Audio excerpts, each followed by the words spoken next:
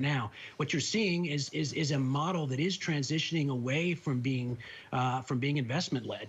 But there isn't a growth driver right now to pick it up. It doesn't mean they can't do it, and it doesn't mean that as China restructures, some of these things won't happen.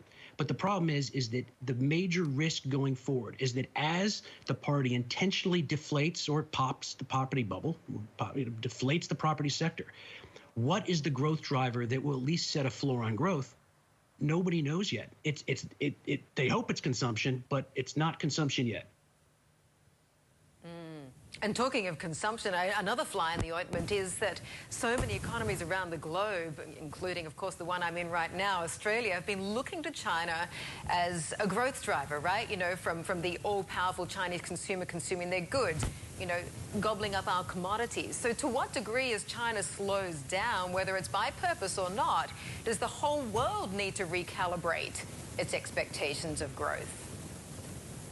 Well, the whole world should be recalibrating, but the people who should be truly panicking are countries that are not diversified, and that, you know, they believe the traditional Chinese story of 8% GDP forever. This was never going to happen, but during the time period where a lot of commodity producing countries could be transitioning away from their dependence on China, instead they doubled down and went the other direction. So the funny moral of the story is that if China does all the right things, it can engineer this transition to slower, healthier growth. And it won't be easy, and it won't be painless, and it'll be volatile. But they can come out stronger on the other side. The countries that are in real trouble are the ones that are relying on these high levels of Chinese growth, high levels of Chinese infrastructure growth, and building up of the property sector. And when these mostly go away, or go away in some material way, they're the ones who are going to be shedding the tears. Indeed, indeed, yeah. Leland, listen, stay right there. A lot more to talk to you about as we continue with Leland Miller, China Beige Book International, joining us live. We're back in 2.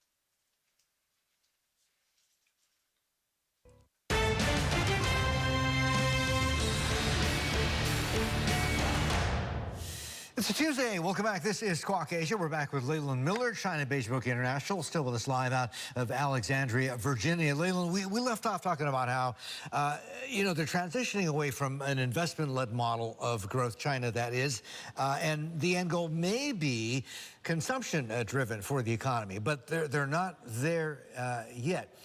In your mind, what potentially could be the new model of growth for China, 1, and 2, what do you think Xi Jinping has in mind? Well, look, the new model of growth, what they want to see is consumption. But I think that the problem is that unless they're willing to make the structural changes to transition to a consumption-led economy, then they're not going to have it. And so then the policy choice is, do we move downwards fairly quickly into the medium term of say 1 or 2% growth, or do we rely still on some of these less savory aspects of the old model in order to keep growth going just well enough to keep going? So, look, the GDP going forward is going to be a policy choice. It's going to be a political number more than ever. And so the party will have to decide how much pain they want to feel and whether they're willing to make more structural reforms quicker, or they want to rely on the old growth model when things really slow down. Yeah, this whole thing about GDP growth and number, I mean, the magic number for years, for a long time, was always 8%. Right? Because somebody figured out at that rate of growing the economy, you'd be able, or they would be able to create enough jobs to absorb the number of people out of college and looking for a job and keep them, in work, gainfully employed and off the streets, and so they wouldn't be a potential challenge to the authorities. What's the magic number now, or are we still trying to figure that out? The magic question. So, I remember back when we first started China Beige Book, I was in a debate with a very well-known Chinese economist who claimed that we'd have 8% GDP growth for the next 30 years, and there was widespread fear by he and his colleagues that if they were down at 6%, then 6% may be a problem area. Soon enough, when growth started approaching 5% became hard landing area, and then 4 was the area you can't possibly go. There's not one number. There's a transition to a slower economy, and it depends how they do this. If their growth slows down to 4 or 5% and they're still relying on property to juice things, then they're in real trouble. If they restructure the economy in a sensible way and stop reckless credit expansion and other systemic problems that are part of the old growth model, and they get down to 4, 3, or 2, that's fine. They're going to have a slower but healthier and stronger economy going forward. So there is no magic number. And I think this obsession with the GDP number has led to far more bad policy choices than good ones. Yeah, I was going to say, because, as we both know, as far as China's concerned, the numbers, whatever they want to make it to be, right? But more importantly, visibly, obviously, signs on the ground that whatever the numbers in terms of growth, however much the economy has slowed down to, signs of protest, of discontent, et cetera. Are they there? And I'm thinking here, especially of the ripple effects out from Evergrande and property. People PO'd simply because they had to pay up front everything to buy an apartment or a condo, and they're still waiting. Right. Well, Evergrande is a scary story, but it's a property sector distress story. It's not a financial system distress story, and that means that when and if the problems start pushing out into other sides of the economy, China's government, Beijing, will step in to avoid contagion. And they can and are able to do this because they have a different toolkit than what we have in the West.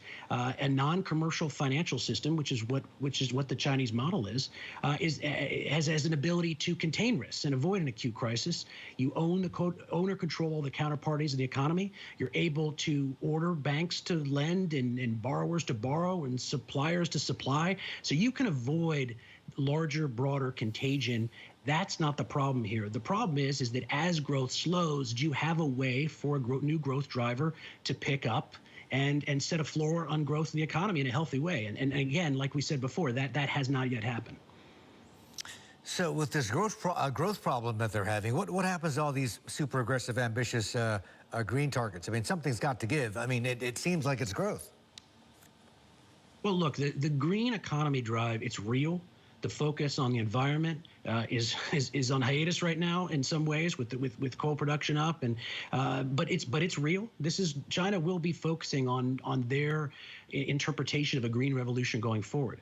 But that alone is not able to take up the growth driver leadership of the economy. So that will be something that there's a lot of investment going forward, an enormous amount of state subsidies and state support for. But again, you can't deflate the property sector, advocate for green, and expect for things to just stay roughly the same, because they won't. Yeah, not all at the same time, I think, is your point, Leland. If there's one thing, if you have to narrow it down, if there's one thing that keeps you up at night right now about China, what is it? I'm not really worried about the decisions being made in Beijing right now, because I think they're painful ones, but I think they're making mostly the right choices. They may have waited too long, but they're making the right choices. What always keeps me up at night is how resistant people outside of China are to understanding that what's happening in China, it's not defying economic gravity. There's no Beijing model that works there and doesn't work the rest of the world. They're subject to gravity the same way everyone else is, and there needs to be a recognition that China's growth is going to slow down dramatically over time, and there's opportunities there. It's not going to be destructive to China if the country does it right, but there's going to be huge economic dislocations from that, and I fear that most Western investors just don't see that coming or just refuse to see it. Yeah, indeed, it can't keep on going up forever, and Newton's Law kicks in at some stage. Listen, Leland, fantastic talking to you. Great value, as always. Thank you for your time this evening. Your side. Keep safe, please, and we'll do it again very soon. I hope. Leland Miller there from China Beige Book International joining us live. We're going to take a quick break on Squawk as we tail in. Take a look at how the Tokyo market's shaping up ahead of the open, top of the hour. We are about 11 minutes away from kickoff. Futures are handicapping a positive start. Dollar yen 114.29. Be right back.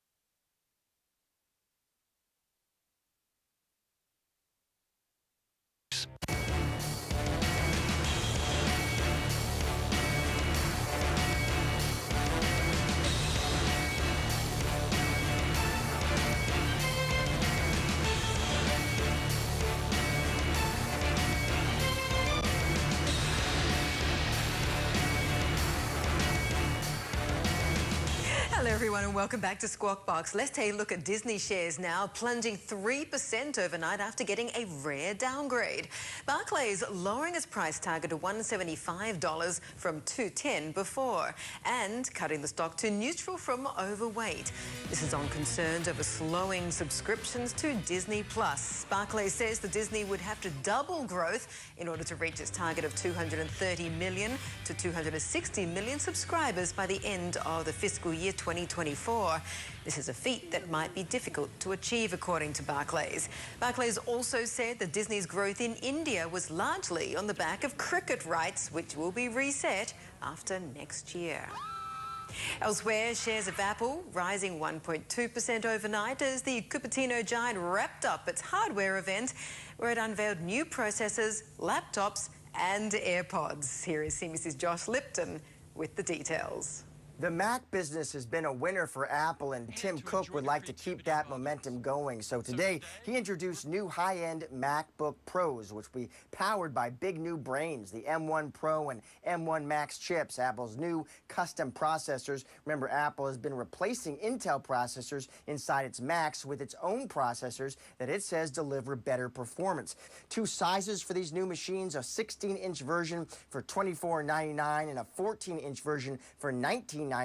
Order today, available next week. Apple says users are going to feel the difference here. These computers are faster, amazing battery life, Apple says, updated displays with better cameras and mics. What a huge day for the Mac and our Pro users. These are the most powerful Mac notebooks we've ever built, and the best example yet of the extraordinary performance and capabilities we can deliver. Apple also announced new third-generation AirPods with new design, wireless charging for $179. Analysts think AirPods, part of that fast-growing wearables division, account now for about 5% of total sales. Josh Lipton, CNBC Business News. Well, the chairman of private equity firm Carlyle, meantime, continues to believe in investing in China, calling problems like Evergrande just short-term bumps. He spoke to CNBC's David Faber at the sidelines of the Milken conference and talked about finding value amongst hot valuations. In general, asset valuations are high everywhere, right? Name me one asset class where asset valuations aren't high, and certainly, I think in private equity, valuations are exceptionally high, which is why you have to understand, how do you drive returns moving forward? And at Carlyle, we view ourselves as a modern-day business builder. You have to have more global orientation. In a world which is drifting apart, our global 5 continents, 30 offices helps us. Right. In a world where views are being more polarized and monolithic, our diversity, we're the most diverse private equity firm, helps us. And at the end of the day, we need advanced capabilities to create returns. There's a mountain of growth capital out there that's chasing a lot of these names. It's making them particularly expensive, whether it's mid or early stage investing or even later stage. I just wonder what gives you the confidence, or is it really a portfolio approach? And if you get a 50 bagger on one, you're happy to take a 0 on the other. Right. It's portfolio construction. It's understanding how to create a portfolio of different types of risks and rewards so that you can take some really important growth bets while also anchoring the returns with very large, stable, cash flow generative companies. It's something we're good at doing. Yeah. Is there any particular industry where you guys have a preponderance of capital being deployed? Right now, I would say there are two basic themes that we're looking at. First, the Far East, obviously, is a destination of capital. And, people start to, people think about that as China, and clearly there's growth in China. Clearly, valuations have reset 30, 40% because of some recent challenges. But folks have to appreciate India needs foreign capital. Japan, the 3rd largest economy in the world, is going through restructuring with generational change and corporate restructuring. And Korea has a lot of opportunity as well. So that whole region, I think, is strategically very important. And then second, when you have valuations as high as there are, you're going to see volatility. Right. And so the question is, how do you play volatility? It's hard to do in private equity, but private credit enables you to take advantage of volatility much better, especially in credit opportunistic strategies. Right. So providing that credit, absolutely, even for other buyouts potentially. Absolutely, which is a growing trend in our business. Yeah, I've seen it, of course. Some financings don't include banks at all. It's interesting, Q, because there does seem to be, we still call it private equity, and yet the strategy is being pursued by you, a name that we've known for years, and or KKR, and Blackstone, and Apollo. Very divergent. These are not all the same at all any longer. I think, the industry has really evolved. It's really changed. And we're in a next generation of industry leadership here. Well, you are as well, and now we see it at KKR. Thank you. And these platforms have really diversified. We've got world-class private equity, private credit, infrastructure, solutions, real estate. These are world-class strategies. And it's not just here in the United States, it's around the world. And it's a wonderful platform. And again, if you can figure out how to pivot, look for opportunity, and really move to where the opportunities are, it's really a good reason why I believe you're going to see secular growth in private markets for many, many years to come. That was Q-Song Lee speaking to David Faber. Of course, Q-Song is the Carlyle Group CEO. We're going to be going for a very short break. We'll be back for the third and final hour of Squawk Box and also the opening numbers in Tokyo and Seoul. Don't go away.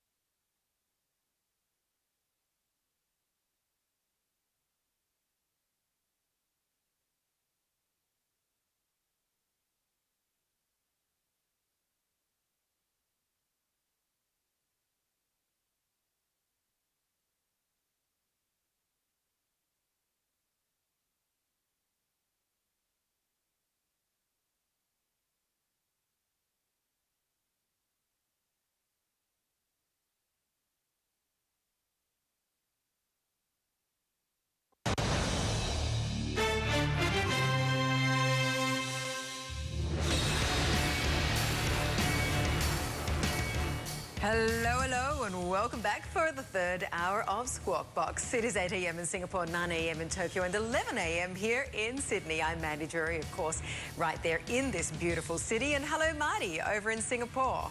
Hey, man, good morning. Good morning, everybody. These look, well, markets-wise, we've got Tokyo and Seoul coming online as we speak. We'll catch up with them in just a little bit. But first, your headlines this hour.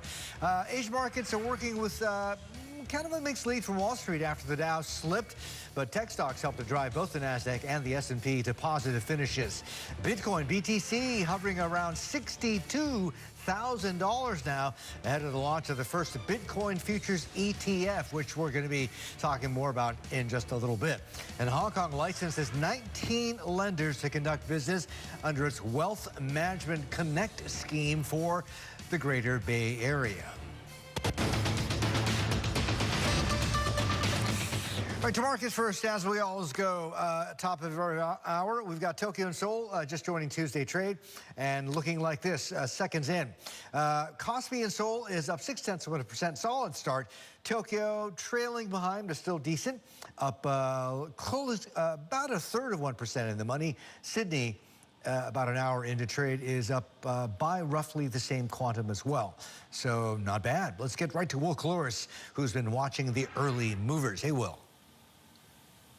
Hey, Marty. Yeah, in terms of the action, like you said, we're up by around about 30 pips, so you can't really sneeze at that. The Australian dollar also doing a little bit well. It's up by around about 10 pips to 74.20, but we are seeing some interesting things when it does come to our bonds here in Australia that I do want to quickly flag. So if you look at, for example, you know, the 3-year bond yield, obviously you've got to remember as well that the RBA has been trying to anchor this at around about 0.1%. It's part of its yield curve control. Right now, it's actually sitting at around about 80 pips. And this is something that's spiked even from Friday or last week where it was sitting at around about 50 pips. So that is something to take a look at. And obviously we do get the RBA meeting minutes coming through in around about 30 minutes time, but there has been just a continued jump when it does come to the differential as well. Right now our 10-year paper is a little bit off the peak because it actually hit around 1.83% in terms of the yield. Right now it is sitting at 1.73, but there still is that wide spread between our 10-year paper and the US 10-year paper, and obviously that impacts the markets and lending moving forward at the same time. So with all of that out of the way, I do want to get your eyes across the iron ore miners here in Australia because that is where you are seeing some significant weakness. So Rio Tinto's off by well over 2%. BHP also seeing around about a 1.5% drop. They did report their production numbers. This is BHP, of course, for the first quarter, and across the board on most of their major commodities, they did see some weakness when it came to production, but a lot of this was tied into planned maintenance. But we have been getting a lot of commentary from a lot of analysts suggesting that the iron ore price is going to be weaker, plus, Marty, the ESG issues that a lot of these miners could potentially be facing here in Australia as well. Oh, yeah. Thank you, Will Clores, down Sydney side. All right, so 19 Hong Kong lenders, among them HSBC, Stanchart, and Bank of China, have been given permission to sell investment products under China's Wealth Management Connect scheme. Emily Tan is on the story. Good morning. Hi, good morning, Martin. The Wealth Management Connect was first launched last month with the announcement coming through from the Hong Kong Monetary Authority, but it did take some approval process with the HKMA vetting all of those banks and those proposals and now giving the okay for 19 banks to sell wealth management products. 16 of them will be allowed to sell across Hong Kong and the mainland. That includes, of course, our 3 note-issuing banks and all the Hong Kong units of the mainland's Big 4, like of ICBC, Bank of China, we got China Construction Bank, as well as Ag Bank, and then 3 banks only specifically allowed to sell to GBA residents, and that is going southbound, so that is to Hong Kong. Those specifically, namely Bank of East Asia, DBS, and Dah Sing Bank. There's going to be an initial quota of 300 billion yuan going in both directions, but for individual investors, 1 million yuan on a net remittance basis. As I mentioned, the scheme was announced back in September, but will go live today following this announcement on the approvals of all the banks giving the okay. HSBC, for its part, plans to set up 60 wealth management to connect centers in their existing GBA retail banks. They're going to be selling 100 investment products, including mutual funds and bonds, as well as 11 foreign currencies. Yesterday, we were talking to the Hong Kong Exchange and the co-head of markets, Wilfred Yu, and I asked him about all these connect schemes being launched in the Hong Kong market and potentially what else could be in store. This is what he had to say. The openness and the reform path from the China side is continuing, and which means that there are a lot more opportunities to work with the mainland to come up with the right strategy going forward. I think from the market perspective, the need for products accessibility are growing, and we are at a very, very early stage given the size of the China capital markets and the current allocations. So the room for growth is going to be tremendous. And from a product perspective, there will be a lot more product development space, and the market participants are all working into exploring the different opportunities. As we continue to track the developments of the Connect scheme, of course, recently we had the bond southbound that was introduced and then the Wealth Management Connect. But of course, it all started with the Stock Connect, and that was Shanghai first and then Shenzhen. When we talk about the Hong Kong Stock Exchange, they're launching all these derivative products now to track the A50 Connect Index. A futures product was launched by Hong Kong X yesterday, and this is just a quick look after the first day of trade of the MSCI China A50 Connect Index Futures. Mandy, it's back to you. Yeah, and of course a lot of focus on risk management as well. Thank you very much for that, Em. Well, China says it will hold the 6th plenary session of the Communist Party's Central Committee next month. But of course all of this, Sam, comes at a real crossroads of sorts, isn't it, for the country? What are we expecting out of the plenary session? Yeah, it absolutely is. You're right, Mandy. And we have been getting some clues from Chinese state media in terms of what to expect here. These Chinese officials are apparently going to be reviewing a key resolution on the major achievements and the historical experiences of the Communist Party over the last 100 years. It's important to note that this would be the third of its kind. The first was during the Mao Zedong era, the second during Deng Xiaoping. And so there has been some suggestion that this could potentially put President Xi Jinping on equal footing with those two leaders. So this could certainly be historically significant. There has also been some suggestion that this meeting next month may even pave the way for a possible and what would be an unprecedented third term for President Xi Jinping. Of course, we know his second term wraps up late next year, and that does come after he did scrap those presidential term limits back in 2018, which means he can potentially stay at the helm indefinitely, and he is widely expected to. So lots of things to look out for. We knew this was happening in November, but the Communist Party has now set some dates from the 8th to the 11th. This is really politically important. These meetings do bring together some 400 senior officials, and they do focus on these key elements in terms of Communist Party affairs and ideologies. But this does come as President Xi Jinping certainly has been shifting Chinese policy more towards the party. He's also been making this very strong bid to reunify with Taiwan. And so this has really been seen as important for President Xi Jinping to really set this narrative and this trajectory ahead of that big 20th Party Congress next year. Marty, back to you. Stand by us. Thank you. Right, we'll take a quick break on Squawk. Still ahead, we'll talk to our next guest about how to approach the Chinese markets after a set of disappointing data yesterday, including a slowdown in growth. We're back in 2.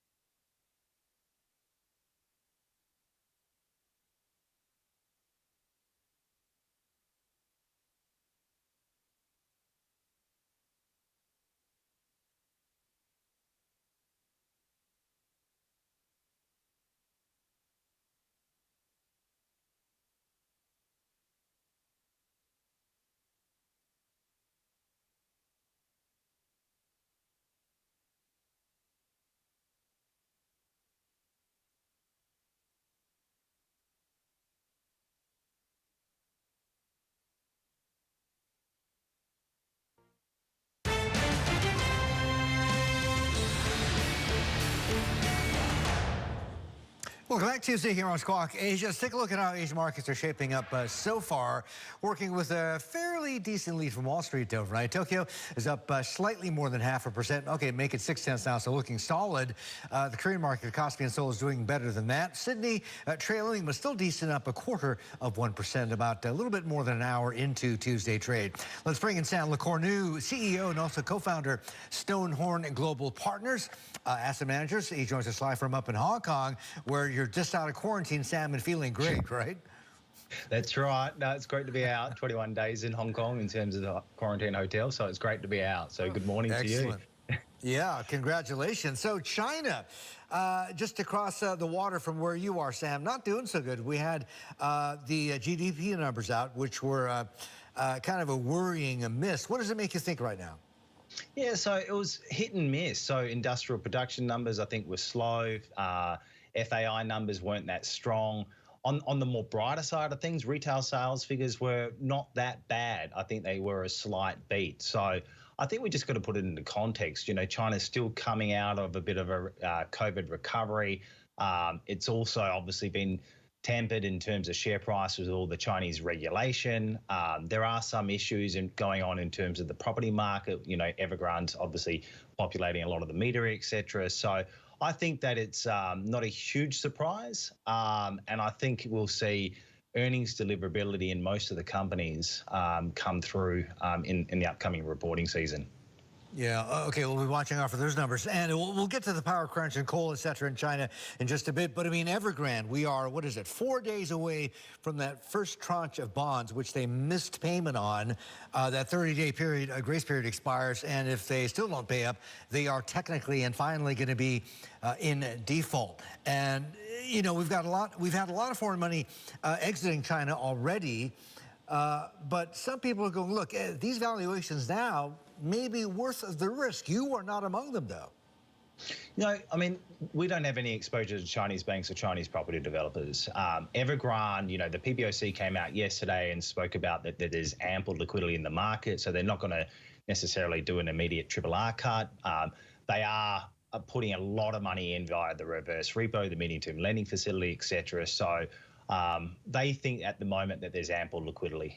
They also mentioned they believe that Evergrande's more of a one-off. I don't necessarily think that's the case. It is obviously a very large one, $300 billion in terms of US dollars equivalent in liabilities.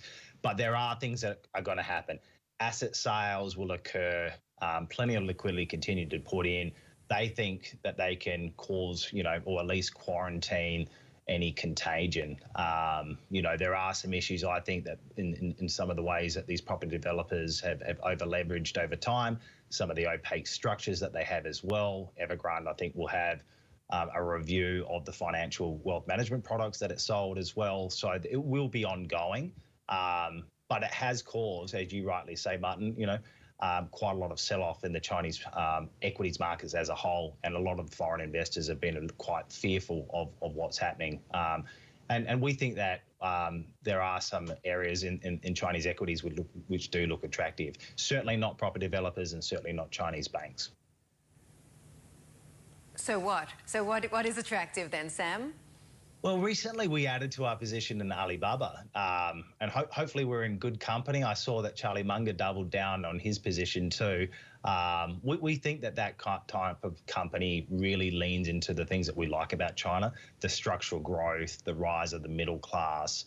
And if you sort of supplement things like Xi Jinping's common prosperity measures, his olive-shaped economy that he's trying to occur in terms of income equality, we believe that there will be some long-term benefits to the society in China, and ultimately consumer names like a third-party e-commerce marketplace platform, Tmall, Taobao, etc., will benefit over the long term. And I think that company has been oversold and produced some good value. But outside of that, you need to be very selective, and I think you're going to see some good results coming through in the earnings seasons.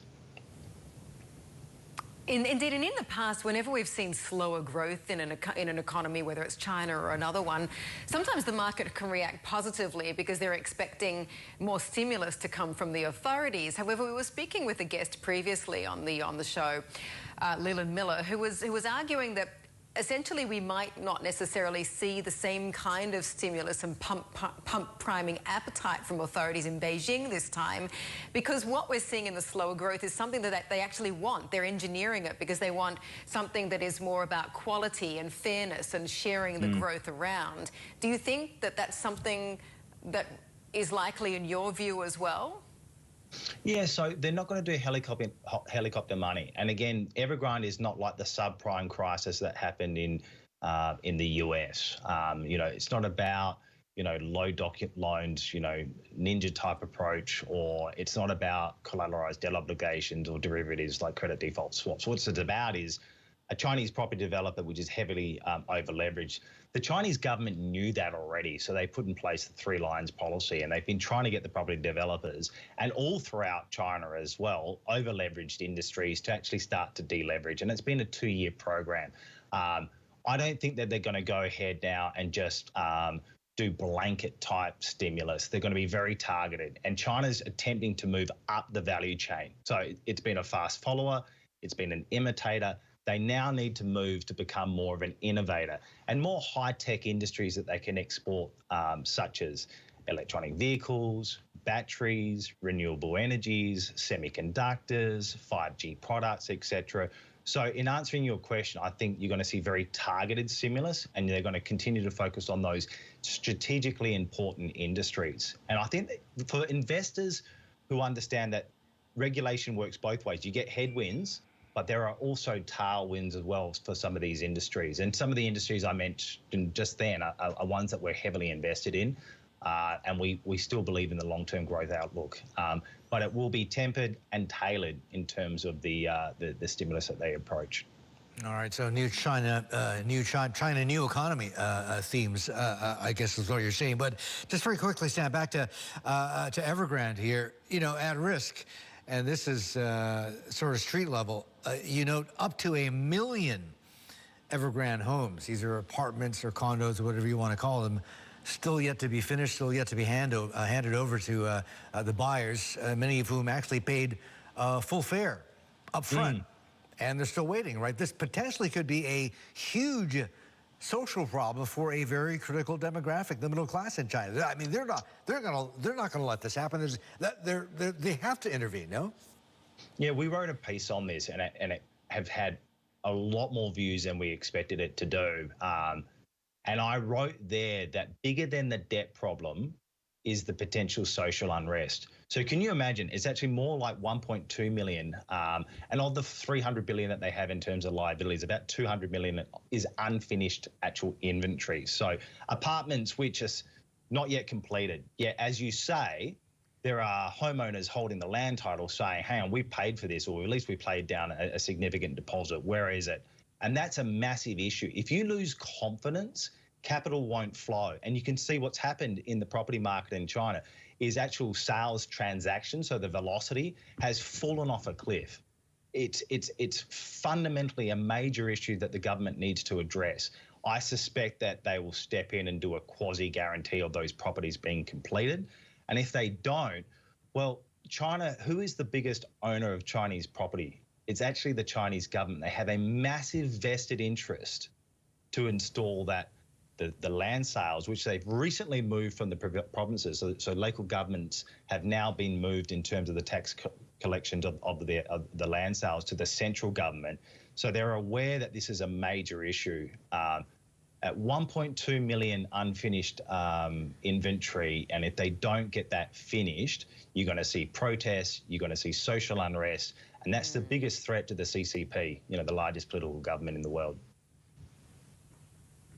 If we take a look around the region and try and find both economies and markets that perhaps have less exposure or mitigated exposure to some of these risks, whether it be Evergrande, the property market, or the Chinese economy slowing down, Sam, I see you like here Indonesia and the Philippines. Is this also partly due to the fact that they have sort of perhaps less vulnerability to the China risk? Yeah, so we're not too scared about the China risk. Like, being the eyes and ears of our clients, we're going through the government documentation, we're trying to interpret it, but that won't remove the fact that there will likely be negative sentiment towards Chinese equities for at least the near term. Taking into account things like Southeast Asia, it's really interesting. So Thailand, Philippines, and Indonesia, you're close to record low foreign ownership. They've been hit extremely hard with COVID, and so the economies have been failing there, but we see a rebound occurring. So vaccination rates are going up, and in these smaller, more shallow type economies, and to put it into context, the Philippines economy 5 years ago was the size of Evergrande's total debt. I mean, that's putting things into context. It only takes a little bit of positive sentiment to come through where I think foreign investors will come back in. I'm looking at right now in terms of Philippines, companies like Ayala Corp, which owns a bank, Manila Water, and other renewable assets as well. Indonesia, we're looking at the consumer. We're also looking at banks, etc. So I think there's a COVID recovery play in these smaller markets, and these markets are very cheap within themselves. So on a PE or a price to book, we're not paying, excessive valuations like we see in India at the moment. So we think it's interesting. They're underloved, and we don't mind buying where there's not many buyers at the moment, and hopefully we'll see that come through. Indeed. Thanks so much for joining us. As always, great conversation. Sam Lecornu from Stonehorn Global Partners. Coming up after this, we are going to be taking a look at what's happening with energy prices. Brent crossing $85 overnight. WTI currently sitting at about $82.50 in early Asia trades, currently sitting around a 7-year high. We'll be back. Don't go away.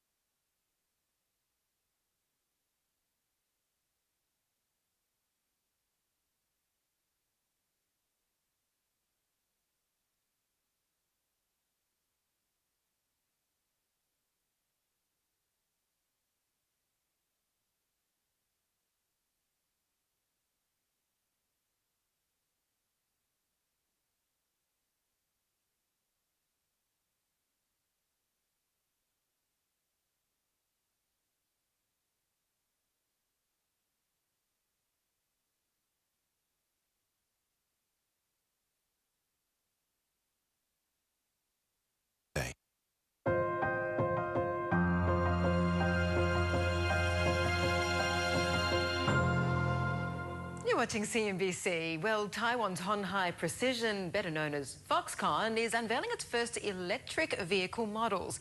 This is after announcing earlier plans to get into the space. The world's largest electronics contract manufacturer showcased 3 prototypes, which will be sold under other car brands.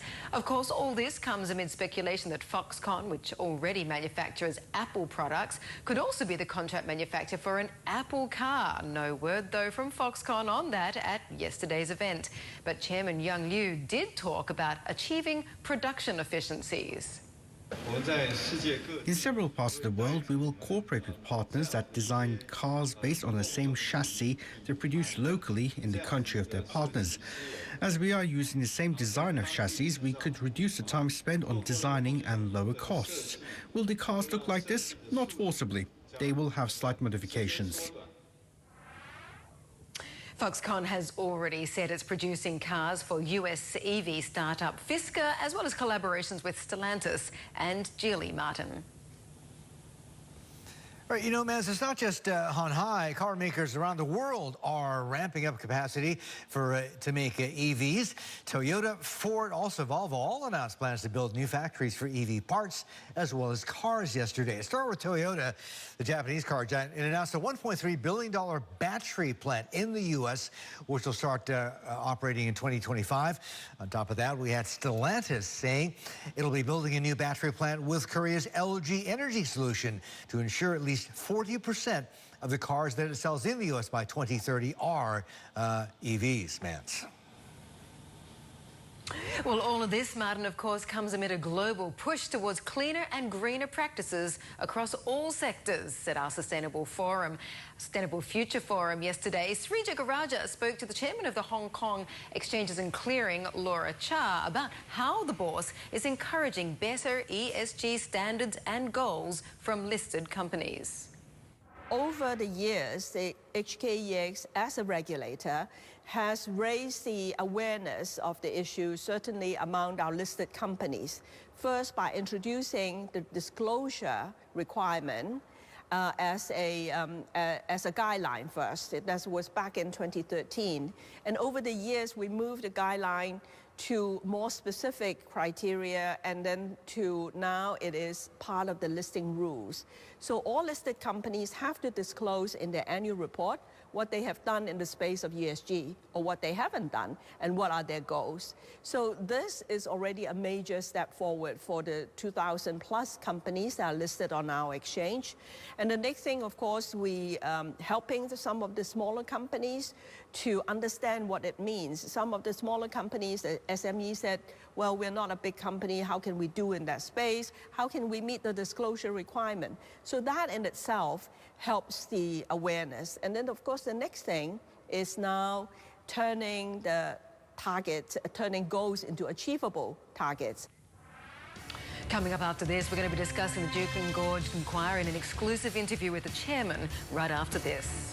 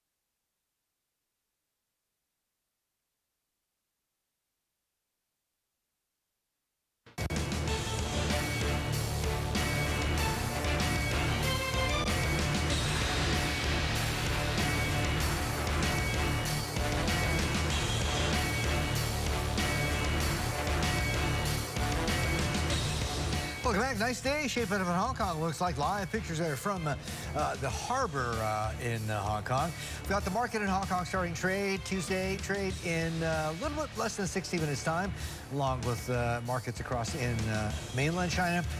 Markets that are in play are shaping up like this, working with a fairly decent lead from Wall Street. Right? We've got all the major names in business in the money.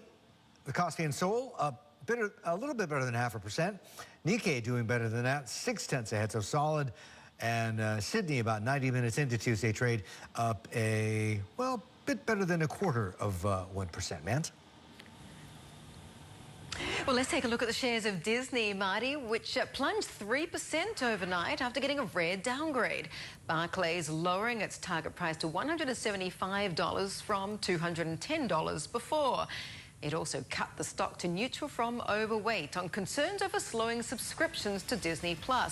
Barclays says that Disney would have to double growth in order to reach its target of 230 to 260 million subscribers by the end of the fiscal year 2024, a feat that might be difficult to achieve. Barclays also said that Disney's growth might trade as the Cupertino giant wrapped up its hardware event, where it unveiled new processors, laptops and AirPods. Here is CNBC's Josh Lipton with all the details. Business has been a winner for Apple, and Tim Cook would like to keep that momentum going. So today, he introduced new high-end MacBook Pros, which will be powered by big new brains, the M1 Pro and M1 Max chips, Apple's new custom processors. Remember, Apple has been replacing Intel processors inside its Macs with its own processors that it says deliver better performance. Two sizes for these new machines, a 16-inch version for $24.99 and a 14-inch version for $19.99. Order today, available next week. Apple says users are going to feel the difference here. These computers are faster, amazing battery life, Apple says, updated displays with better cameras and mics. What a huge day for the Mac and our Pro users. These are the most powerful Mac notebooks we've ever built, and the best example yet of the extraordinary performance and capabilities we can deliver. Apple also announced new third-generation AirPods with new design, wireless charging for $179. Analysts think AirPods, part of that fast-growing wearables division, account now for about 5% of total sales. Josh Lipton, CNBC Business News. All right, coming up on Squawk this Tuesday, Bitcoin BTC rallying ahead of the new Bitcoin ETF listing set to debut tonight Asia time. Not everybody, though, is sold on that. More with our next guest when we come back after this.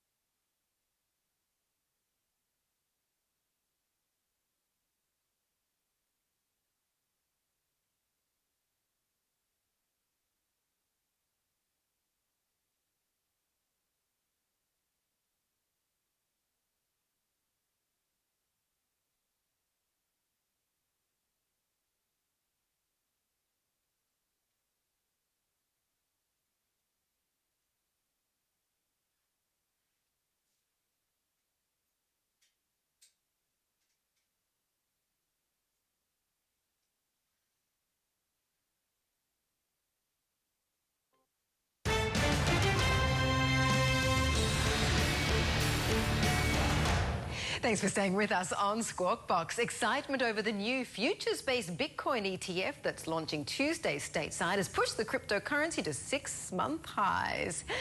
Mackenzie Sigalos has more.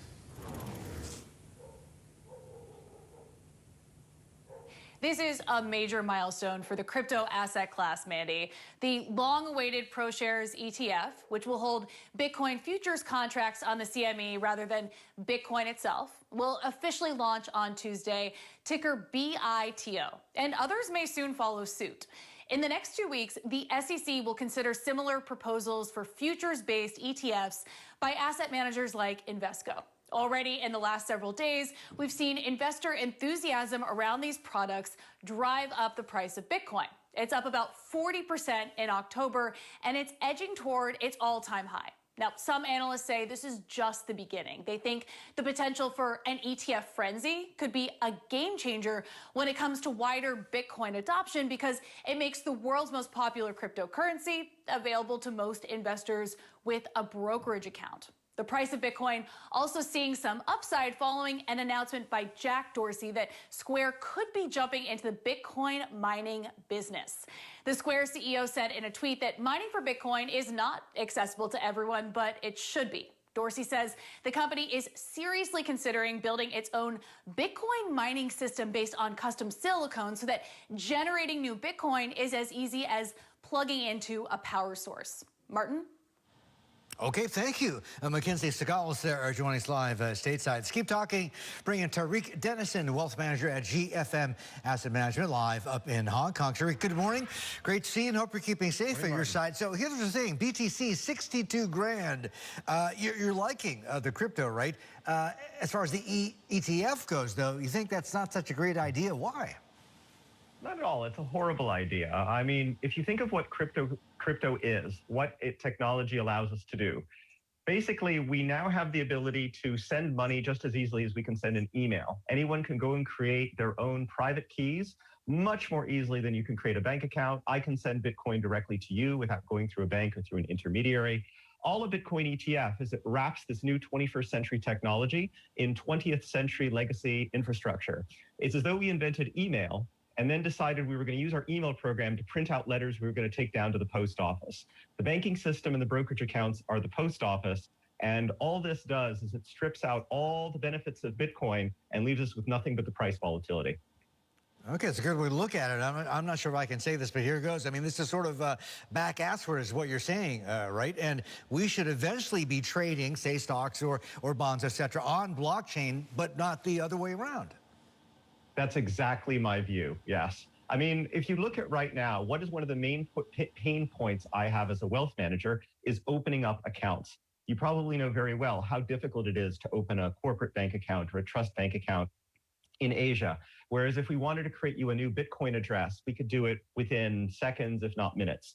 And if we wanted to create a multi-signature wallet so that we wanted extra security, my lawyer, my accountant could each have a key to make sure that in case I lose one, that technology is all there.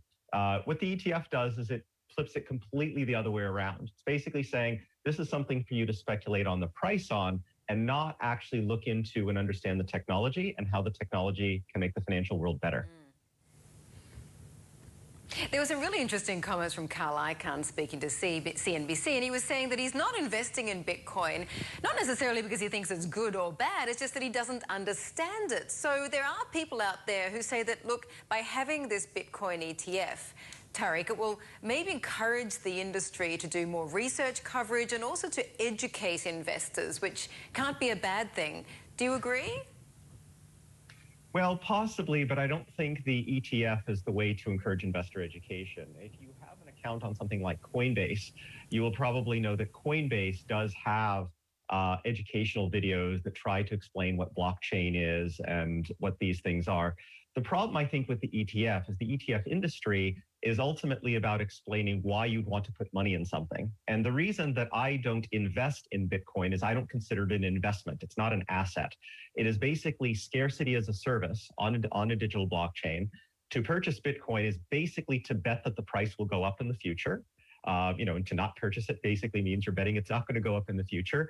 There's no intrinsic value like when you buy an apartment building and can rent it out and can increase the rental payments that you collect on it from year to year. So Warren Buffett, for example, would not buy Bitcoin because it doesn't produce intrinsic value like a farm or a building or a share of Coca-Cola.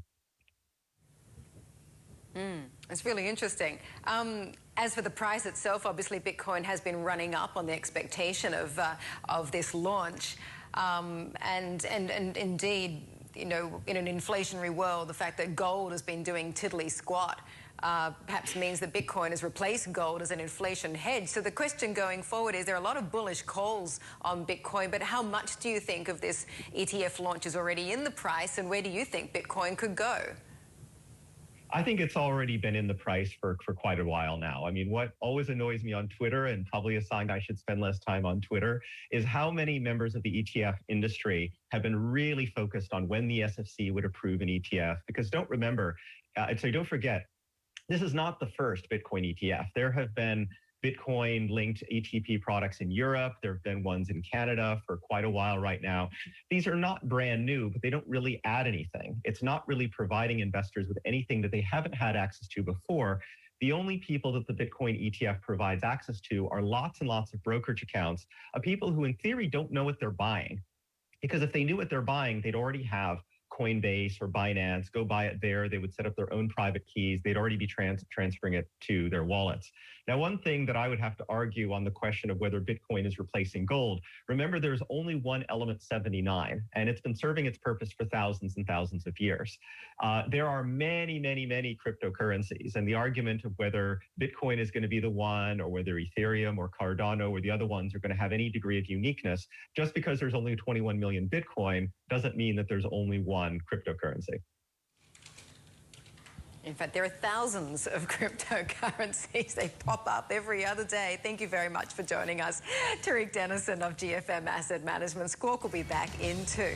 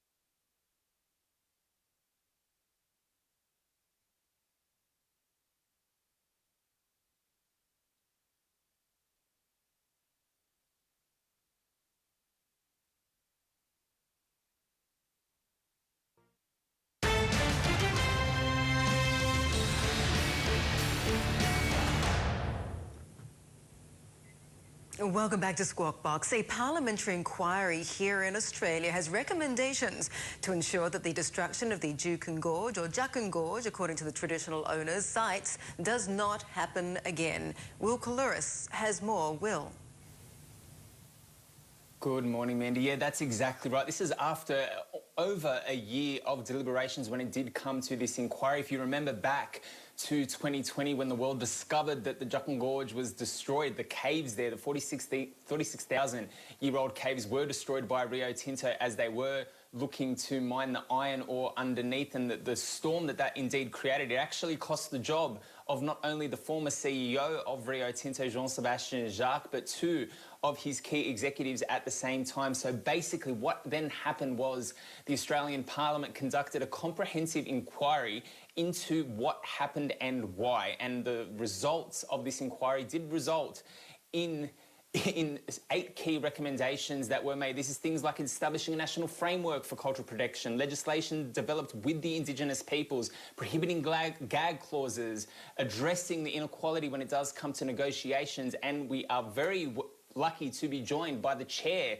of that inquiry to provide some kind of guidance as to all of the processes that did occur and perhaps what the next steps will likely be. I'm very pleased to be able to welcome Warren Entsch. He's the MP for Leichhardt and he's also the chair, like I said, of the Gorge inquiry that was conducted over the past 16 months. Warren, thanks so much for being here. Just firstly, you made a number of key recommendations when it does come to how, I suppose, native title and Indigenous relations need to be addressed by the miners. A lot of suggestions when it does come to, I suppose, strengthening and making more robust legislation. But do you believe, honestly, that we will see enough being done when it does come to the legislative front to protect the rights of the Indigenous people who, I suppose, have been wronged by the miners like Rio Tinto?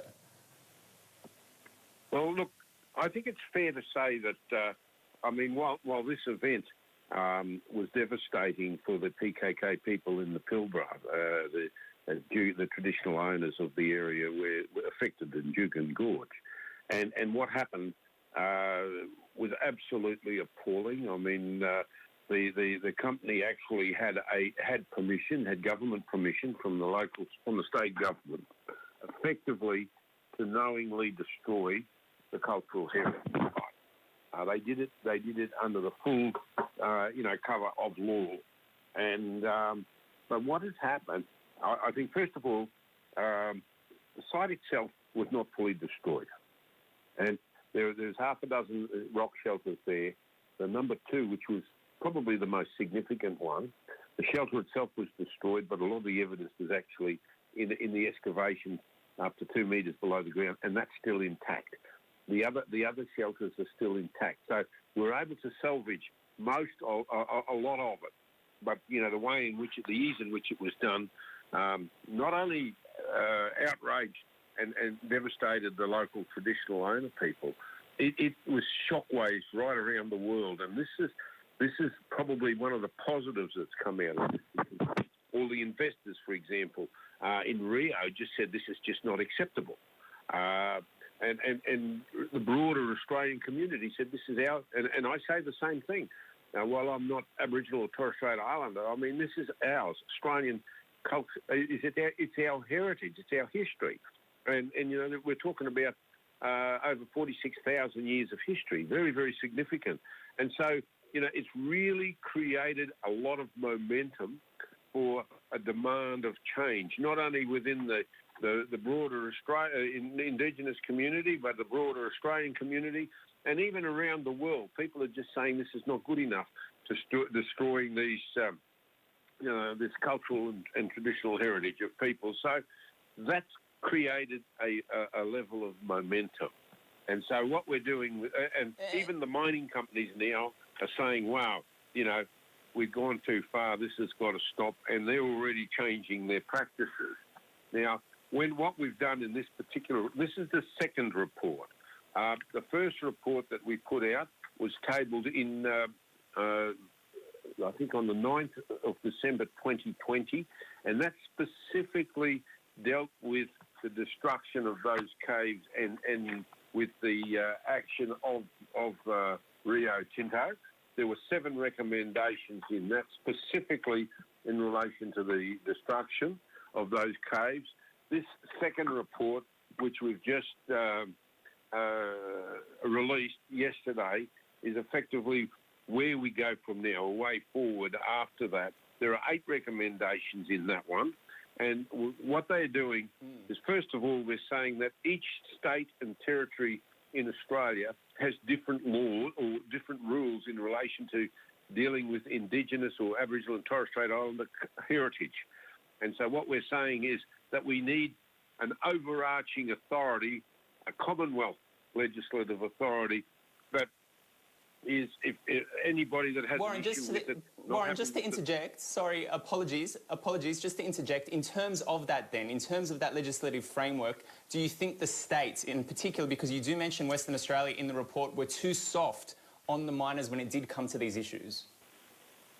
Well, I mean, absolutely, and this is the reason why we need we need a single body oversight there. Hopefully, with the amendments or the changes that are made that are currently being done with the West Australian legislation, they will address a lot of the concerns that we have, that we haven't had the opportunity of seeing those changes. They weren't the draft wasn't presented to the company, but we're just saying that whatever they do, because they are different across the states and territories, we need a single body there that can oversee this. If people are not happy with the way they're being treated, they can go to a federal, if you like, or a Commonwealth body. So that's one of the recommendations that we put up. The other one too, and we've seen this with Jurgen, there was confusion as to where they go. Even their legal representatives weren't sure as where they go to raise concerns, because some of the responsibility stays with the Environment Department, the Federal Environment Department. Some of it's with the State Department, right, and some of it's with the Indigenous Australians. And so what we've said is that we need all of this cultural heritage legislation to fall under the Minister for Indigenous Australians, so that it's a one-stop shop, so that there is no confusion. Okay. And finally, one of the other major ones is that the Australian the Native Title Act that we have in Australia was the Native Title Act of 1993.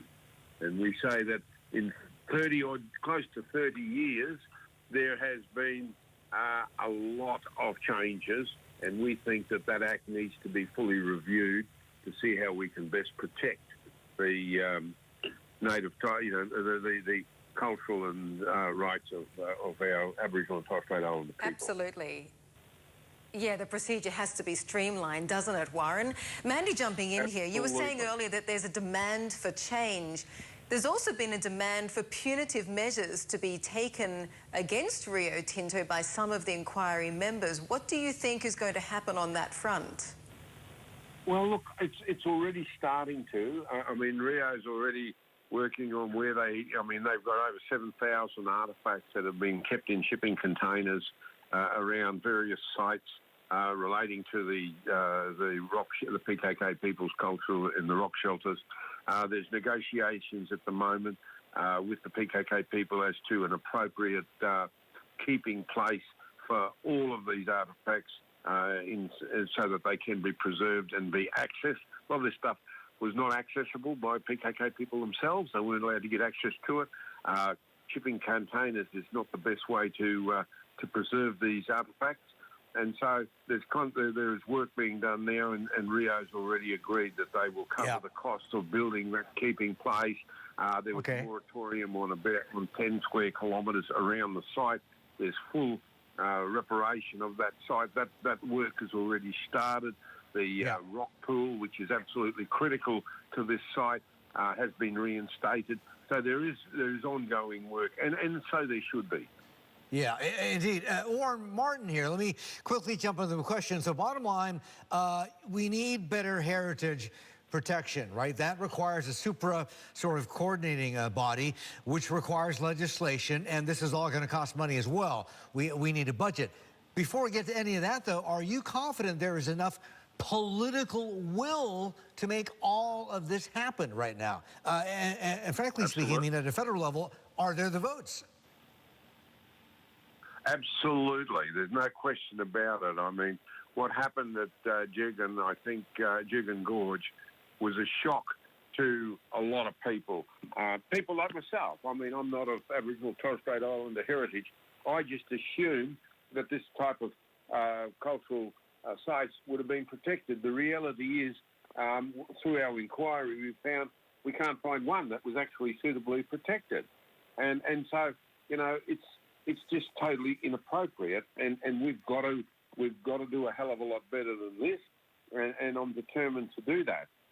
The report, there's second report is 313 pages, so it's quite a comprehensive report. And there's no doubt about it that there is a lot of political will. There's also a lot of will within the community, the broader Australian community, as well as the international community. There was a massive reaction, negative reaction against Rio. When this happened. I mean, one of the criticisms, of course, that you mentioned early, that the senior executives all, you know, they fell on their swords, they lost their jobs, but they were given very, very significant golden handshakes when they left. And we remember that. We remember that. Listen, Warren, just out of time. Thank you for talking to us. Appreciate it very much. Warren, there, joining us live with Will Klurs. We're back.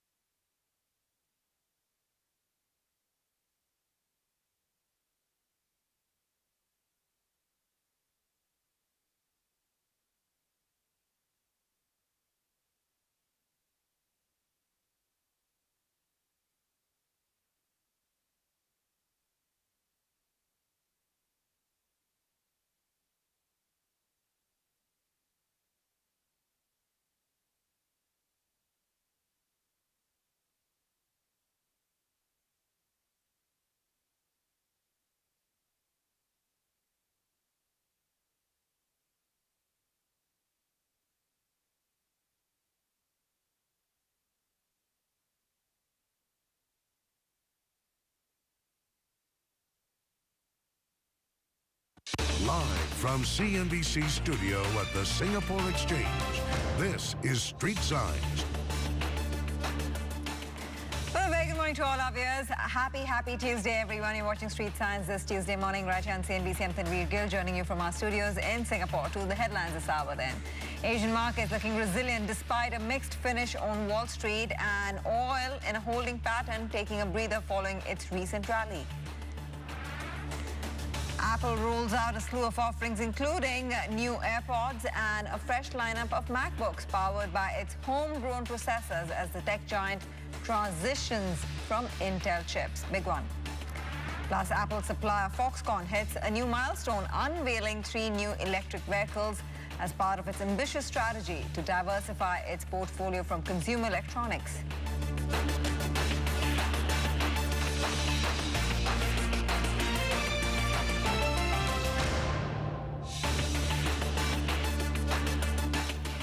Asian markets top of 9 doing this. That's the screen for you. All green, no big bang gains, but suffice to say the sentiment is stable given the handover from Wall Street. We are looking at the new markets coming online. Malaysia is out of place, shut for a public holiday. So you have these two markets getting out of the gate. That's the Straits Times back home, the Singapore market, as well as the Taiwan market, both seeing good gains, at least the modest gains at the start of this Tuesday session, that is. I do want to mark the mixed finish that we had on Wall Street. So pretty much all over the place, but you had the NASDAQ rally about nearly 1%. You're still talking a level closer to 4,500 for the S&P 500, that is, and we are cruising along 35,000 something for the Dow Jones. U.S. Treasury yields keeping a firm eye on that market. 1.57 is the going rate for the 10-year, but everybody's watching what's happening with the short end of the yield curve, 40 basis point, and you are seeing more traction come here at the short end of the curve. You are also looking at the 30-year going at 2% right now.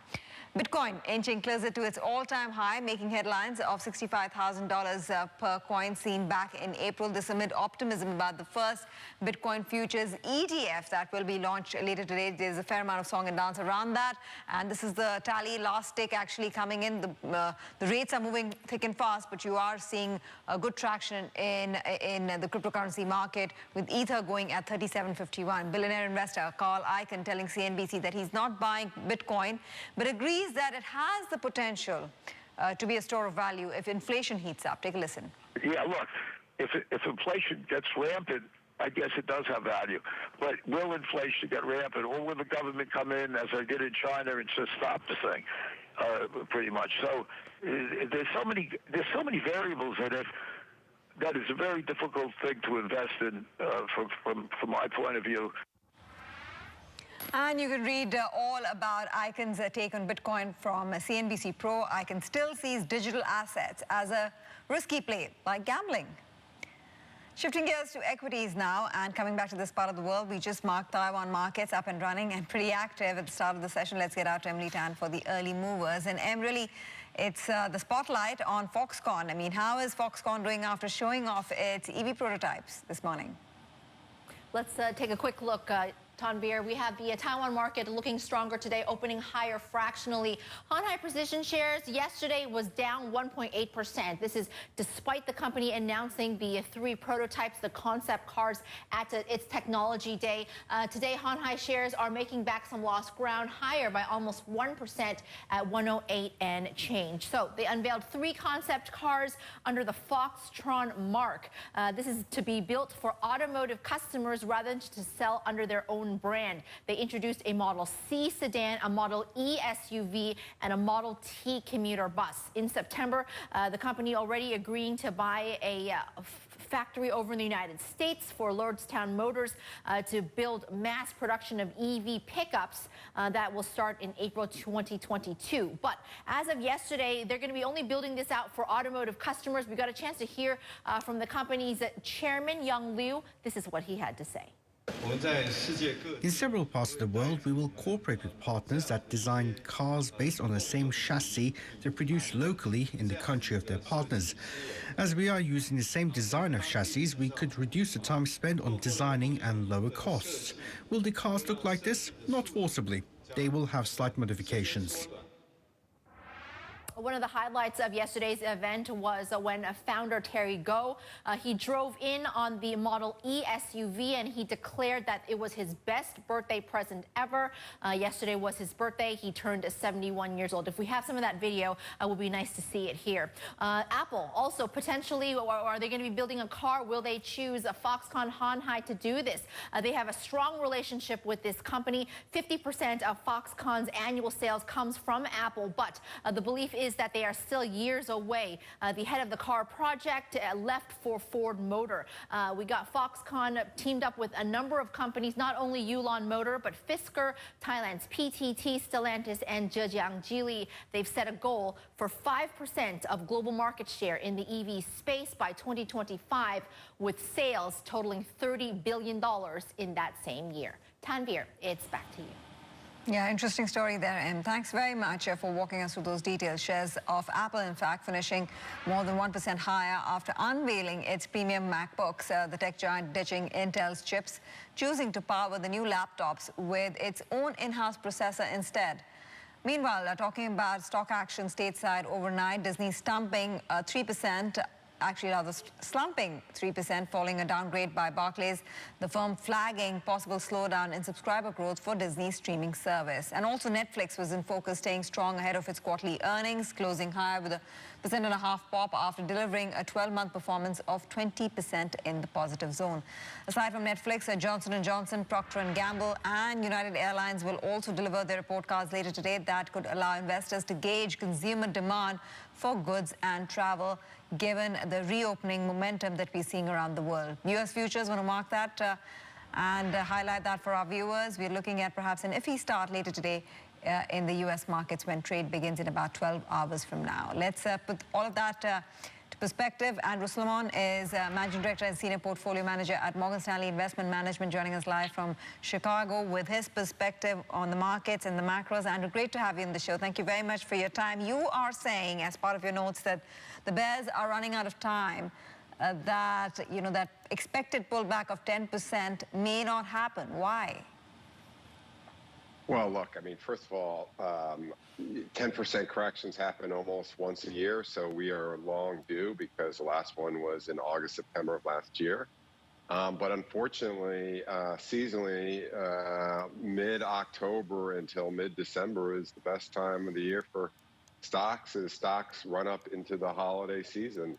And so I think the way you have one of the ways you have a 10% correction is if there's companies really miss earnings estimates. And we had a few companies early on, that led us to believe that maybe earnings were too high, but the financials certainly reported good numbers. And if we get a continuation of good numbers in the next week and a half, which is really when most companies are reporting, I think unless they're come in weak, I think it's off to the races from now until December.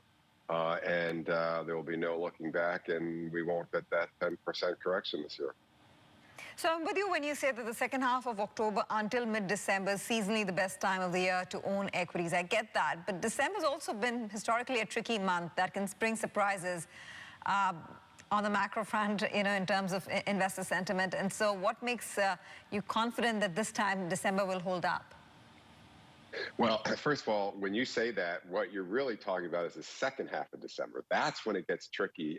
For some reason, the January effect, which is, the stocks that have been dogs, they rally in January. That seems to start mid-December. So I think people go on vacation, people set up their positions, so less volume gets more tricky right towards the end of the year. But from now till then, you get a lot of pension money coming in.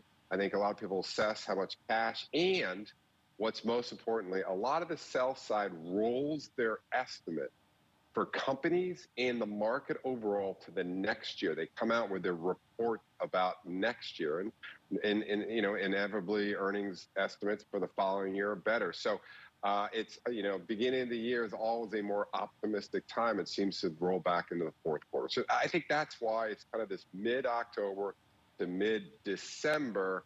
And then I always get very nervous right around Christmas because I know as you said, strange things can happen on light volume. And while this may not be a strange phenomenon, but the expectation from the Fed and what it can do around policy is something that everybody's monitoring very, very closely. The timeline and the pace of tapering, what they do with generally their outlook and inflation. Do you think that could be a spanner in the works? Yeah, look, there's two ways I'm going to be wrong. One would be if rates go to, if the 10-year goes to 1.25 or 1%, then we got to slow down. I have to believe that would be because, earnings are slowing down. So that watch the 10-year. As long as we're up at these levels or heading higher, I think my outlook's going to work. The other way I will be wrong is if, historically, if the Fed pivot more hawkishly, more quickly. As you mentioned, that was December of 2018. Tapering is one thing, but talking about raising rates, hiking rates, that's a totally different thing. And so watch the estimate of, when the Fed will first raise rates. I think a great indication of that will be the yield curve. because if the yield curve starts to flatten, it tells me the market is already anticipating hikes that will slow down. But right now, the yield curve is steepening. So that will be another way that I think that I'll be, if the Fed were to pivot too quickly and sound too hawkish, which certainly not been the case. If anything, in my opinion, they're moving more dovish. That would be another a bad sign for the market. Yeah, the price action doesn't reflect that sort of concern as of now, because you look at Bitcoin, we're talking about a level of, 65,000 again, revisiting April highs. You obviously have this futures ETF, but where is this market headed, do you think? Well, I'm not a Bitcoin expert. I'm an equity manager. But what Bitcoin is telling you is it's risk on. Bitcoin is a risk asset. If the market was worried the Fed was about to raise rates or taper and that start talking about raising rates, you wouldn't see risk off on assets or doing well. High beta stocks are outperforming low beta stocks. Cyclical stocks are outperforming defensive stocks. The transports are outperforming the utilities. So all the inner workings of the market are telling you it's going higher. I think you'd start to see things like utilities or defensive outperforming, as they did in 2019, as they did. Even though the market was going up, utilities were outperforming. Not seeing that today. So I'm just looking at the underlying story of the market, and I think it's telling you that economy is going to strengthen. It's going to be a better period, at least for now. You may be an equity manager, but these days even equity managers are sizing up Bitcoin as an inflation hedge. So I don't know what your perspective is on that from that point of view. But really, what's the portfolio construct looking like right now for you in terms of where are you building exposure and scaling back rather? Well, I think you want to stay over, just in the U.S., I think you want to overweight value stocks and cyclical stocks, inflation-sensitive stocks. Look, from 2010 through 2019, we were in a low to moderate growth environment with low inflation, and that works for growth stocks. But the reality is, in the 1960s, we had high inflation and high growth, and then in the 70s, we had high inflation and low growth. And 60s, the market did very well, led by value. 70s, the market did not do well, but value outperformed. So the point of this is, in an inflationary environment where inflation is growing, you want to have more value stocks, financials, materials, energies, industrials, and you want to underweight the defensive stocks that are more interest rate sensitive, like utilities and consumer staples, things like that. And I think growth will lag, but I don't see these big stocks that you've just talked about. They're not that expensive, so I don't think they'll lag by a tremendous standpoint. I just think investors tend to have more growth stocks. The S&P is a growth index, and so if in fact we have more inflation, I think there's other places besides the S&P cap weighted to make money. Yeah, I'm just looking at the S&P Energy Index, which is up 52% this year compared to the S&P 500, which is nearly up 20%.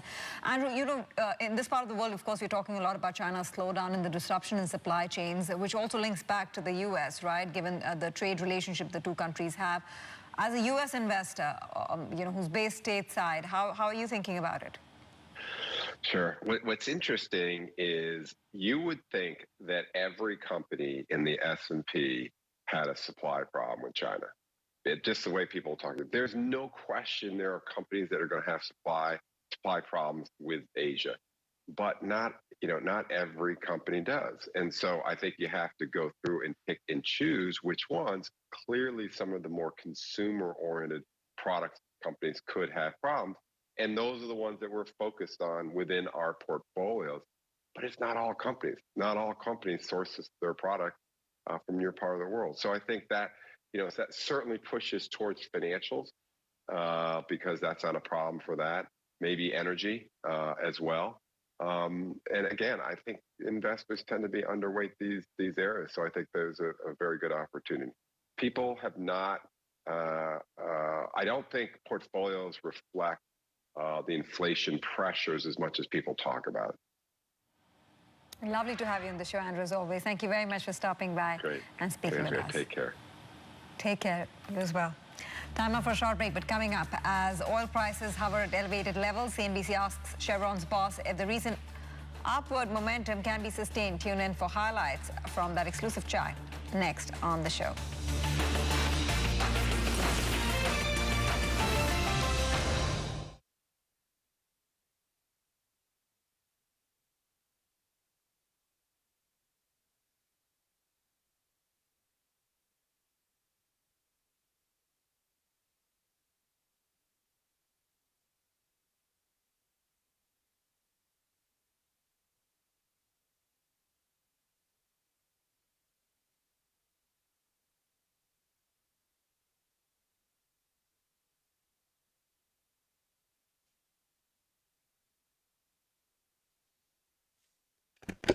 Hey guys, sound check 1 2 3.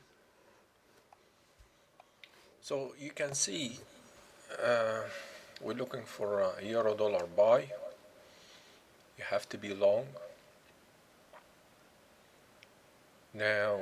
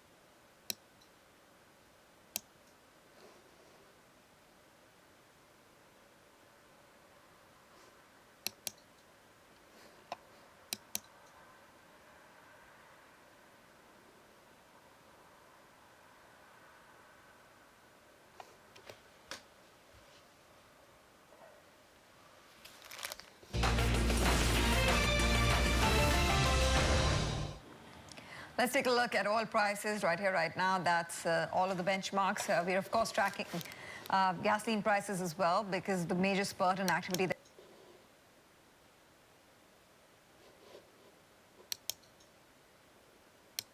as well as Brent crude hovering in and around the 82-83 mark. Prices slipped overnight as U.S. industrial output for September fell, tempering enthusiasm about crude demand. But the black stuff has been on a tear this year, with their prices up over 60%. That's right, 60%. CNBC caught up with the boss of Chevron, Mike Wirth, and asked him if this upward momentum in the oil patch looked sustainable. Here's what he said. You have to step back and think about how oil prices are set. They're set in a global market. Typically, supply and demand are both big numbers, about 100 million barrels a day, and they move slowly. And so any differences tend to go into or out of storage, and markets are relatively stable. What we saw a year ago is demand collapsed. Supply can't adjust that fast, and so tanks filled up to a point where prices actually went negative. Right. They went negative for a period of time there, of course. That was the spring of 2020, something we've never seen. They were very low for a long period of time, and producers adjust. They cut production, they cut capital spending. Now we're seeing demand come back strongly in, frankly, every sector of the economy except international air travel.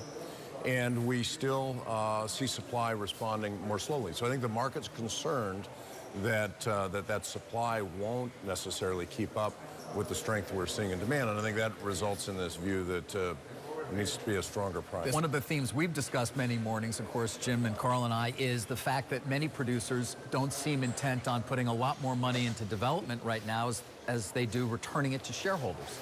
Allocating capital instead to buybacks and or even dividends as opposed to spending. Is that appropriate for this environment?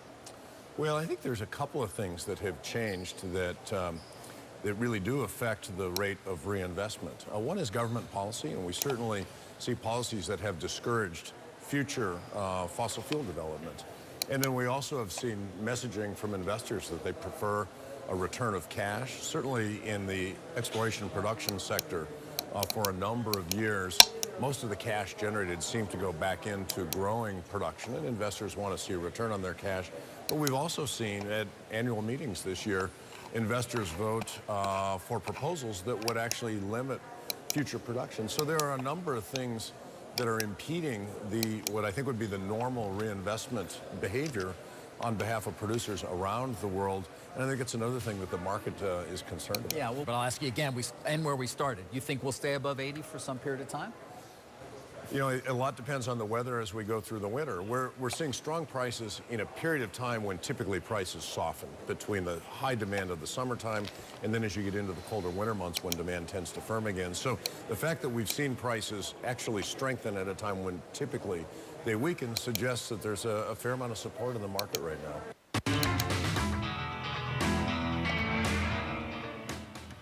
Sticking with commodities, BHP's first quarter iron ore production is slipping, but the mining giant seems optimistic about the road ahead, keeping its annual output guidance untouched. Will Cluris has all the details, as always. Will, good morning. Good morning. Good morning, Tanya. Yeah, as expected.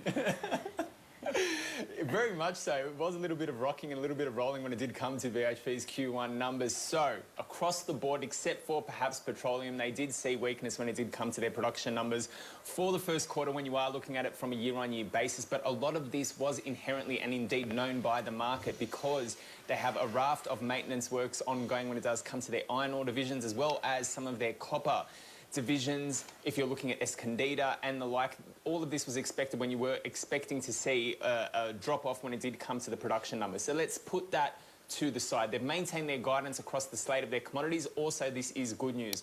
But it really is going to be dependent for BHP moving forward how two key things are addressed. Firstly, you had a little bit more further guidance when it did come to the upcoming merger of Woodside and BHP's petroleum division. And we also just heard from the ACCC in that respect as well, the initial stages of their inquiry into whether or not it does, you know, inhibit competition in any kind of respect. That isn't expected to be the case.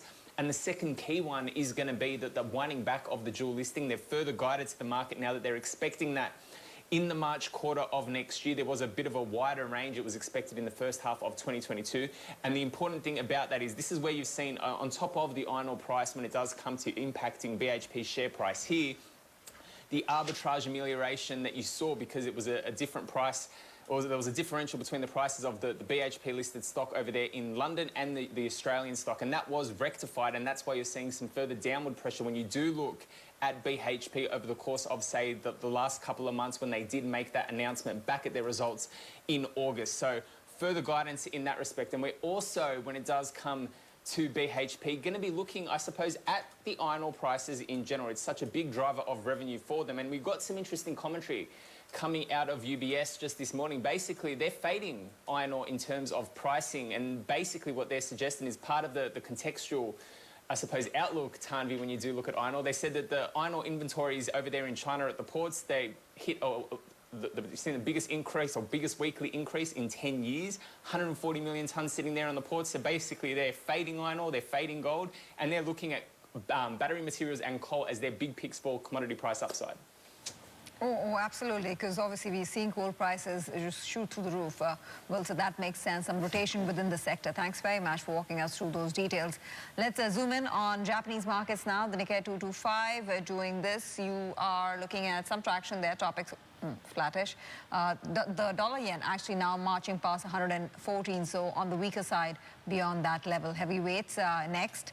And a quick run through of how the heavyweights are stacking up. Some bit of green on the screen for each one of them. The campaign for the general election, just getting through politics in the region at the end of this month, now underway. And freshly appointed Prime Minister Fumio Kishida seeing a lackluster start. Kyodo News survey showing the approval ratings for his cabinet hovering around 55%. I just want to get across some corporate news as well. Corporate stories in the region. Toyota announcing plans to invest about $3 billion into EV battery development in the U.S. by 2030. A third of the funds will be used to set up a new American plant that will employ nearly 2,000 workers. In fact, shares of Toyota are doing this in the session thus far. Take a break for now. But Great China markets coming online in just a few moments. We will get you the opening trades.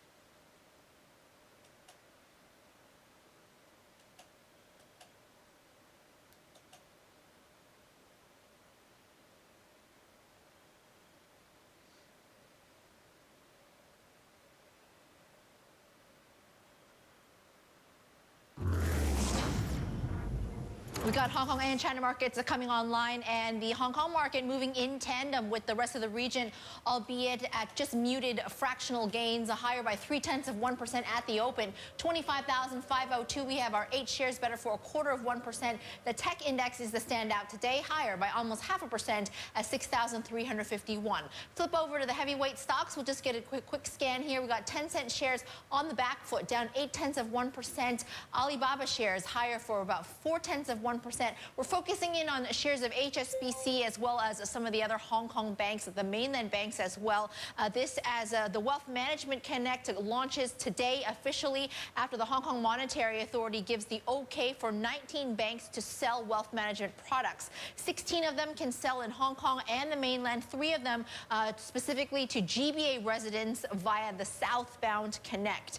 The initial quota will be 300 billion yuan going in both directions, but for individual investors, it'll be 1 million yuan on a net remittance basis. If you may remember, this scheme, the Connect Wealth Management Connect scheme, was announced in September, but the Hong Kong Monetary Authority vetting all of the banks and their proposals before this thing's officially launched and going full steam ahead today. HSBC, for its part, saying it plans to set up 60 Wealth Management Connect centers in existing GBA retail outlets. It's going to be selling at least 100 investment products, including bonds and mutual funds, and 11 foreign currencies. So these are some of the banks. Of course, our 3 note-issuing banks amongst the 19. Bank of East Asia is among the 3 that only is allowed GBA residents going southbound. Just a quick mention of Evergrande, because today they have an onshore interest payment that is due, so we are going to be watching out for them. Shares are suspended from trade. They have been for a couple of weeks pending a major transaction announcement.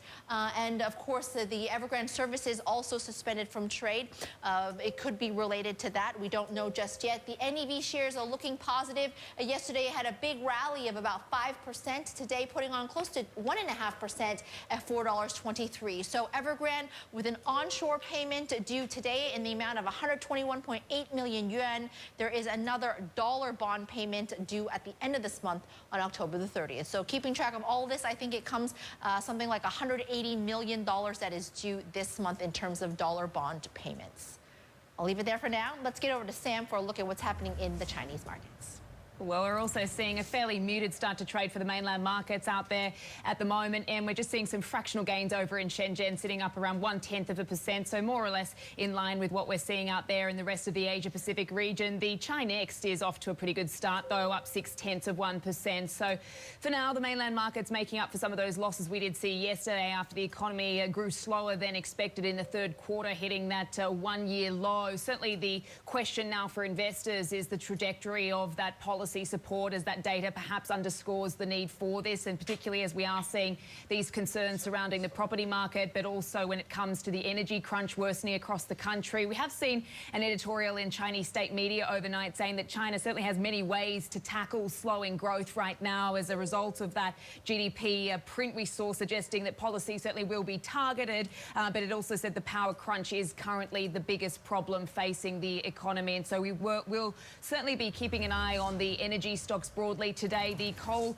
producers have been having a good run in recent sessions off the back of these record high prices. We'll also be, of course, keeping an eye on those real estate stocks as well amid the ongoing Evergrande episode. But a bit of news for investors to keep tabs on just separately. State media now saying the Communist Party has set a date for a big meeting next month. This will be the 8th till the 11th, and certainly this is very politically important as it will bring together some 400 senior officials. They do look to focus on matters regarding Communist Party affairs and ideologies, but this will be particularly significant as this does come in the lead up to that big 20th Party Congress next year, and also a bit of a leadership reshuffle. So that is certainly one for investors to watch out for and put in the calendar. Tanvir.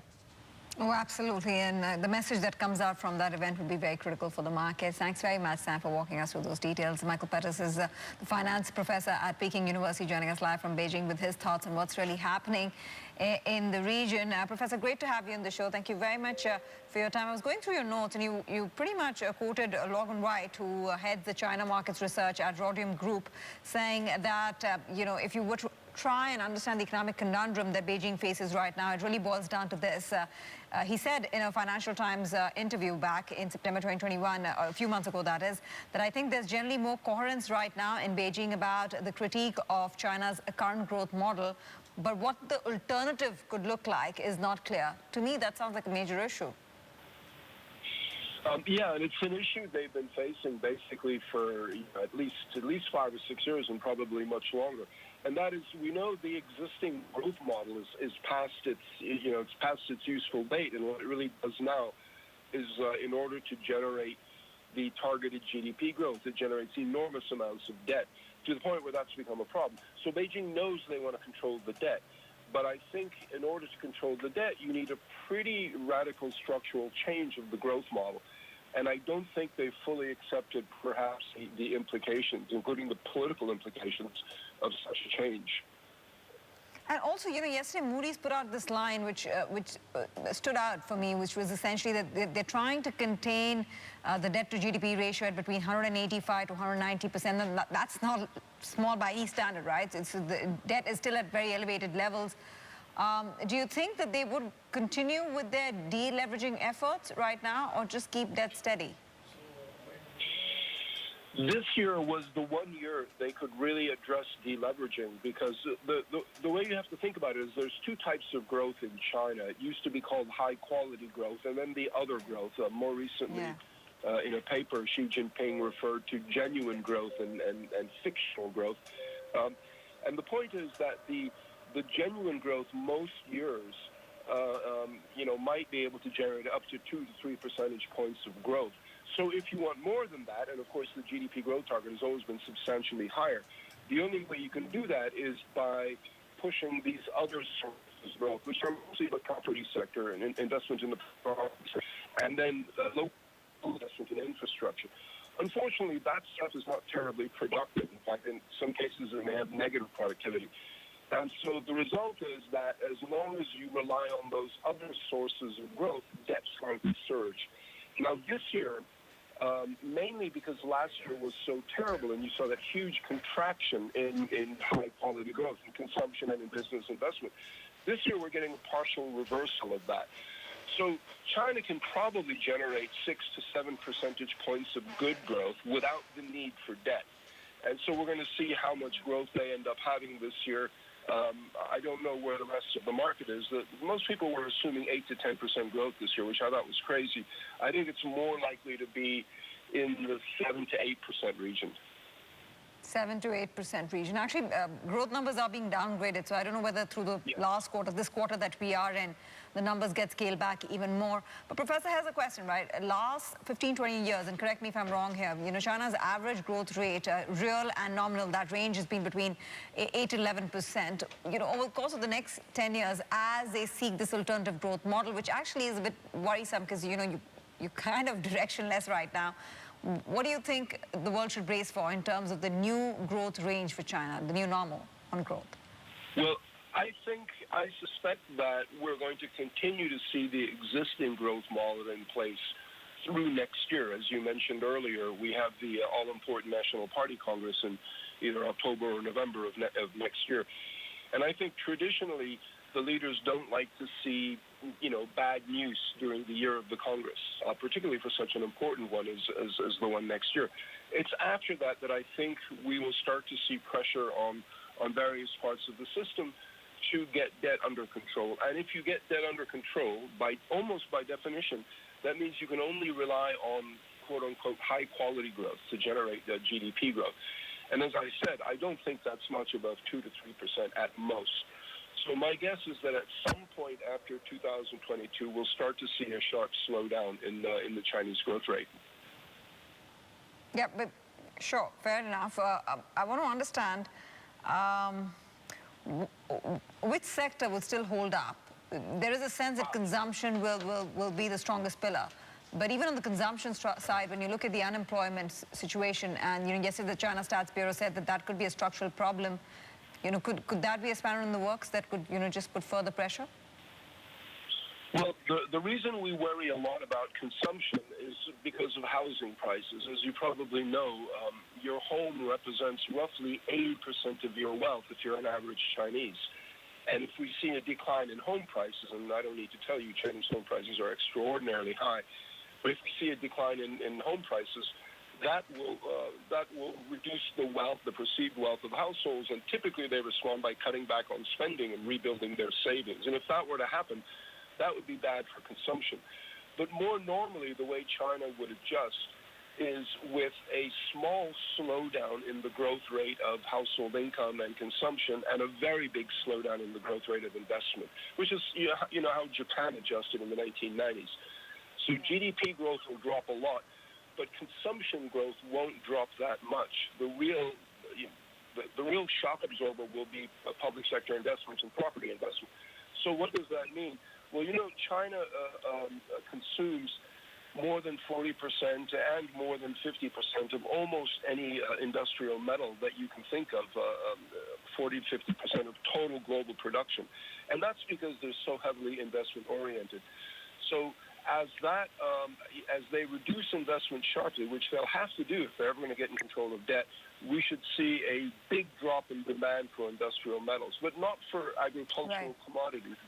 Because if China does it right, consumption will continue to grow a little bit more slowly, but still quite solidly. Fair point. Professor, lovely to have you on the show. Thank you very much for stopping by and giving us your insights on China. Take a break for now, but coming up, Beijing has been expanding its shipping infrastructure across the globe, but not everyone is happy about it. We'll get you more on that story after the short break.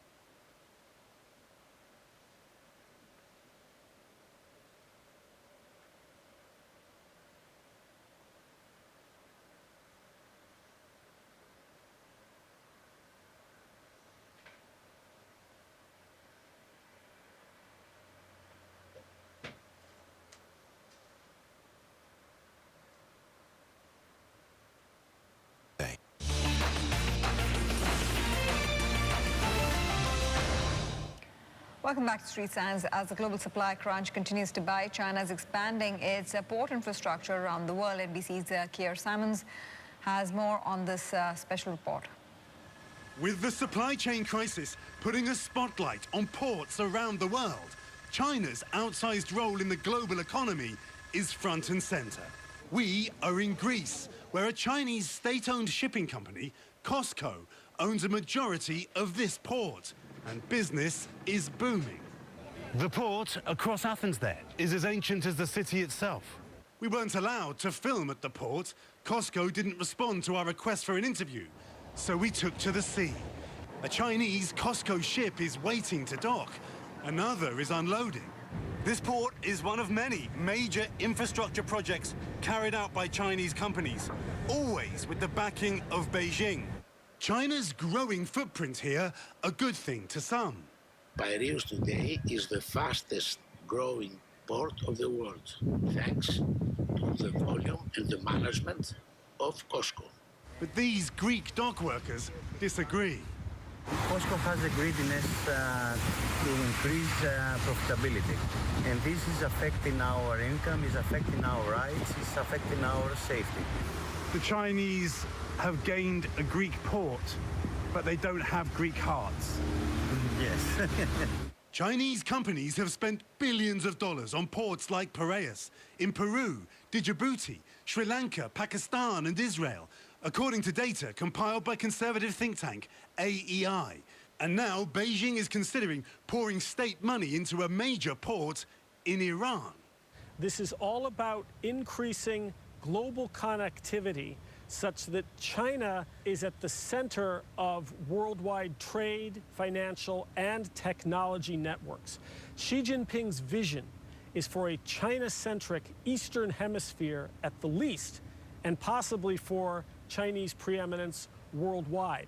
Experts say the US is offering no real competition for China when it comes to these ports worldwide. This is a story not just about Chinese activity, but about American inactivity. But today, China's global investments are under increasing scrutiny. Some, like the port in Greece, are lucrative and seem strategically smart. What Piraeus gives them is an entryway into Europe. But experts say many look like they could be bad business deals, with China facing economic problems of its own. Today's international shipping crisis will test China's global strategy, as well as the world economy. Keir Simmons, NBC News, Athens, Greece. Time now for a short break, but coming up, Apple raises its chip game with the launch of 2 new MacBooks that run on its powerful homegrown microprocessors. We get you those details next in the show.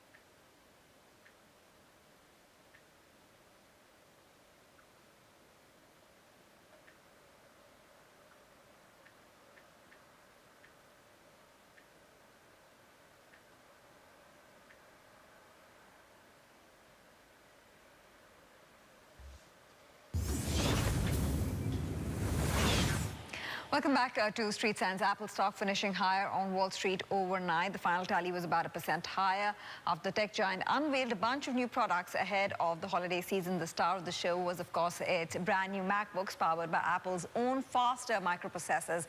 CNBC's Josh Lipton has the details.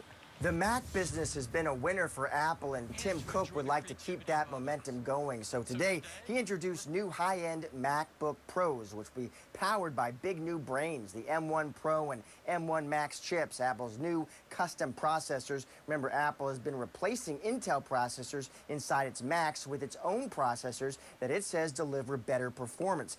Two sizes for these new machines, a 16-inch version for $24.99 and a 14-inch version for $19.99.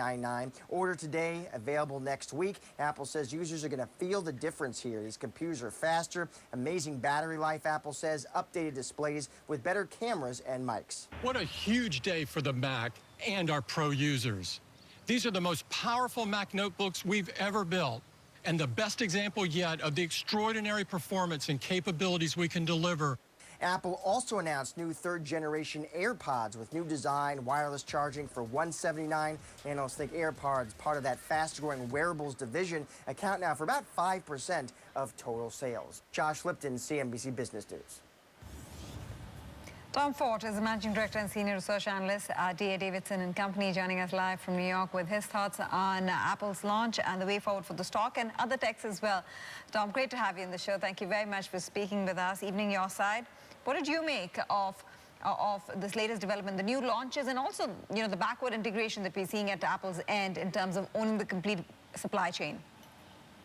So great questions, and I think you have to look at the iPhone launch and now the MacBook Pro launch and almost grade them on a curve. The question is, how quickly can Apple get the products to consumers given the supply chain challenges, and to what extent did the company have to raise prices given logistics inflation? And for the most part, today's announcement, they indicated many of the products will be available next week, and they had to take small price increases for the MacBook Pro and some of the other items. So on that basis, I thought it was encouraging news. You mentioned the vertical integration with their own chips. I do think primarily the pandemic, with consumers working and learning remotely, has injected life into the Mac lineup. At the same time, the fact they're marketing now with their own chips rather than Intel's also, I think, is creating a tailwind, and consumers like that element of the product. Right. Obviously, one of Apple's suppliers, Foxconn, has launched 3 made-to-order electric vehicle concepts. You know, what does that mean for Apple's own plans and ambitions, and perhaps potential tie-ups when it comes to their EV business plan? Sure. So when I think about Apple in general, I feel like they've selectively chosen opportunities to become more vertically integrated. Here was an opportunity where they felt like if they made their own chips, they could improve the performance of their devices. As far as what I think about Apple's potential plans for electronic vehicles and things of that sort, I do think that the good news with Tim Cook's leadership is, given the initial slowdown you've seen in smartphones, the company's been much more willing to look into other opportunities, and I would not be surprised if they rolled out an EV of their own over time. Yeah, I guess the timeline matters there, right? What is the market working with? Sure. So right now, I think as far as the stock goes, the stock price is primarily determined by the success of their most important product, the iPhone, which still represents a disproportionate amount of sales and profits. And as far as these other opportunities, including electronic vehicles, I don't think they're currently priced into shares. They're not. But even so, you know, Apple has lost about nearly $230 billion in market cap since its September highs. I was reading a note on how it seems like, from a technical standpoint, value could be emerging at 135. You've seen a bounce back, really. Do you think that now is a good time to re-enter the stock or initiate a fresh position if indeed, like you said, a lot of the upside with regards to their car rollout is not in the price? I definitely think so, and I would attribute the recent weakness in shares to the unfavorable court ruling in the case with Epic Games, which the company is now appealing, that could prohibit it from collecting on in-app purchases. If you think about, though, the strength of the iPhone and other things like a bigger lineup for Apple TV Plus, that could offset some of the lost revenue if they do, in fact, lose the appeal on the in-app purchases. Right. I want to deviate from Apple a bit because, you know, you've completely given us your thoughts on how to play this stock story. What about the streaming giants? What about Netflix? What about Disney? How are you reading into the momentum here Do you think a lot of it's played out, or is there more to come? You know, it's an excellent question, and it's almost, you know, two different streaming services right now. When you think about Netflix, you think about the very successful Squid Game, which should drive both international subscribers and domestic ones for Netflix. By way of comparison, Disney's had to push out some of their new titles on production delays. So when you think about their popular series they have, many of the Marvel series in particular, the fact they've had to push them out puts, at least on a near-term basis, Netflix in a better position as far as the streaming wars goes. Right, and if you're saying that Netflix is in a better position right now, you know, what would that mean in terms of the upside for the stock from here? Yeah, so in a near-term basis, when you think about the expectation that the September quarter for Netflix will be quite strong on international subscriber growth from the very popular Squid Game and potentially domestic or U.S. subscriber growth as well, on a near-term basis, it seems like Netflix is poised to outperform Disney. Disney has a very strong catalog of popular content. It just seems it's taking them longer to get some of these new shows to their streaming service, which could slow their subscriber growth.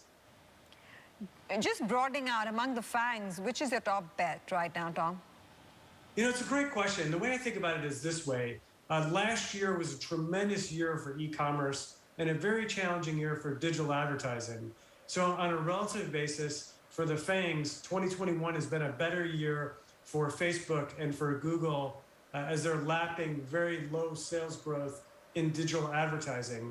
I do think, though, this is setting us up for 2022 when Amazon will outperform Facebook and Google, because by way of comparison, they'll be lapping easier comparisons for e-commerce, and things will be more difficult from an advertising standpoint next year for Google and for Facebook.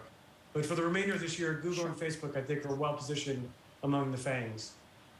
And what about worries when it comes to Facebook around, you know, data management? Obviously, you know, all that, you know, the social angle to controlling data, and also the impact that can have on advertising. Great question. And if you think about FANGs in general, there is very significant antitrust and regulatory risk or government intervention risk, as you've seen most notably with the Chinese government and Alibaba as an example. The good news, though, for Facebook is even, I think, with the advanced privacy efforts of Apple, Facebook ads are still effective. Now, it may be more difficult to track the effectiveness of the ads, but to the extent that advertisers are still generating favorable sales when they advertise on Facebook, then I think Facebook can be more than okay. Lovely to have you on the show, Tom. Thank you very much for giving us your insights on U.S. techs. My pleasure.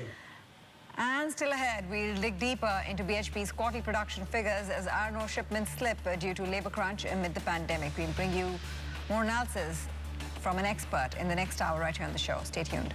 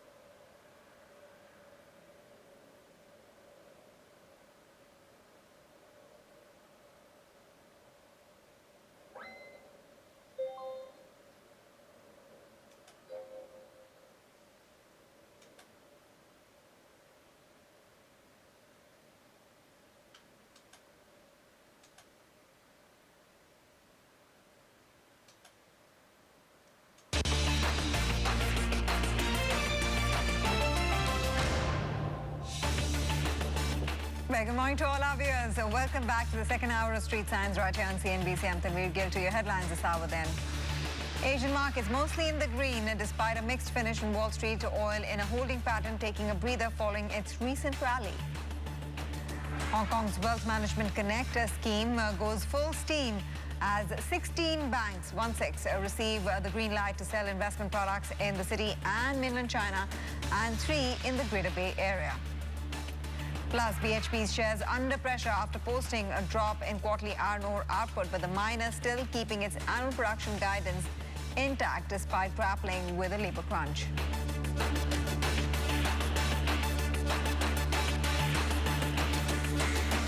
Live from CNBC studio at the Singapore Exchange, this is Street Signs. Asian markets right here, right now, doing this. That's a screen for you. We're looking at the TAIEX gaining about 1%. Other than that, most markets are pretty much packed in a range. Green at that Hang Seng Index up about 1% as we go. So you're really looking at stability being the order of the day here in Asia. Hong Kong markets have been online for 30 minutes. So let's do a deeper dive of what's the action internally there with Emily Tan, as always. Em. Thanks a lot to Tanveer, and we are the standout with a nice rally of more than 1.1%. The Hang Seng Index traded at 25,680. 8 shares are better for 1%, and our tech index today is the outperformer, up almost 1.5%. Just taking a scan through our heavyweight stocks, 10-cent shares are off 0.4%. We also look at the likes of HSBC and some of our banks. This as we had the Wealth Management Connect officially kicking off. It was announced by the authorities last month, but then the HKMA giving the okay to 19 banks to sell wealth management products effective from today. 16 of them can sell in Hong Kong and the mainland, 3 of them specifically to GBA residents going on the southbound connect. Bank of East Asia, DBS, and Da Sing Bank are those 3 banks. So it's going to be an initial quota of 300 billion yuan going in both directions, but for individual investors, it'll be 1 million yuan on a net remittance basis. The scheme was announced last month, as I mentioned, and the Hong Kong Monetary Authority, the de facto central bank here, granting approval for which banks to get the go-ahead to participate in the wealth management scheme. Also want to mention Evergrande shares. The shares remain suspended from trade pending an announcement regarding a major transaction, but they do have an onshore debt interest payment that is due today. We haven't heard from them, of course, regarding the $3 bond interest payments, so they've been rather quiet, and the shares remain suspended from trade, as is the property services unit. There is some expectation that they may have found a buyer. It could have been Hobson Development, but there's no confirmation and just hypothesis as for now.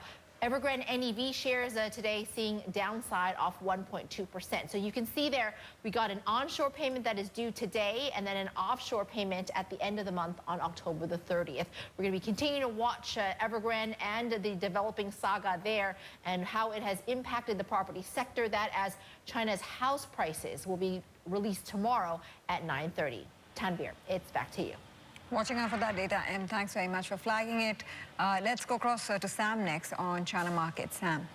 Thanks, and no exception to what we're seeing out there in the rest of the region. Today we're seeing some fractional gains on both the major indices right now, so making up for some of those losses we saw yesterday as China's economy grew slower than expected in Q3. We're seeing that CSI 300 index, those Chinese blue chips, up 0.6%. That does seem to be getting a nice lift from those liquor stocks today. We did see the index that tracks those up around 3% a little earlier, right now sitting up 2.2%, so making up for that lost ground we saw yesterday. Of course, we do know that index does track some of the most heavily weighted stocks.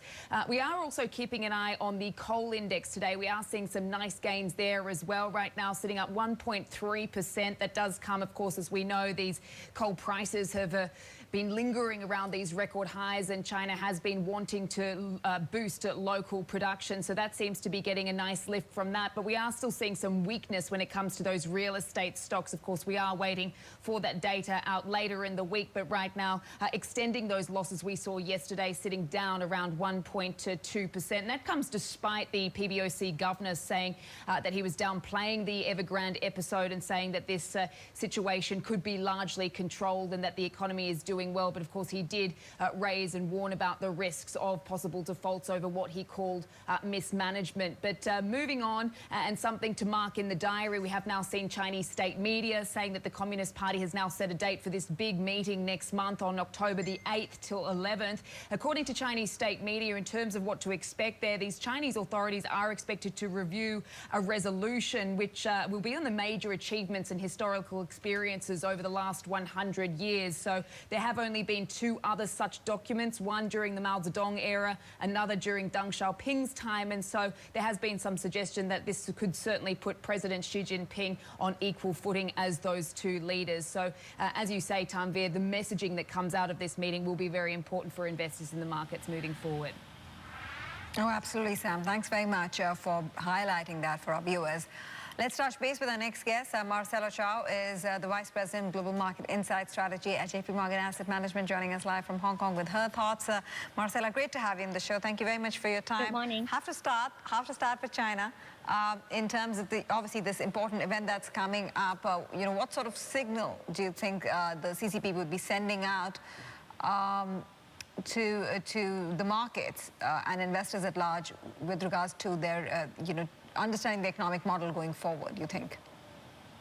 I guess right now, after yesterday's data, market was slightly concerned about the weakness in the weaker than expected GDP data. And even though retail sales was stronger than expected, but then it was still weaker than the long-term average. So far, domestic demand-wise is still quite sluggish. And so I guess the Chinese authorities or the policymakers will hopefully send some signals that even though right now we see that they have been quite reluctant about potential RL cut or further interest rate cut for the rest of this year, but we believe that there will be more protective or more supportive measures going forward. The degree might be moderate, but then the long-term direction regarding reform continue to remain unchanged. But then we see that the policy pendulum has been swinging towards more supportive measures. So I think towards end of this month or next month, when there are more policy-related meetings, they will send certain related signals, hopefully to soothe the market, that there will be more targeted measures to, for example, the weaker sectors, for example, the SME sectors, for example, to encourage commercial banks to send out more loans or issue more loans to qualified developers. And also regarding, for example, the potential credit crunch, we see that they have been loosening coal import, etc. So hopefully can soothe some of the investor concerns. All right, but do you get the sense, Marcela, that people are getting back into buying Chinese assets after the sell-off, or, are they still being wary? Because I remember exactly 3 months ago, there was a lot of talk about how the clouds would clear by the end of this year and, some brave hearts would start getting back in. I guess 3 months ago, and right now is October, and actually 3 months ago, that was right when China started sending out different announcing different measures regarding, for example, decarbonization efforts, property measures, or regarding internet regulations, etc. And so it's actually unsurprising that there's some kind of short-term shocks that can actually undermine investor concerns, undermine investors' confidence, and also consumer confidence. And we believe that hopefully when the policy pendulum has been swinging towards more supportive measures, there will be, hopefully in the 4Q, there will be more supportive measures to bring back liquidity into the market, and hopefully the market will be more confident in that sense. But right now, we believe that going forward in the 4Q, maybe the consumer sector will be, the sector rotation-wise will be rotating towards the consumer sector first, because that's actually the sector that have been undergoing more protracted correction so far this year. Okay, let's talk about the macro risks out there. And, while stagflation is a hotly debated issue, you're saying that actually the case is stronger for inflation to be a reality, not so much stagflation. Explain. Yes, indeed. Yeah, because inflation-wise, we see that so far this year with the COVID-19, actually people, you and me have been stuck at home with the work-from-home policies. So we've been focusing more on like consumer goods, and we're not able to spend on like, for example, services, tourism, etc. And so hopefully with the reopening of more economies, hopefully we see US, Europe, and hopefully with more or less cases in Asia, we'll see more reopening within Asia as well. And the fading impact of COVID-19, we'll likely see, for example, consumer spending will be switched more to consumer services, and then most of the supply shortages, for example, the supply bottlenecks, it might linger for a bit, but then we believe that as more economies reopen, more factories reopen, this will hopefully help fade out the potential negative impact. And inflation-wise, we see that most of the factors that have been lingering on should be transitory, if not most of all. And we believe eventually inflation will rest around or a range close to the central bank target, if not slightly above it. And in terms of stagflation, we're saying inflation is more of a concern, but stagnation-wise, we believe that because it's actually right now we're after the peak of the growth expectations. We see that growth expectations slows a bit, but then right now I think we're more towards transitioning towards a mid-cycle rather than what markets worried whether we're having a close to recession. This is quite some distance away. So we believe we're still supported by, for example, still healthy consumer balance sheets and then still healthy corporate spending. And these will all hopefully translate to be earnings, healthy earnings growth, which should translate to be quite decent equity returns. Okay, and finally, Marcela, before we go, your view on what are your top markets actually? Where is it that you're increasing allocation into the last quarter of 2021? Right now, in the third quarter, we see that the market focus has been all on developed economies in US or in Europe. And as I mentioned just now, hopefully with the fading impact, negative impact of COVID within Asia, and as our vaccination rates increase across Asia, we believe that Asia equities was the way to go. I would believe it will start off with Northeast Asia, including Japan, to kick off hopefully this positive momentum, followed by ASEAN as more economies open up. Lovely to have you on the show, Marcela. Thank you very much for joining us this morning. Okay, moving forward in other news, and this is of course sad, tributes are pouring in for former U.S. Secretary of State Colin Powell, who passed away unfortunately yesterday at the age of 84 due to complications from COVID-19. NBC's Andre Mitchell has more on this report. He was the first black chairman of the Joint Chiefs, leading the charge in Desert Storm. Our strategy to go after this army is very, very simple. First, we're going to cut it off, and then we're going to kill it. Colin Powell, who started as an infantryman during 2 tours in Vietnam, instantly became a household name. Later as America's first black Secretary of State. Succumbing to COVID, Powell was fully vaccinated, but had suffered from prostate cancer and in recent years multiple myeloma and Parkinson's. Once one of America's most popular figures, many urged him to run for president. Any regrets that you didn't run? You write in the book about how wrenching the decision was. I had to think about it because it was expected of me, and I'm a soldier. But after a few weeks of it, I realized this is just not me. This is not what I could do. His so-called Pottery Barn rule of war, if you break it, you own it, led him to privately oppose the Iraq War. We were with him in Afghanistan in 2002. What is it going to take to put the country back together? It's going to take the effort of the entire international community. A low point a year later, making the case to the UN that Saddam Hussein had weapons of mass destruction, mistakenly accepting the CIA's pretext for invading Iraq. No weapons were ever found, an episode he said he deeply regretted.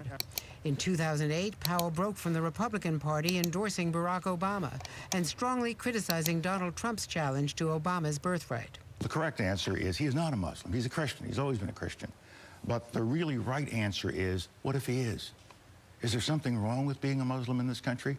The answer is no. That's not America. Tributes tonight from around the world, including President Biden. He's not only a dear friend and a patriot, one of our great military leaders and a man of overwhelming decency. Though he often stayed out of the spotlight, one exception this moment 2 years ago. When I walked up to him, I said, "You're General Colin Powell," and he said, "Yes, I am." I knew he was one of me. He was one of my guys.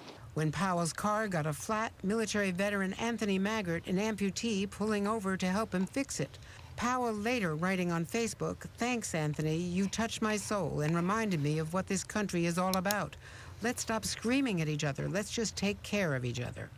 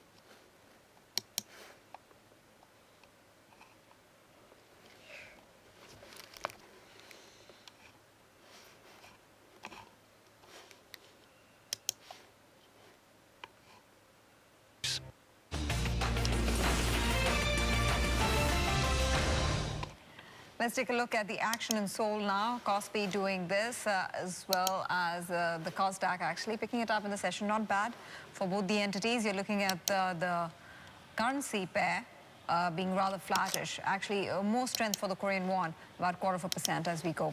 Heavyweights then in the region. I do want to mark that for our viewers. We're looking at good traction coming in for Cacao, Neva, higher in the session as we speak. SK Hynix as well as Samsung Electronics also doing well for themselves.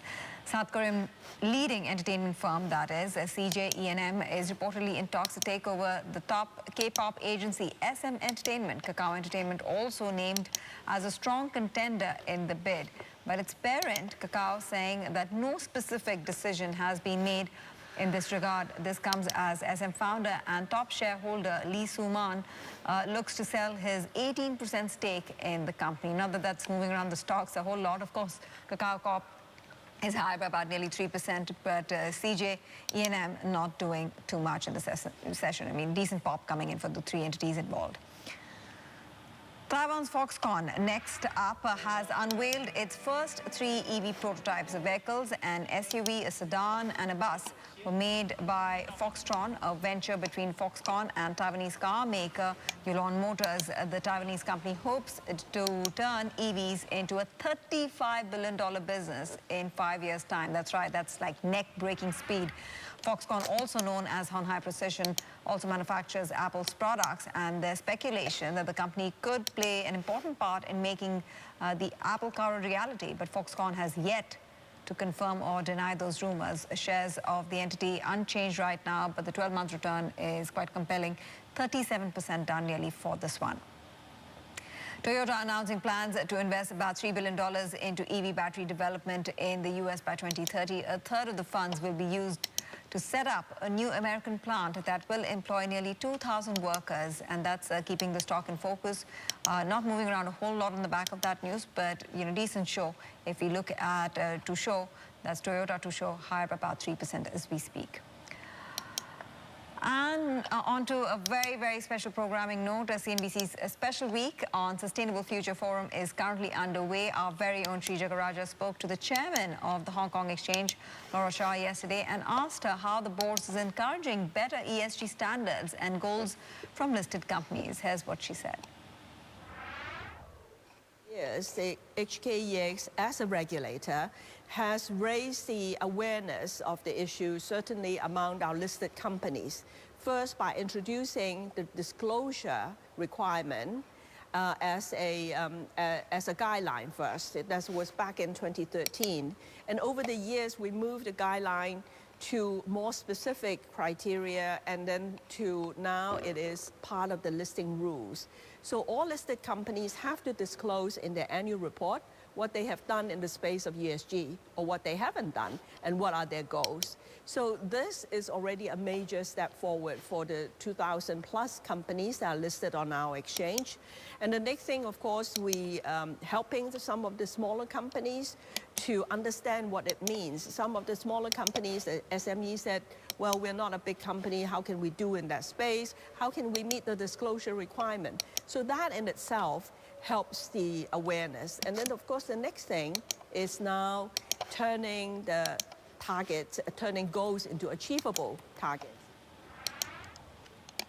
And we have more big guests lined up for you on CNBC Sustainable Future Forum today, focusing on the theme of global energy transition. You can set a reminder right now on youtube.com so you won't miss any of those very important conversations. Today's lineup is very impressive, I must say. We'll speak to Indonesia's finance minister, Sri Mulyani Indrawati, about the country's new carbon tax, and hear from Australia's former Prime Minister Malcolm Turnbull, plus CEO of Hong Kong CLP Holdings, Richard Lancaster. You can catch all those important interviews streaming on YouTube starting 2 p.m. Singapore, Hong Kong time today. We'll be right back.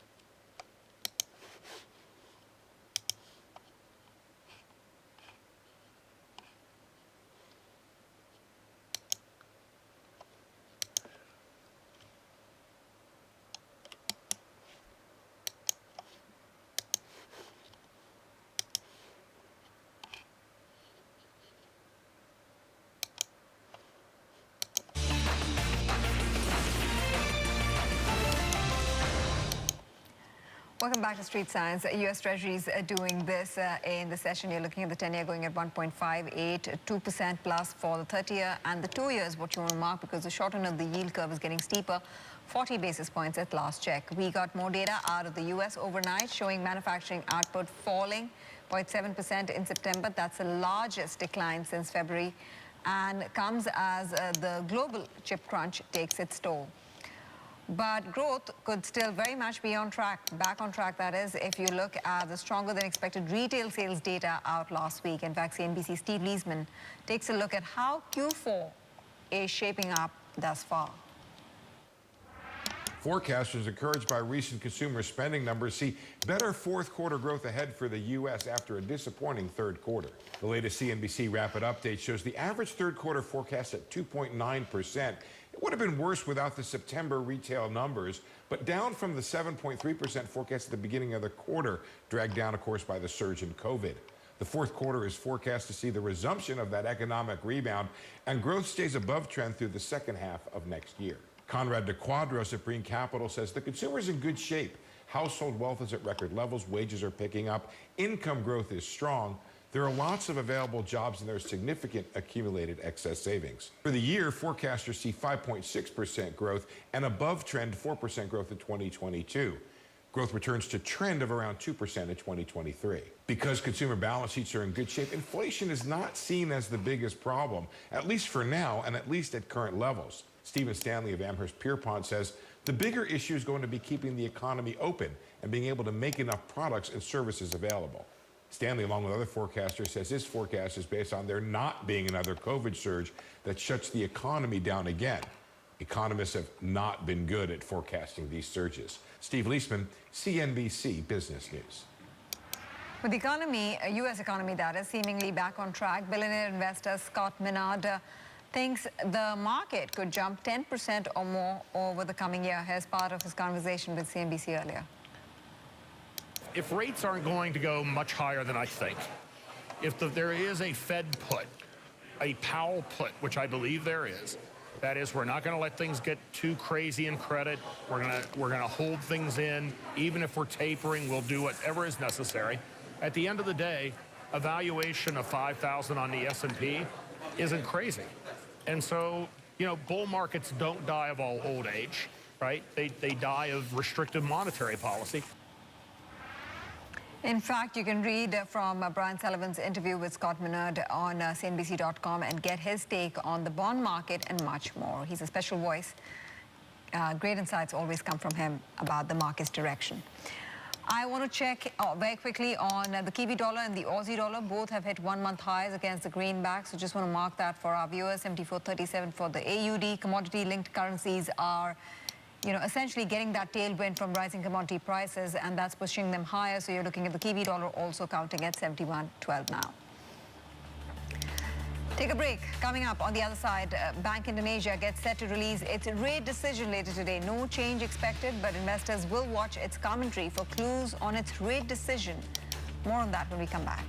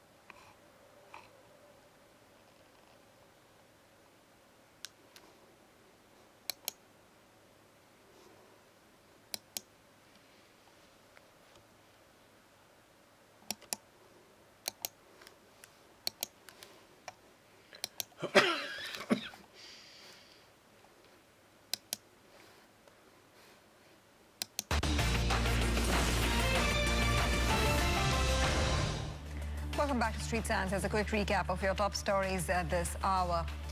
Apple rolls out a new line of MacBooks powered by its homegrown processors, microprocessors that is, as it continues to transition away from Intel chips. Disney shares slump following a downgrade from Barclays, warning that the media giant may see slowing subscriber growth in its streaming service. Plus, Bitcoin just 4% away from its all-time highs as investors cheer the launch of first Bitcoin futures ETF due to hit the market later today. Turning our focus, as we always do this time of the show, to the Forex space then. Bank Indonesia will announce its policy decision today following a two-day meeting. The central bank is seen keeping its key interest rates unchanged at 3.5%. That is the key benchmark rate at 3.5% to support the pandemic-hit economy. Analysts polled by Reuters only expect a hike to happen in the last quarter of 2022, so 12 months hence. Dollar Indonesia, rupiah doing this in the session, not moving a whole lot actually. And from a 4-month perspective, we've seen the rupiah actually pick up 4%, but that's been the case with a lot of EM currencies. They've seen some traction, including the Indian rupee. Let's take a look at the Forex majors right here, right now. That's a screen for you as always. We are seeing the greenback going at 93.80, so circling around that range of 94, in and around that mark. 1.16 for the euro, 1.37 for the GBP. We are looking at a 1-month high for the AUD that I just flagged. Likewise for the Kiwi dollar. But what's interesting is what's happening with the JPY, because it's picking momentum to the downside, and weakness seems to be the order of the day for the JPY. 114 and counting really on the weaker side for this currency pair. I want to mark the Chinese yuan very quickly, and we are looking at a move towards strength actually. 6.41 for spot offshore and 6.60 for the 1-year NDF. Let's talk Forex markets, currencies in general. Zach Pandel is the co-head of Global Forex Rates and EM Strategy at Goldman Sachs, joining us live from New York. Thanks very much for sparing the time to be with us this hour. Your side, Zach, appreciate it. Let's start off with the strength that we're seeing in the Chinese yuan. Your thoughts on the level of 6.41 for the currency here? Well, the Chinese yuan has been remarkably durable in recent months, despite some volatility in the Chinese economy and capital markets. And we think that reflects really two things related to China's balance of payments. First is a very healthy trade surplus, reflecting China's good performance in exports through the pandemic. And second is just ongoing demand for Chinese assets, particularly fixed income assets, by international investors related to the inclusion of Chinese bonds into more global benchmark indices. So there's just increasing demand for Chinese currency, both from a trade standpoint and from a portfolio flow standpoint. This continues to put upward pressure on the Chinese currency. That's something that we think continues. We have yuan going to 630 in 6 months, 615 in 12 months. So we think this will be a durable trend. Investors should anticipate more strength in the yuan over time.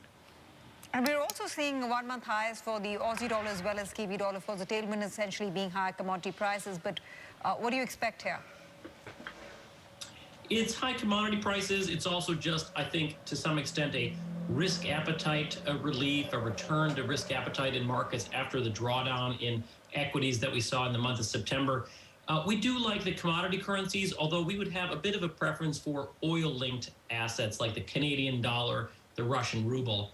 It's really crude oil prices, copper prices that we think will have the most sustainable rally over the coming months. Many commodity prices have risen recently, but crude oil and copper we think will be the leaders into 2022. That leads us for a preference with things like the Canadian dollar rather than Aussie dollar, which we think can perform okay, but likely to lag behind certain other commodity producing currencies.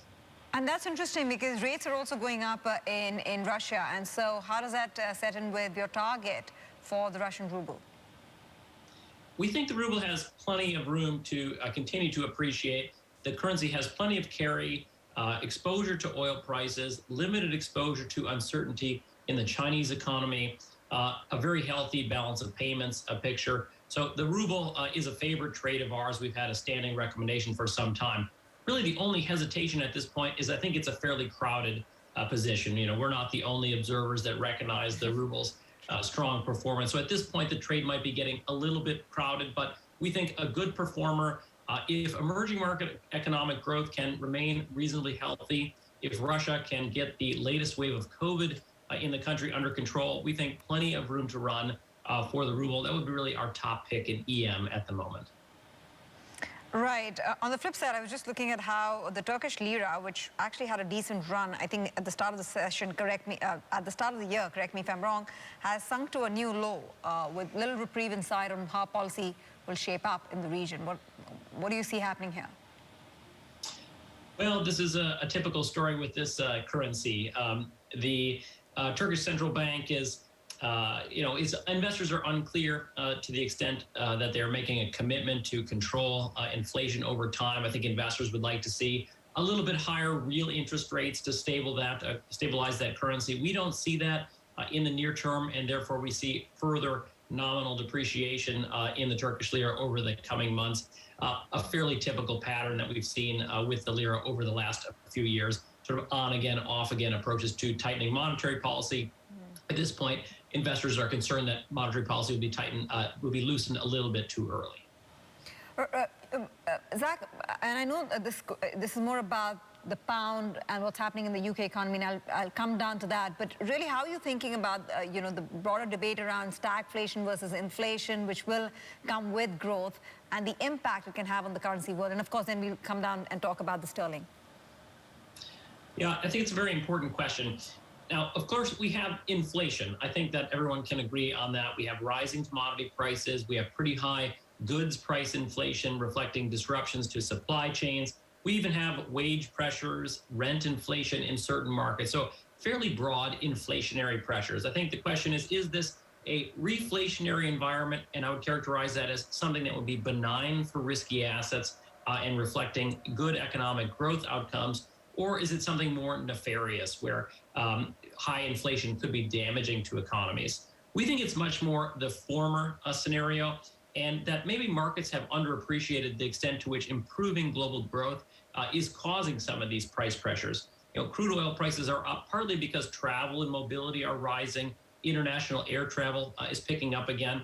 And that reflects the fact that the medical situation in the world has improved over the last couple of months, particularly in countries in Southeast Asia, where we've seen a pretty big improvement in manufacturing activity over the last 6 weeks or so. So improving global economy, improving demand is one of the reasons that we're getting these upside pressures in prices. We don't really see a stagnating or declining global economic picture. So reflation correlations, what does that mean? That means bond yields can go higher, inflation expectations can go higher, but in a way that's more benign for risky assets. Equity prices can rally, credit can remain well supported, and maybe the dollar can be somewhat weak. The stagflationary correlations that we saw in the month of September will probably prove an aberration in our view. Okay, I have two questions with you before we go. So what does that mean for the pound? Because in the United Kingdom, you're talking about more downside risk to growth, upside risk to inflation. And, obviously they're grappling with this energy crisis as well because of the supply shock. What's the outlook here with the pound?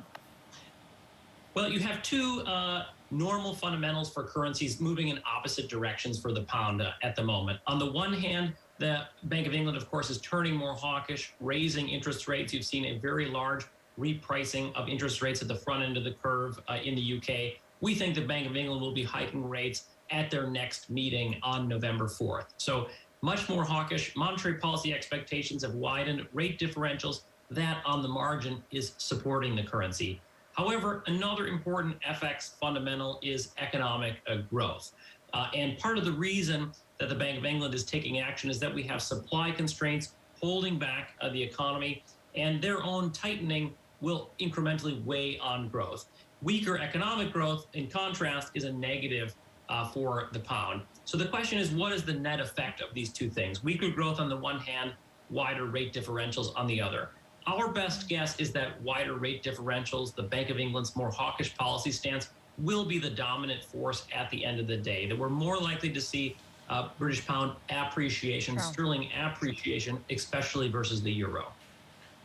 And finally, that last question, Zach, yen's weakness, safe haven no more?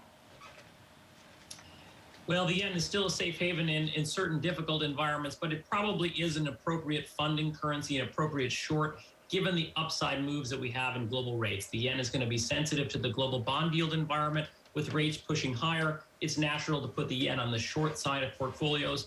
We think that that's still appropriate, although we don't think the top side in dollar yen is very great at this point. Lovely to have you on the show. And once again, thanks very much for staying up for this interview, Zach. Thank you very much for your time. Still ahead on the show, BHP under pressure today after its first quarter iron ore production slipped. Details on that, plus its outlook for the year coming up next on the show.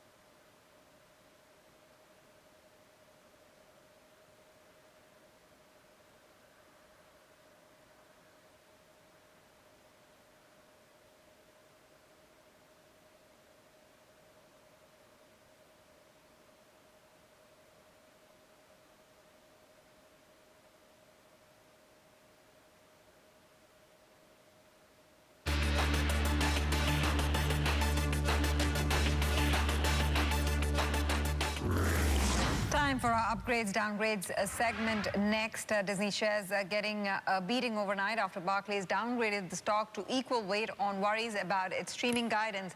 Barclays now has a price target of $175 for the stock, down from its previous call of $210. CNBC's Contessa Brewer got the details.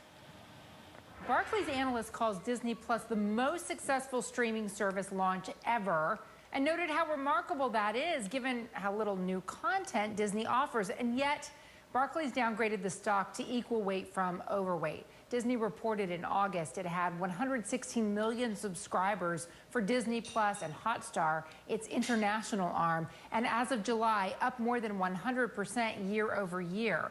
But analyst Kanan Venkateshwar says Hotstar faces a major risk over expiring cricket rights. And Disney Plus is not really producing new content anywhere near the pace of Netflix.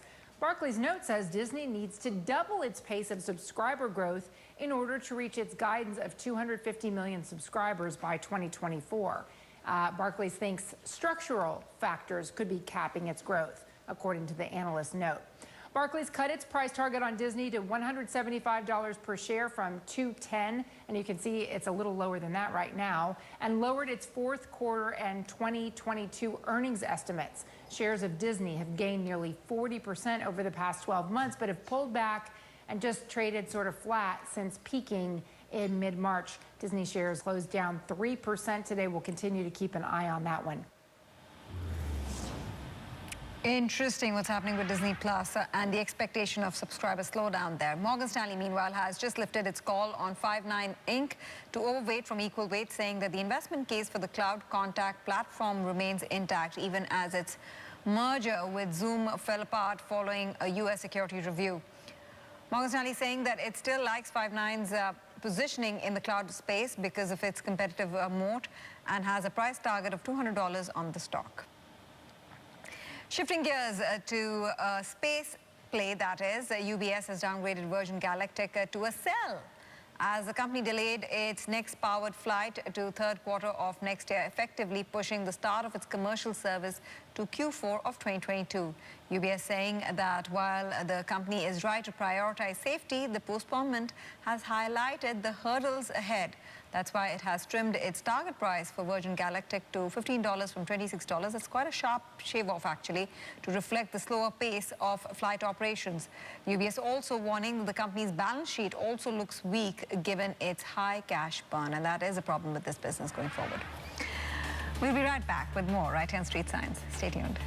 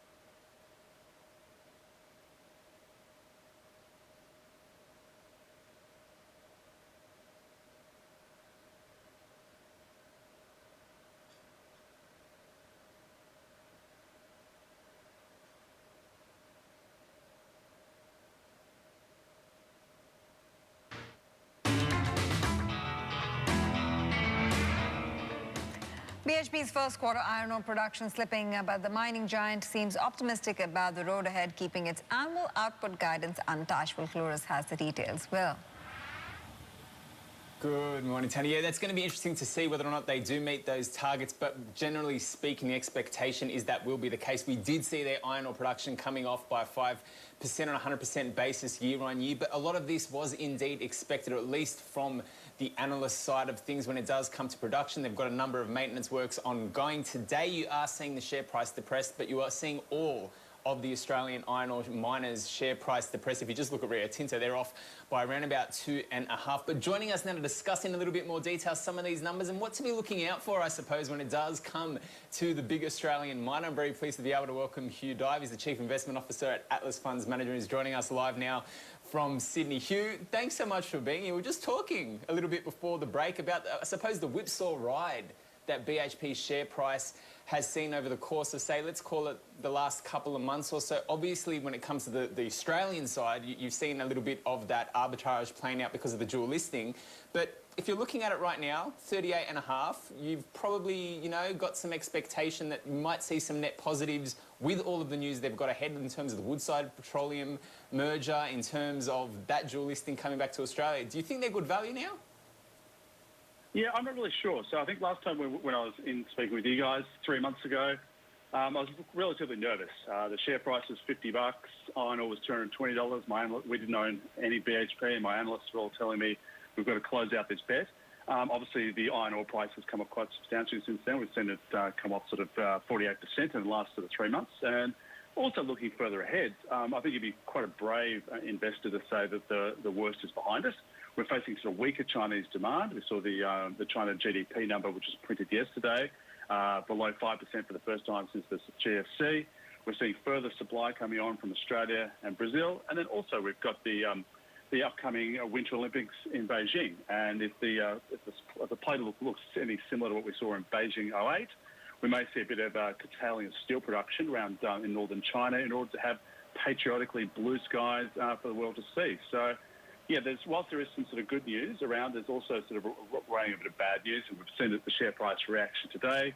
Obviously, so the production was below expectations in copper, nickel, and met coal. Iron ore was expected to be flat, but yeah, they're expecting with the guidance that the volume guidance is going to be unchanged for the year. That implies sort of quite a fair bit of greater production over the Australian summer, and also probably implies minimal cyclonic activity over the Australian summer, which could be a bit of a heroic assumption. Yeah, let's talk about that, because obviously this all ties into supply. You also mentioned China when it does come to the Beijing Winter Olympics, all of the curtailments that the regulators have flagged. We've also got, iron ore port inventories starting to charge up again. But when you think about it from the other side of the coin, I suppose, with the supply dynamic, you've got Rio that are struggling at the moment. You've got BHP that, they missed production, but their shipments are still pretty relatively decent. You don't think that perhaps some of the iron ore miners might seek to have a few more supply issues coming up over the next couple of months just to put a little bit of a floor on the downside of the price? Yeah, I mean, we look at the production that's come off. It's in the millions in tonnes, so I think it's off 3 or 4 million tonnes for the quarter. You look in the context of the fall in production from Vale due to their issues, namely dam collapses and COVID. Their production was almost up 100 million tonnes. So this is playing a bit around the edges. I don't think that this missing 5-10 million tonnes in Australia, that's not going to offset the wall of supply coming in through Brazil. And at the same time, there's sort of weaker Chinese demand. We're seeing the crackdown on the Chinese construction industry, with Xi Jinping yesterday sort of reiterating his desire not to have apartments for investment, but to live in. That doesn't augur well for suppliers of steel products and ultimately Australian production of met coal and iron ore. So, yeah, in the context of the overall the Brazilian supply coming on, Australian small falls in Australian supply, it doesn't really sort of touch the sides, in our opinion. Hugh, good morning. Thank you for joining in this conversation. I read in your note, and I was also listening to you during the break, saying that you've not obviously invested in BHP. What would get you to get into the stock? I think from sort of experience, what you're looking at for is when it's painful, when it looks really ugly and everyone hates it. That's the time to sort of buy commodities. But when you see there's a high probability of a range of sort of bad news still sort of coming up, if we do see sort of significant falls in iron ore price, say below sort of that marginal production cost of $80 a tonne, then we'll be looking to close out. However, as an Australian investor, with the DLC being collapsed, we're going to see a substantial upweighting in the weight on the ASX 200 to BHP. So the sort of career risk for many fund managers, including myself, for not owning BHP is going to rise when its weighting goes. We're expecting it to go to around 10 to 11%. So there's a bit of a career risk, but I think there's still going to be a bit of pressure going through. Both Rio and BHP also talked heavily about increased costs, namely due to the tight sort of West Australian labour market. And whilst they're making very good money, even at sort of depressed fall in iron ore prices, that's not going to change. That sort of tight labour market and high costs still going to be a feature in the near term. Sure. I know we keep a hawk's eye on iron ore, and of course, why not, right? It's obviously grabbing headlines, but you know, there's activity in copper. There's also activity in aluminium. I was reading some notes yesterday on how Chinese prices for the commodity have hit a 15-year high, and so how do you study the broader implications here? Yeah, so obviously, sort of nickel and copper, big sort of industrial metals used in a range of things, from sort of power generation to very topically and very exciting electronic vehicles. There hasn't been a lot of investment in these over the past sort of history, and they haven't found a lot of strikes. So in that environment, we've seen a lot of, obviously that's doing well. But remember, for BHP, that's dwarfed by the size of the iron ore, which is close to 70% of the profits. So whilst it's nice to see sort of higher prices in copper and obviously the high prices in nickel. You can see by the share price reaction today that that's not the main game for this company, particularly after the moves to spin off the oil stuff into Woodside shares. So that effectively what BHP are pushing all their chips in the middle of the table. We're saying we're going all in iron ore, and we're going all in with China without having that offset of oil and gas. So, whilst they're up, it's not really moving the dial as much as iron ore. Okay, you've told us about the career risk on your BHP bet. You've told us why you don't like BHP, but what do you like in terms of the Australian market? Oh, no, honestly, when it comes to the resources sector, is there anything that's taken your eye in terms of... Yeah, so go ahead. It's wrong to say you don't like something or dislike it. A stock is not worth your affection, either positive or negative. There's times to own it, times not to own it. So something that we own in the iron ore space is the Terra Royalties Trust, which that's actually mentioned in the BHP result. So that's a royalty trust where you get 1.2% of the volumes out of BHP's mining area C. So that's we like that in that BHP are very incentivized been incentivized to increase production there. So that was the only iron ore mine that saw substantial increase production over the quarter, which has warmed my cold heart. And given that it's a royalty trust, they just get a percentage on the revenue. BHP are expanding the volumes. They're not really exposed to costs. So being sort of quite conservative, we're quite happy to sort of play that. And you can see that Deterra's up 1% today.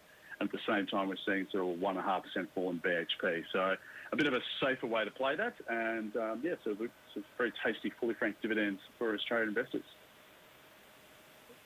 Really quick, Hugh, because we're almost out of time. In terms of your key conviction call, the stock that you would be suggesting that the punters out there watching should buy, what would it be if it's not Deterra? So not Deterra. So I mean, one of the key things we like is it's very boring, and that reflects our sort of portfolios. Probably two things we like. Amcor is it's very sort of stable. Packaging goods go around the world. A market leader. But I think what we're looking at there is Atlas Arteria. So it's a toll road. What we've seen in the Australian markets is a range of utilities being bid for by overseas money. So in terms of our portfolios, we've seen sort of Spark infrastructure is going to be taken off. And unlike Transurban, which is a big bite today, I think Atlas Arteria, they own the Transurban of Eastern France. I wouldn't be surprised if we saw sort of a bit of corporate activity in that particular name. Very attractive to large pension funds that want to turn public assets into private assets that don't have to mark to market. So that's what we like. Okay, Hugh, we're out on that. Thank you very much. We'll be right back in the next hour.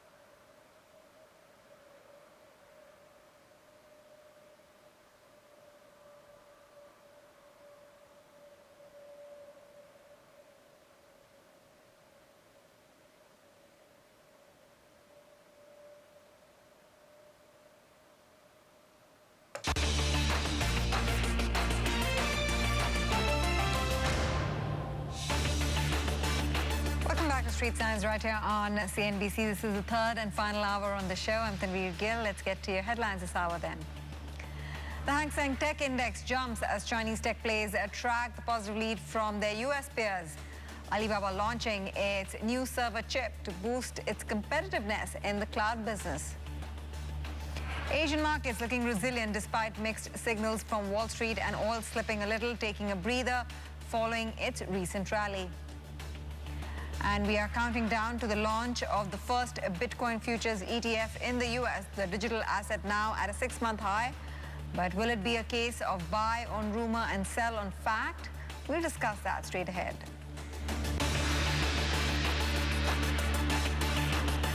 Live from CNBC studio at the Singapore Exchange, this is Street Signs. Asian markets right here, right now. This is what we're looking at the screen. It's a fairly decent show. You're looking at the Hang Seng Index have about 1.25%, and the other markets are also doing okay for themselves. So you are seeing a decent amount of stability in this part of the world today. Let's get out to Sam Varas, who has an update on the movers in the China markets. Then, Sam. Thanks, Tanveer. And as you see there, we are seeing a nice comeback when it comes to those mainland Chinese shares after those losses that we did see yesterday after China's economy grew slower than expected in Q3, hitting that one-year low. But we are seeing some fractional gains on both the major indices. We're seeing that CSI 300 index sitting up around 0.6%. That is getting a nice lift from the liquor stocks today. That index that tracks those stocks was sitting up around 3% earlier in the session, right now up 1.2%. So making up for that lost ground we saw yesterday. And of course, we do know that index tracks some of the most heavily weighted stocks. We're also seeing some nice gains when it comes to the coal producers today. The index that tracks those producers up 3% or above that, you could say, at the moment. That does come, of course, as we know that these prices for coal have been lingering around record highs, but also as the country has been boosting local production. So that is giving that index a nice lift as well. But we are seeing some weakness when it comes to the real estate stocks again today, an extension of losses we saw yesterday. Right now, the index that tracks those stocks down 1.1%. And of course, that does come as the PBOC did sort of play down the Evergrande episode, but did warn of the risks of potential more defaults for what he called mismanagement. But moving on, we do have one date to put in the diary because the Communist Party has now revealed that it will be holding a key meeting on the 8th to the 11th of November. According to Chinese state media, officials will be actually reviewing a resolution on the major achievements and the historical experiences of the last 100 years. But there has also been some suggestion that this meeting may also pave the way for a possible and what would be unprecedented third term for President Xi Jinping, as we know that his second term wraps up late next year. And this, of course, will be significant because this will be the meeting in the lead up to that 20th Party Congress and that big leadership reshuffle next year. But that's a quick check on the mainland markets. I'm going to send it over to Hong Kong now because Emily has her eye on the markets and the movers there. Hi, Em. Hi there, Sam. And we'll be watching President Xi Jinping, whether he gets that third term. He should, because we know that he is intended to be president for life. But to the Hong Kong markets, we're looking at a pretty nice showing here. The Hang Seng Index up 1.5%. We are the leader in the Asian region today with 8 shares up 1.6%. Tech index is up more than 2%. Let's look at shares of Alibaba, one of our tech majors. Not too bad, up 1.5%. This as the company has launched a new server chip known as Yitian 710. It's going to be going into new servers known as the Pangeo. This is not going to be directly sold to customers. The clients will buy the services based on this technology. So this is similar to what Huawei is doing and Baidu making chips or designing their own chips. Google and Amazon, of course, also having a similar move. Alibaba Cloud saying that they're customizing their own server chips, which is consistent with their ongoing efforts towards boosting computing capabilities with better performance and improved energy efficiency. They did not reveal who will be manufacturing these chips, only to say that they're going to be designing it on their own. Alibaba shares today in Hong Kong trade up 1.6%. Taking a step back, we're also looking at, of course, the shares of Evergrande. It's not traded. It has been suspended for quite a few days now, pending the announcement of a major transaction, but should highlight that they do have an onshore bond interest payment that is due today. That's after they missed 3 earlier ones, and then there's another dollar bond interest payment due at the end of the month on October the 30th. So we continue to track the developments here, but just wanted to make that point today that they do have an onshore bond payment that is due today. Tanvir. Yeah, watching out for that, and thanks very much for flagging that. Before we let you go, want to get a quick check on Hon Hai Precision as well in trade today after unveiling its EV prototypes. How's that faring? Yeah, so a rebound in shares of Hon Hai. Yesterday, the stock was down 1.8%. That followed the unveiling of 3 concept vehicles. The company did so at its technology day. Hon Hai Precision opened firmer today, up as much as 1.5%, but now reversing off 0.5%. The company unveiling these 3 concept cars under the Foxtron mark. So they're going to be billed for its automotive customers and not branded by their own company. There's the unveiling of the Model C, which is the sedan, a Model E, which is the SUV, and the Model T, the commuter bus. If we have some pictures of this, one of the highlights yesterday was that Terry Goh, founder of the company, and there he is driving in the Model E SUV, and he said that it was his best birthday present ever because yesterday was his birthday and he turned 71. The first customer for Hon Hai will be Yulon Motor, but of course everybody is looking to whether or not Apple could become a customer of that of Hon Hai. They're already working very close together on all of the Apple products. Apple makes about 50% of the revenues for Hon Hai, but any Apple car could still be years away. One thing we should point out is the head of the car project for Apple stepping down and moving over to Ford Motor. Hon Hai already projecting that it wants to have a global market share in the EV space of 5% and sales of $30 billion in EV sales by 2025. So 5% market share and $30 billion in sales in 2025. Tanvir, it's back to you. Big targets, big numbers, big ambitions there. Thanks very much for wrapping up that story, Em. Mary Nicola is the portfolio manager, global multi-asset at PineBridge Investments, joining us live from Singapore with her thoughts on the markets and the macros. Mary, it's great to have you in the show. Thank you very much for your time. I have to, because I'm doing this dipstick survey, pretty much start with China and what happened yesterday with the data and the road ahead, how that looks for you as an investor. What do you make of it? Yeah, to be honest, it didn't really come as a surprise for us. They not only had the energy crunch, but they also had, some of the restrictions within the property sector, but also the decline in credit over the past few months. So we had been projecting for quite some time that we were expecting slow growth in China in Q3 and into Q4 as well, and positioning our portfolios in that way by, selling and reducing some of our exposure in emerging market equities. Right. Where all are you reducing your exposure when it comes to EM equities region-wise? It's more broader EM equities rather than any specific market or anything. It's just broader EM because we know that, and we've seen in the past that when you see a slowdown in China, it not only reverberates, let's say, in Asia, ex-Japan, but it also reverberates across emerging markets. So the likes of Brazil and parts of Latin America will be affected by any slower growth coming out of China. I would reckon the ripple effects will be felt on U.S. growth as well, no? For now, it seems to be not as impactful, and we've seen it in the past as well, where, if we do see a slowdown in China, the bigger impact is on emerging markets. For now, the U.S. is benefiting from the fact that there is, the consumer is in a very strong position. We are seeing an increase in terms of the focus on fiscal policy and the movement there in fiscal policy. So that should leave the U.S. in a very different position, let's say, than several years ago. What about the inflation risk? How are you thinking about that as an investment manager right now? Because, the constant debate is between stagflation versus reflation. Which camp are you in? We definitely see in terms of concerns and where and the projections that stagflationary concerns are there and stagflationary risk is there.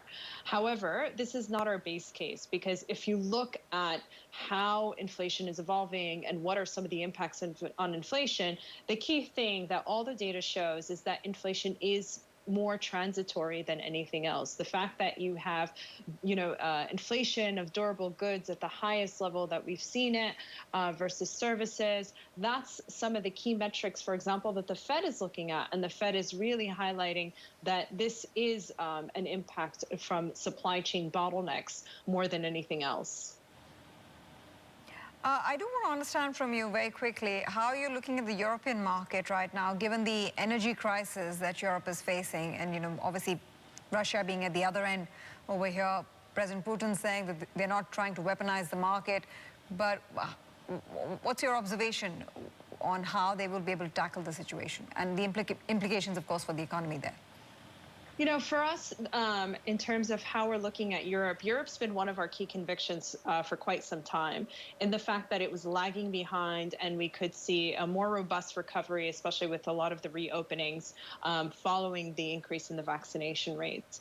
Obviously, what is happening in the energy markets is a hiccup for Europe and could have impact on Europe. But in terms of does it change policy for the ECB, the ECB has been very cautious, has highlighted that this is likely to be temporary. So, we do still see that this could cause a temporary setback for growth in Europe, but in terms of the trajectory and the fact that you're going to see the European recovery funds disseminating into this late this year and into next year, could be quite supportive for European markets. What about the United Kingdom? So the UK, actually, we got more optimistic about it in terms of after everything had happened with Brexit and our focus on and that Brexit was more of a thing of the past. However, and there was more clarity essentially about Brexit. However, I think obviously there's some implications in terms of what is happening in terms of supply chain bottlenecks, and that's really exacerbating the situation for the UK. However, for us, the focus has been a lot on the Bank of England and what the Bank of England is planning to do, and the fact that there could be they're moving forward essentially with removing some of the emergency measures and the quantitative easing, and will be one of the first central banks, along with the Fed, in terms of starting to normalize policy. I just want to get your thoughts in, Mary, on how you are building your portfolio into the fourth quarter of 2021. Are you bracing for a sell-off, a pullback? And if so, what's your hedge? Yeah, actually, we've been reducing risk for quite some time. So I would argue since May, we've been reducing our risks in our portfolio, particularly our equity risk, and moving away from some of the cyclical names and looking at more, secular themes. For example, new energy, a focus on what we define as the productivity basket, which is a basket of companies that are focused more on, the digitalization and what corporates are investing in. Another key thing we're focused on is a basket of quality names, which we define as companies that have very strong pricing power, so wouldn't be necessarily affected by inflation. So these are some of the ways that we've been looking at reducing risk and moving away from cyclicals, which have benefited from stronger growth, and into more secular names that will hold still in an environment where you have slowing growth or concerns about inflation. Fair enough. Mary, lovely to have you on the show. Thank you very much for stopping by and speaking with us. Take a break for now. Coming up, oil prices taking a pause from its recent rally as a drop in U.S. September's industrial output tempers enthusiasm about crude demand. We'll talk more about that on the other side of this break.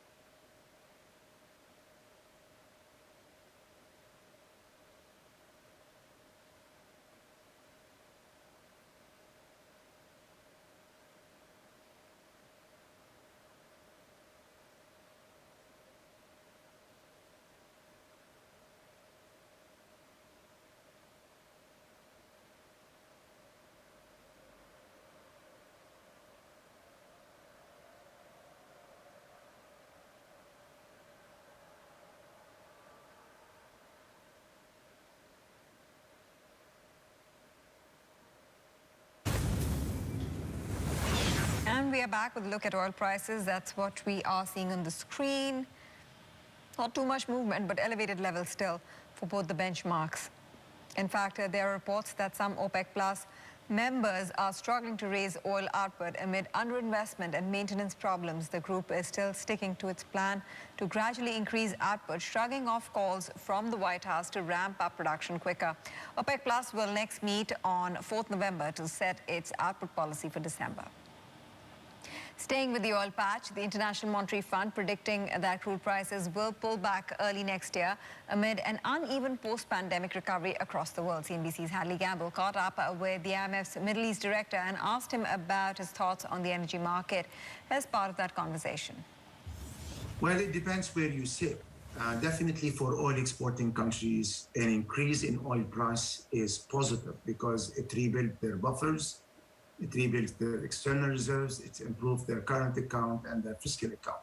Of course, they need to use it wisely in order not to create the traditional type of boom and bust, pro-cyclical policies. For the others in the region, definitely they need to adjust to that because it's an additional cost and because it comes with an inflation that is driven by food prices, which hurts the low-income people. And this is where we think that policies need to be recalibrated. Countries who still have buffers, they need to keep supporting the economy, but focus it more. Countries who don't have or have less buffers, they need to start readjusting their policies. But I think what is important for all countries, we need to think at the future. We need to focus on green technology, on digital economy. Digital was very powerful in helping countries addressing the COVID crisis. We need still also to accelerate vaccination. Vaccination is progressing very well in certain countries, but there are other countries where they are still lagging behind. And we will not see good level of vaccination before mid-2022, which will also hurt the regional growth altogether. With regards to oil price, do you anticipate that we'll see $100 oil by the end of the year? Well, as you know, we don't do these projections. Clearly, what we saw over the last 12 months, that oil price have doubled from mid-40 to now mid-80s. I think what we need to follow closely is the speed of the recovery and how fast the supply will grow globally.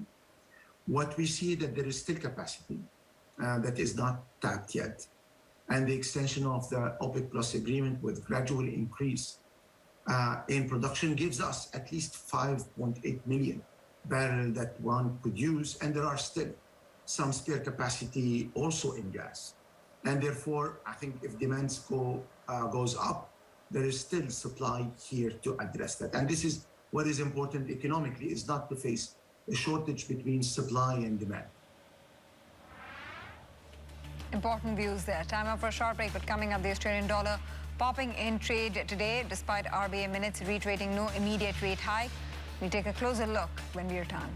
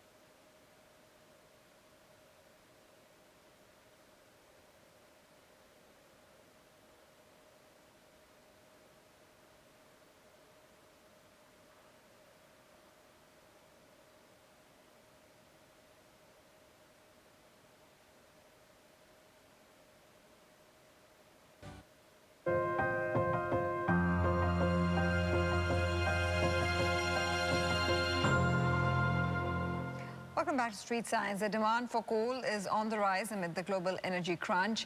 But the head of Europe's climate change policy insisting that a return to dirty energy is not the answer to the world's problems. The issue of energy transition is also a key subject at CNBC's Sustainable Future Forum. Maltese Environment Minister saying that there's an urgent need to decarbonize despite the challenges. Climate change is no longer just an issue that is affecting small island nations. It is affecting us all. We are all in this together.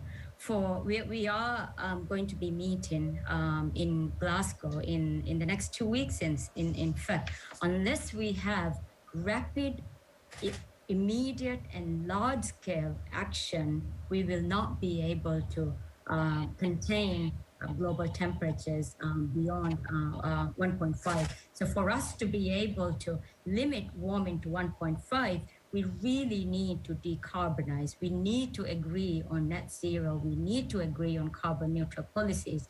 And by latest, we have to be able to commit to this by 2050 as well. And if not, we're talking about things that were predicted to happen by the end of the century. We're talking about happening in mid-century. So for countries like the Maldives, the difference between 1.5 and 2 really is, as my president did say in the UNGA, it really is a death sentence for us. We are experiencing things that we thought would happen towards the end of the century now. And we have more big guests lined up for you on CNBC Sustainable Future Forum today. We'll speak to Indonesia's Finance Minister, Sri Mulyani Indrawati, about the country's new carbon tax, and hear from Australia's former Prime Minister, Malcolm Turnbull, plus CEO of Hong Kong CLP Holdings, Richard Lancaster. You can catch those interviews streaming on YouTube starting 2 p.m. Singapore, Hong Kong time. We'll be right back with more.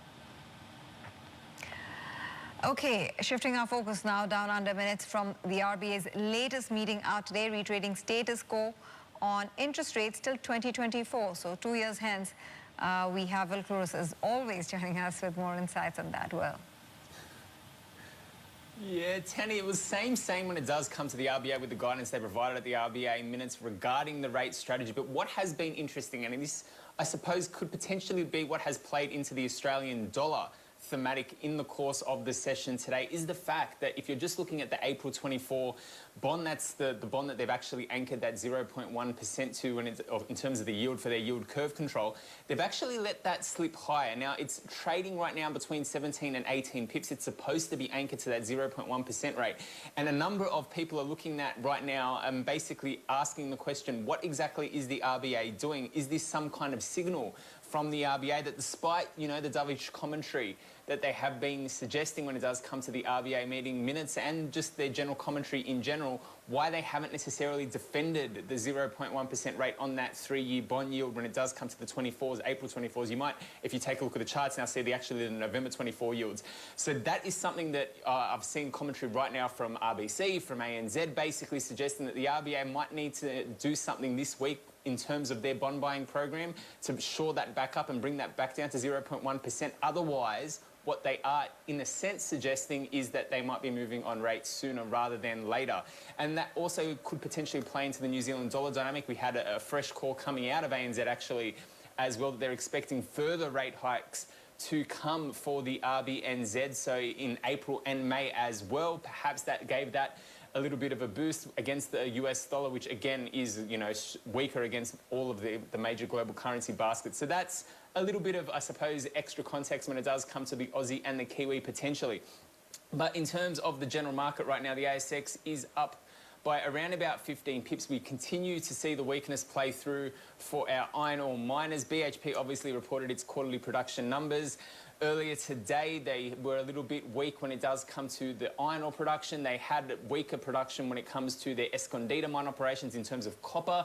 Over there in Chile, one of their Chilean mines actually had a 58% jump when it does come to copper production, but that's because they are ramping up that mine. It isn't necessarily indicative of a strong performance there. But even if, Tanvi, you do look across the scope of the commodities that BHP produces, and you strip out, say, for example, iron ore, because everyone knows iron ore price has been on a huge downslide, despite the fact they are making significant money, considering their cost of production is $17.50 to $18.50 for FY22. But if you strip out iron ore, all of the rest of the BHP commodity mix are in all of the places where we have seen these big jumps. Oil, copper, nickel. So despite the weaker numbers, their broad mix is still performing, but the production is just off.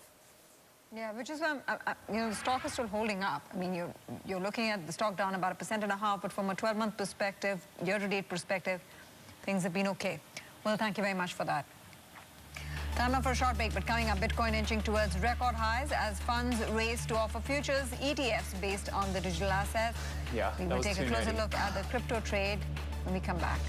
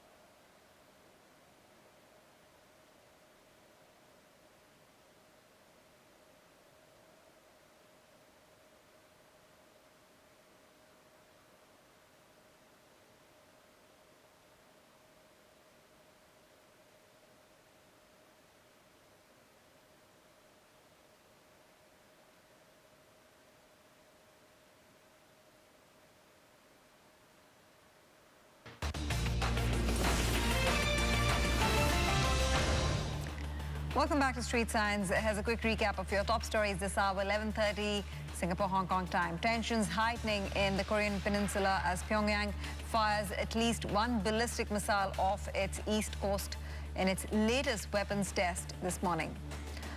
Alibaba, meanwhile, unveils its new chip server as it looks to challenge the might of Amazon and Microsoft in the global cloud business.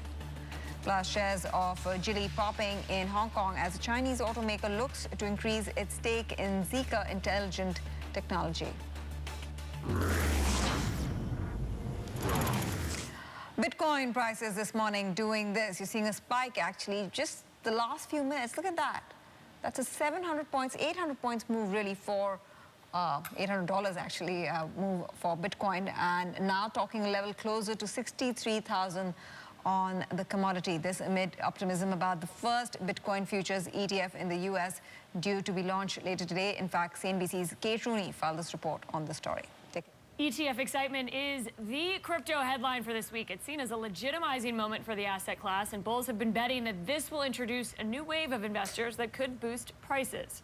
ProShares announcing that its Bitcoin Strategy ETF, which will hold Bitcoin futures contracts on the CME, will officially debut tomorrow, ticker BITO. And there are several others waiting in the wings with applications for similar futures ETFs, which could debut by the end of this year. And this ETF excitement has really been a part of the sentiment turnaround that started in October. There's also been fewer negative regulatory headlines. Bitcoin is up more than 38% for the month, and it's only about 4% off its all-time high. Some have argued this good news around ETFs might already be priced in, and they warn of a buy the rumor, sell the news moment that we've seen play out in crypto before. And there are others, though, saying this isn't enough. They're lobbying for a Bitcoin spot ETF. But Fundstrat's Tom Lee is among those who thinks this week's ETF still has plenty of upside when it comes to prices. Fundstrat now calling for a $168,000 price target, but he didn't give a timeline for that and says, in our view, the price of Bitcoin will continue to rise well after the approval of the ETF. The firm points to demand for other ETFs, Invesco's QQQ, for example, and Fundstrat says this will drive higher asset prices via network effects. It does also point out that the effect might be mitigated by the fact that this is a futures product and not for spot Bitcoin ETF prices. Kate Rooney, CNBC Business News, San Francisco. Let's discuss this new product launch in the cryptocurrency world, starting off with Bitcoin futures ETF with Paul Brody, who is a global blockchain leader at EY, joining us live from Madrid. It's great to see you. Thank you very much, Paul, in a new location, that is. I hope you're having some fun. What's your own read on this new launch and the spike that we're seeing in the price of Bitcoin right now? You're saying it's predictable? It's very predictable. So every time that we talk to clients about how much demand is waiting on the sidelines for this, the answer comes back much more than we thought was actually happening. So hundreds of millions of dollars are waiting to flow in, probably billions. And we will see this trigger kind of a wave of additional ETFs and additional kind of products related to things like Ethereum, for example. But what does that mean for legitimizing the market, the point that Kate was making earlier on? And, you know, what are you hearing in terms of the money sitting on the sidelines to pour into the market now that retail investors will find a way of investing in Bitcoin? So that's exactly it. This will legitimize the market because people have been waiting for an institutional fund that's regulated by the SEC, that's properly registered, and this will have a big impact because it will validate for everybody else how big the market opportunity is. So we think it's, you know, potentially, ultimately, there's quite a few $1 trillion of assets that are likely to flow into the blockchain ecosystem, and this is really one of the first big steps towards unlocking all that institutional investment money. But this is not spot. This is not a spot product. This is a futures product. So there's an element of speculation as well, you know, that can also add to the volatility, which people want, you know, people keep debating about when and how will that volatility settle. So that issue doesn't get addressed with the launch of this product, does it? It doesn't. In fact, this is as close as you can get to a true Bitcoin fund, but it's still not actually a Bitcoin fund. And so I think this is a signal that there will be more funds. People will attempt to find ways to work with the SEC, right? But I am not sure at this point that we should be waiting anymore for somehow less volatility in the Bitcoin ecosystem. We've been talking about this will one day be less volatility for like 10 years, and it's not happened. So I think we should just get used to the fact that Bitcoin is likely to continue to be a very volatile asset. And it'll be why there's so much demand for stable coins in that ecosystem, because they'll offer a stable alternative that remains within the ecosystem. But is that true for all cryptocurrencies? Would Ether be as volatile as Bitcoin? I don't think Ether will be as volatile, but it's still likely to be relatively volatile. There was an effort earlier this year, a system called 1559, which was set to burn Ether automatically based on transaction consumption. And it has slightly stabilized gas fees. I don't know that's really made Ether substantially less volatile either. These ecosystems are still pretty new. We don't really know what the long-term volatility looks like, right? We have a 10-year track record at most. No, definitely. But I'm still trying to wrap my head around what's next. So you have a Bitcoin futures ETF. Are we looking at, you know, a portfolio of cryptocurrencies, you know, sometimes, I don't know whether there's a benchmark to it, but really like, you know, like you have sectoral ETFs, right? Are you going to have something like that for the cryptocurrency world as well next? I think we're going to see kind of two big things next. The first, we're going to see a flood of ETFs, both actual, you know, asset ETFs and futures ETFs, both for Bitcoin, for Ethereum, and probably for some set of indexes of cryptocurrencies. That's the first thing that we'll see. This will legitimize and validate the market segment, not that I think most of us didn't already know that that was coming. Secondly, and I think even more substantially, this will have a big impact on all the companies in the blockchain ecosystem that have held off on actually registering themselves as securities, and the exchanges that have wanted not to register themselves as securities exchanges. They are worried about the cost, the complexity of registration. What this is going to remind them of is a staggering amount of institutional investment funding that's going to be available to them when they choose to invest. And I think this will have a big impact on the Ethereum ecosystem, especially overall. That is interesting. I also want to understand from you, what does this mean for the adoption story that we're seeing, the real economy adoption story, while the market evolves for cryptocurrencies? So this is actually, I think, more important, especially for Bitcoin, than it is for the real economy adoption story. So in the real economy adoption story, Ethereum has been making a tremendous amount of progress. Stablecoins, decentralized finance, NFTs, those have all been happening on the Ethereum ecosystem. And Ethereum has actually passed Bitcoin and the Bitcoin ecosystem as the main place for software developers, for engineers, and for actual financial transactions. And so the arrival of an ETF for Bitcoin, right, the flow of money into Bitcoin is going to be important, especially if it helps revitalize the Bitcoin ecosystem and get them focused on some of their own capabilities that have been growing recently in the area of high-speed, low-cost transactions, which is a Lightning network, and more sophisticated financial services, which is enabled by an upgrade recently that was done called Taproot. So the Bitcoin ecosystem itself, in particular, is going to be facing some challenges to compete in the real-world adoption space. Where does that leave the regulators and the role of regulators in this market? So I think the approval process, for one, means that regulators have set a standard and will likely approve many others, right? I think I can't speculate exactly on what regulators will do, but typically they aim to be quite consistent. So if they've approved one based on a certain set of rules and conditions, you can expect lots of others to be approved under the same rules, and you can expect more and more clarity going forward. Great to have you actually join us with all your thoughts from Madrid. A very, very early morning your side. Thank you very much for doing this for us, Paul. Thank you. Thank you. The U.S. SEC staff, moving on, released, since we were talking about the SEC and regulators in the U.S., the regulator stateside has released a long-awaited report focusing on the meme stock craze, particularly on the trading around GameStop. The report examined institutional accounts that had significant short interest in GameStop, saying that short covering was only a small portion, actually, of the overall buying volume, concluding the basic plumbing of the market remains sound. On a programming note then, SEC Chairman Gary Gensler will be on CNBC late tonight on Squawk on the Street at 9:35 p.m. Singapore, Hong Kong time. Don't miss that interview. And also coming up on the other side of this very short break right here on Street Signs, meat startup Licious is the latest in India to attain the unicorn status. Just 6 years since its launch. We'll speak to the company's co-founder when we return.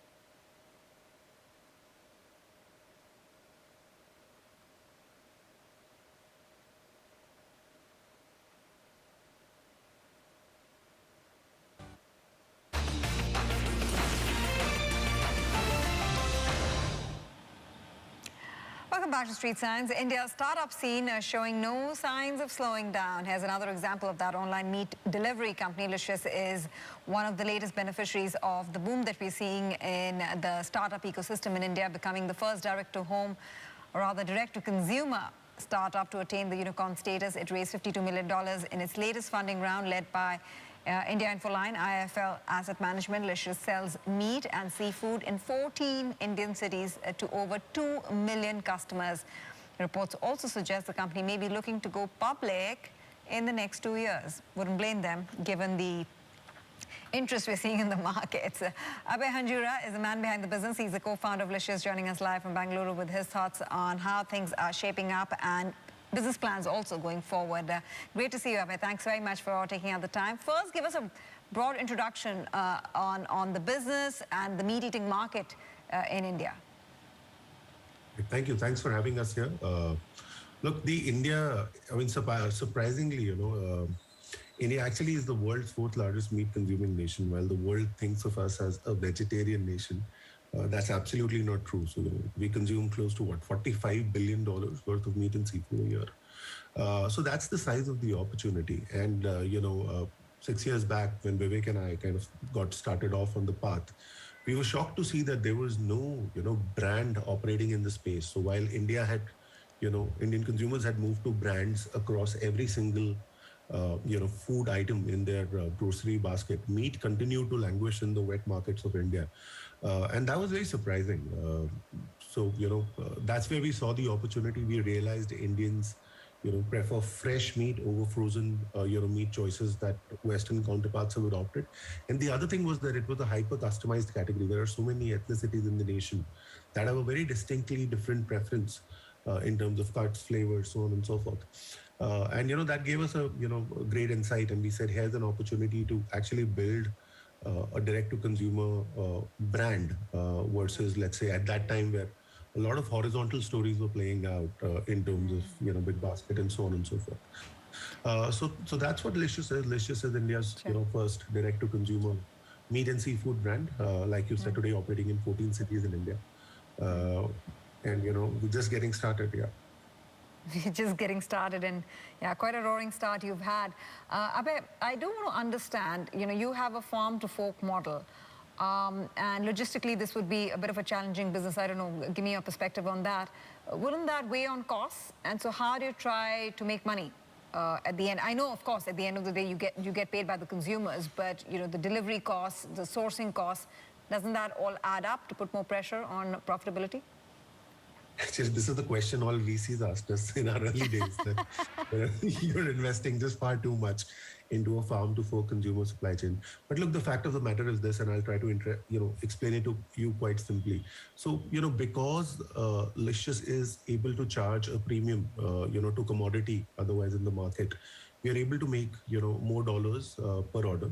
And because we operate from farm to fork, eliminating every single middleman, what we are able to do is that we are able to pass on, these rewards back to the producer and everybody else in the value chain. So there's this continuous incentive for the producer to produce exclusively a high quality spec, for Licious, because otherwise the producer was exposed to the commodities market in India, which vacillates, in such a way that the consumer makes losses more often, or rather the producer makes losses more often, than profits. Plus, because the mindset is price, they don't even think about investing in, in quality, food safety, food security, animal welfare standards, so on and so forth. So when Licious is able to, take this approach, it's able to incentivize everybody else in the value chain. And look, this was a strategic imperative. There was no other way in which we could have served the consumer in the way that the consumer would have deserved, right? So this was the only choice. And also, over a period of time, what we have done is we have premiumized the portfolio. So today, very interestingly, the size of our ready-to-cook and ready-to-eat business is the size of our entire Licious business 2 years ago, right? So it's about 200 crores of business for us now. So I think that also allows you over a period of time to, premiumize your unit economic model, so on and so forth. But you need to start with what will serve the consumer well. Okay, so you've achieved the unicorn status right now, but I wonder how much more funding would you require as you continue to be in expansion mode? And also, again, it might sound like a VC question, but the path to profitability, do you have a timeline on when you think you can turn profitable, given the metric that you're working with, the business model that you're working with? Yes, so I'll answer the second question first. I think, we achieved operational profitability more than 3 years ago. So today, the only money that we spend is on our, corporate costs and marketing and growth, which we believe is important at this stage in the organization. But to answer your question more sharply, I think between 18 to 24 months, we should turn, EBITDA, level profitable. So that's the answer to your second question. If you could repeat your first question once again for me. No, I was just trying to understand how much money would how more money are you going to be incrementally, because at the end of the day, this is a cash burn business, right? You are going to be needing funds in expansion mode. So how much more from unicorn status, how much more are you looking to build and raise from the market? Actually, we should possibly do another pre-IPO round after this, and we should be good. This is not as capital intensive a business as it looks like from outside, and our return for our investments is super duper high. I'll just give you an example. Our investment in a processing center is, let's say, close to $2.5 million, and it yields us more than $60 million in annualized revenue in that city. So, very high return for capital here. And, the strategy is to go deep instead of going very wide. And once you decide to go deep, you're just able to, sweat out, every single thing that you've built, more efficiently. So yeah, I think one more pre-IPO round is what we could take. And that's about it, yeah. Okay, and IPO would be in 2 years, you're saying?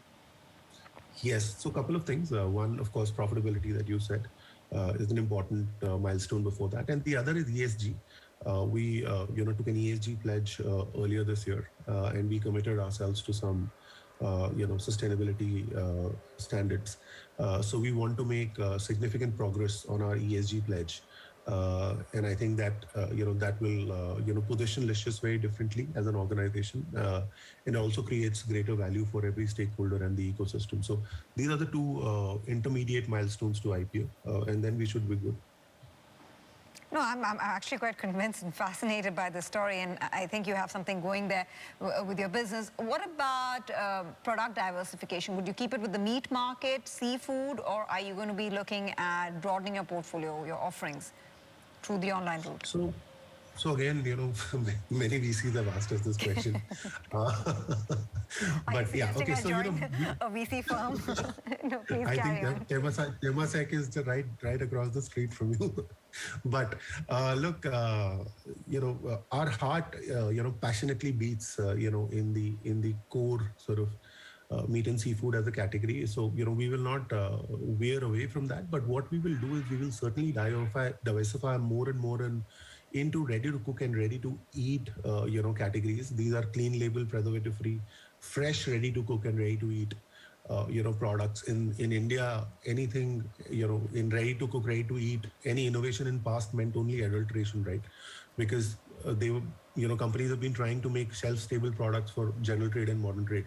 The advantage with Licious is that, we've built possibly the world's first 0 to 4 degree proprietary, to consumer supply chain, right? So we don't need, to add those nitrates, benzoates, etc. in our product to keep them, stable or whatever. So yeah, ready to cook and ready to eat will see a lot of diversification, and also alternative proteins is something that we are looking at, with intent. So yeah, I think these two interesting themes will emerge, for us from a product diversification perspective. Okay, so whenever you achieve all of those milestones, do remember that you need to come and tell us about it first on CNBC. But thank you very much. Lovely speaking with you. Razor-sharp focus is what you have in your business. Wish you the very best with your business plans. Likewise. Thank you so much. Yeah, thanks for having us here. Great to have you. Okay, time now for a short break, but lots more lined up. Actually, we'll wrap up the markets before we wrap up the show on the other side when we come back in 2 short minutes.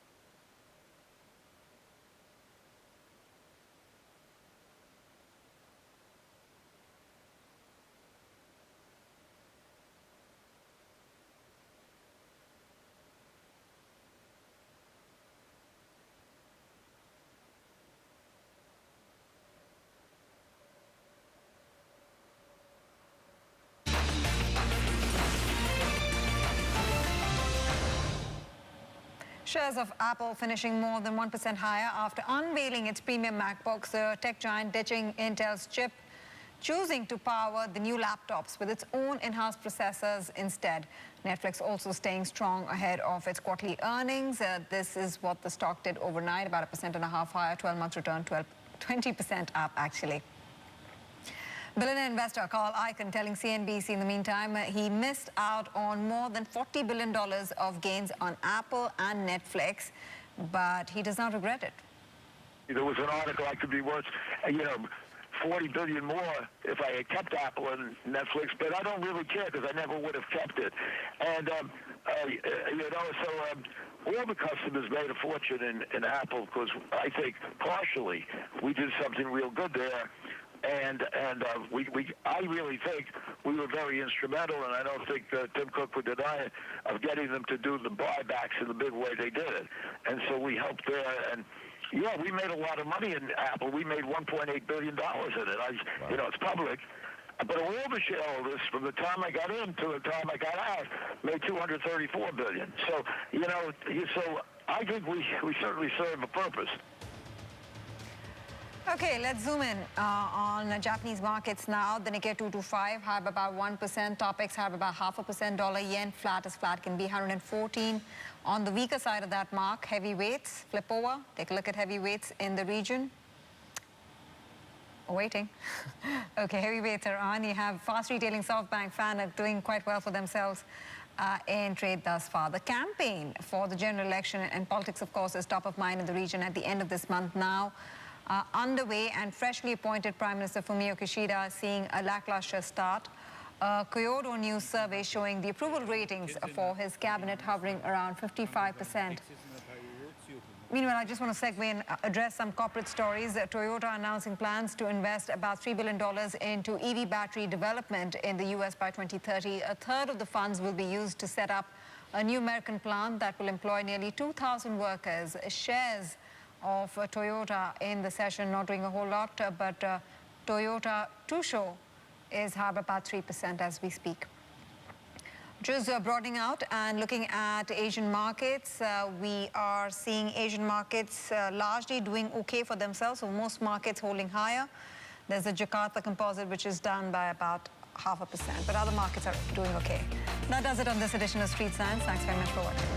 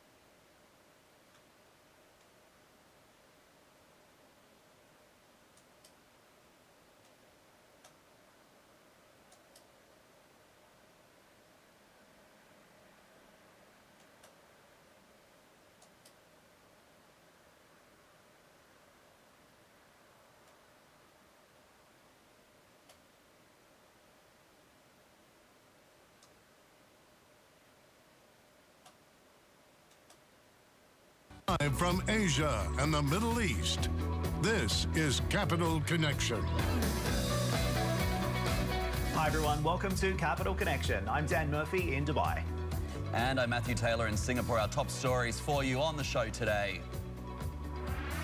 Asian markets rise, tracking gains in big tech names on Wall Street. Apple shares outperforming as it launches new MacBook Pros and AirPods using its own in-house chips.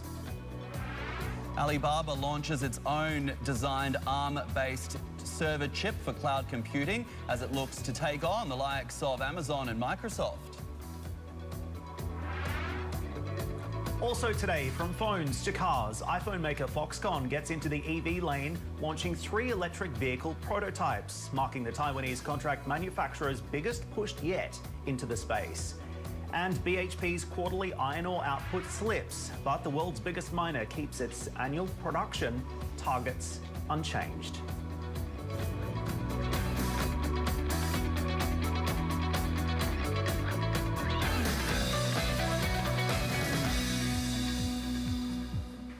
Welcome to the show this Tuesday. Everyone, Asian markets right now doing well on the back of some fairly good gains that we saw for tech names overnight. A number of the big tech heavy markets here in Asia doing well as a result. We, of course, saw the Dow weaken overnight, but the other averages making gains, particularly the Nasdaq. I want to point out the Taiwan market, an outperformer with a gain of 1.2%. Also in Hong Kong, we've got that market gaining about 1.2% as well. South Korea up by about 2/3 of 1%. So those tech heavy markets really enjoying that bounce that we saw coming through, of course, from the Nasdaq overnight. The Greater China markets are in the lunch break. We do have the Shanghai Composite firmer by around about 2/3 of 1%. Well, let's dig into the tech story a little bit more. From Apple suppliers to Alibaba, tech's front and center in the Hong Kong trading session. Emily Tan joining us now with all of those details. Hi there, Em. Hi there, Matt. And the outperformer today, Hong Kong and Taiwan. We got a story in each of these markets to get to.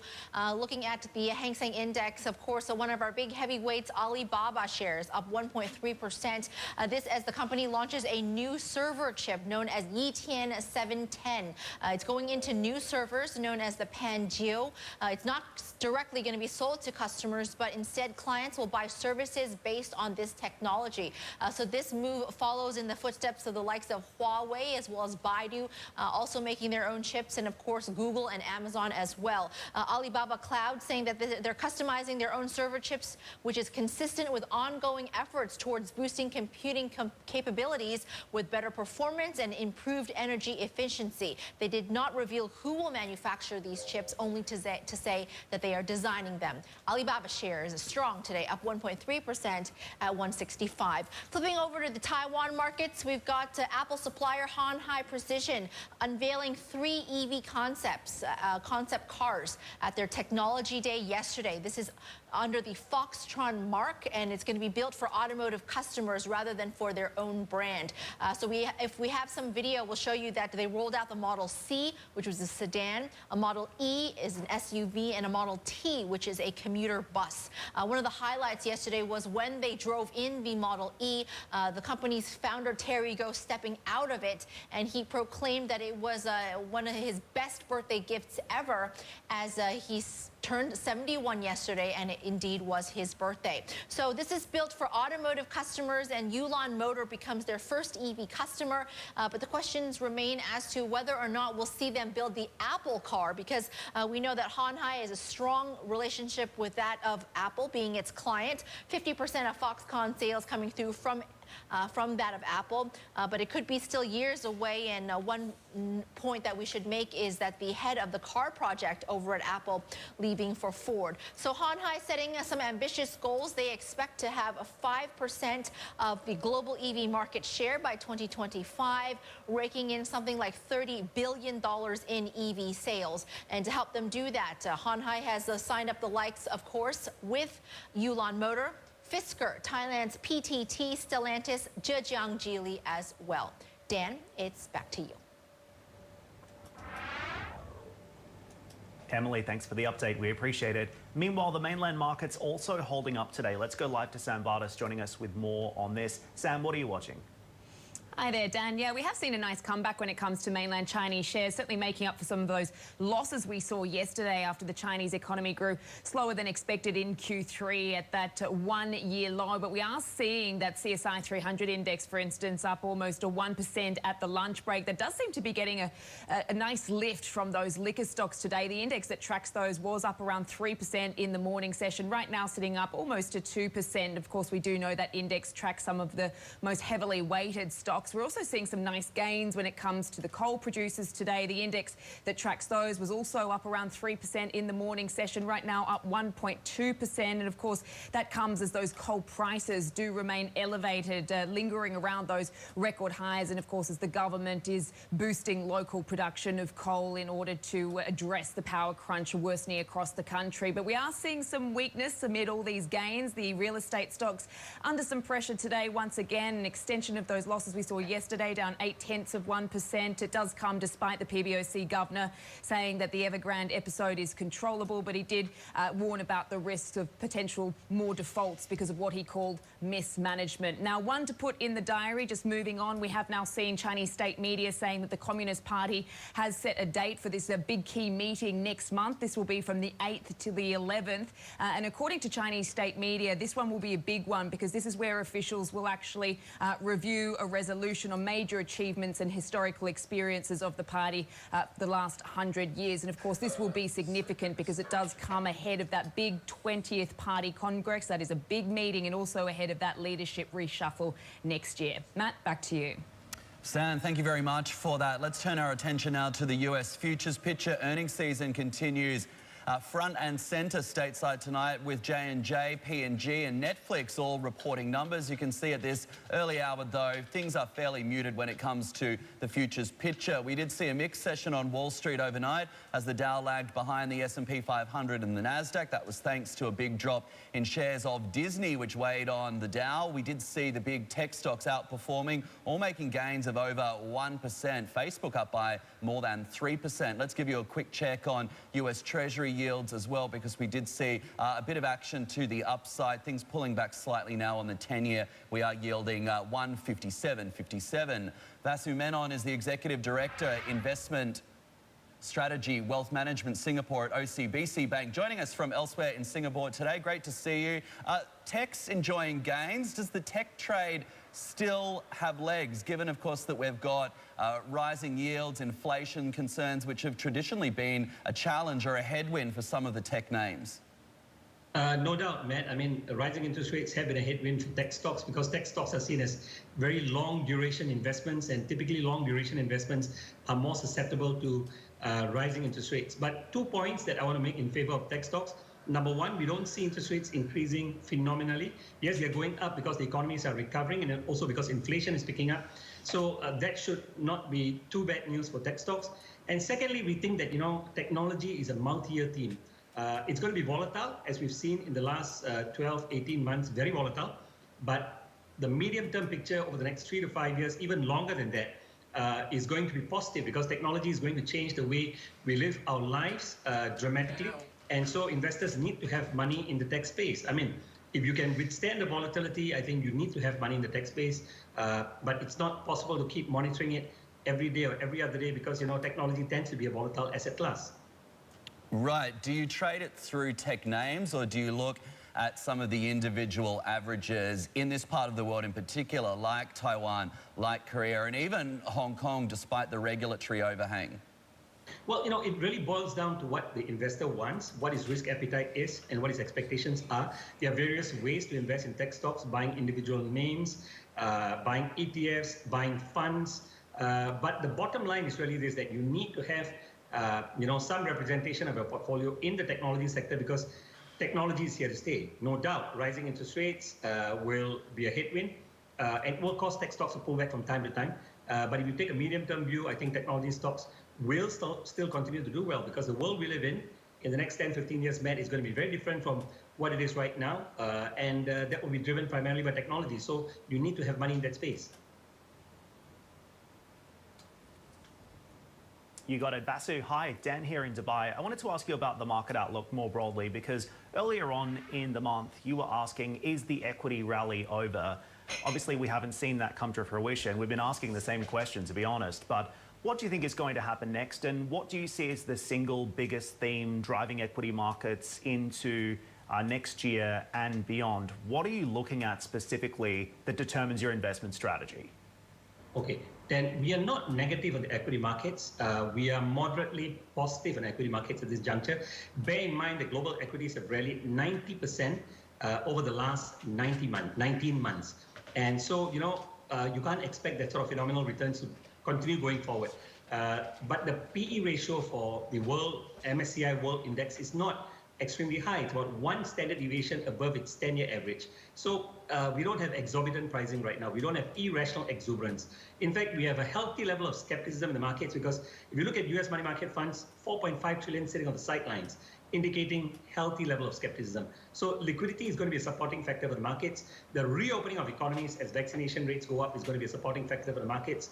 And, I think essentially those factors, the improvement in earnings in economies, even though, growth will slow down, will all be supportive of the markets. But the returns going forward will not be as strong as what we have in the last 19 months. And investors are coming to terms with that. And, high single digit returns, low teens returns may be the order for the day going forward.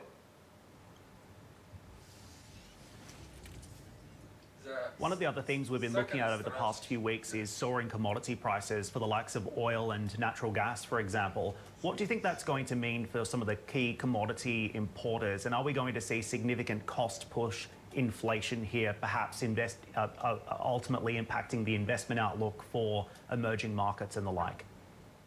Indeed, Dan, it's something that we keep at the back of our minds. It's something that we do monitor very closely and worry about as well. Because, the Fed has taken a view that inflation is transitory, right? If you look at the Fed's latest forecast, it sees core inflation at, about 3.6% in 2021, falling to about 2% in 2022.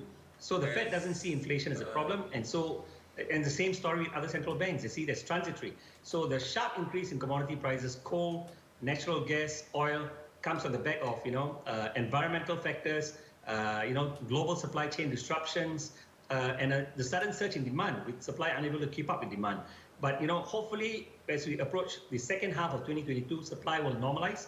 OPEC will increase more supply. We'll see more natural gas being produced, and that will hopefully bring prices down. So our base case is not one where we see hyperinflation, stagflation. We see commodity prices leveling off in the second half of next year, but we don't see crashing. We think that commodity prices will remain relatively elevated. Okay, and the full translation into markets, I guess, remains to be seen. Vasu, we're out of time. We'll have to leave it there. Always appreciate the conversation. That's Vasu Menon there from OCBC Bank. Coming up on the program, Bitcoin pushes past 62,000 US dollars as the first Bitcoin-linked ETF starts trading later today. We'll bring you all the details and what could happen next. Right after this, stay with us.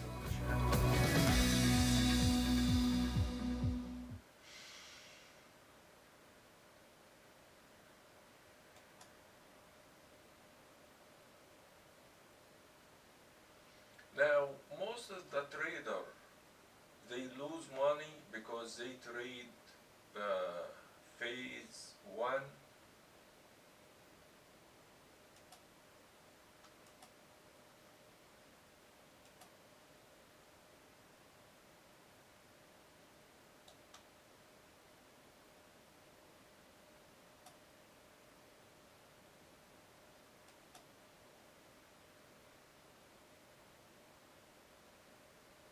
Most of the traders lose money because they trade wave 1 and wave 2. If you trading wave 1, 90% you will lose money. If you trade wave 2, 90% you will lose money.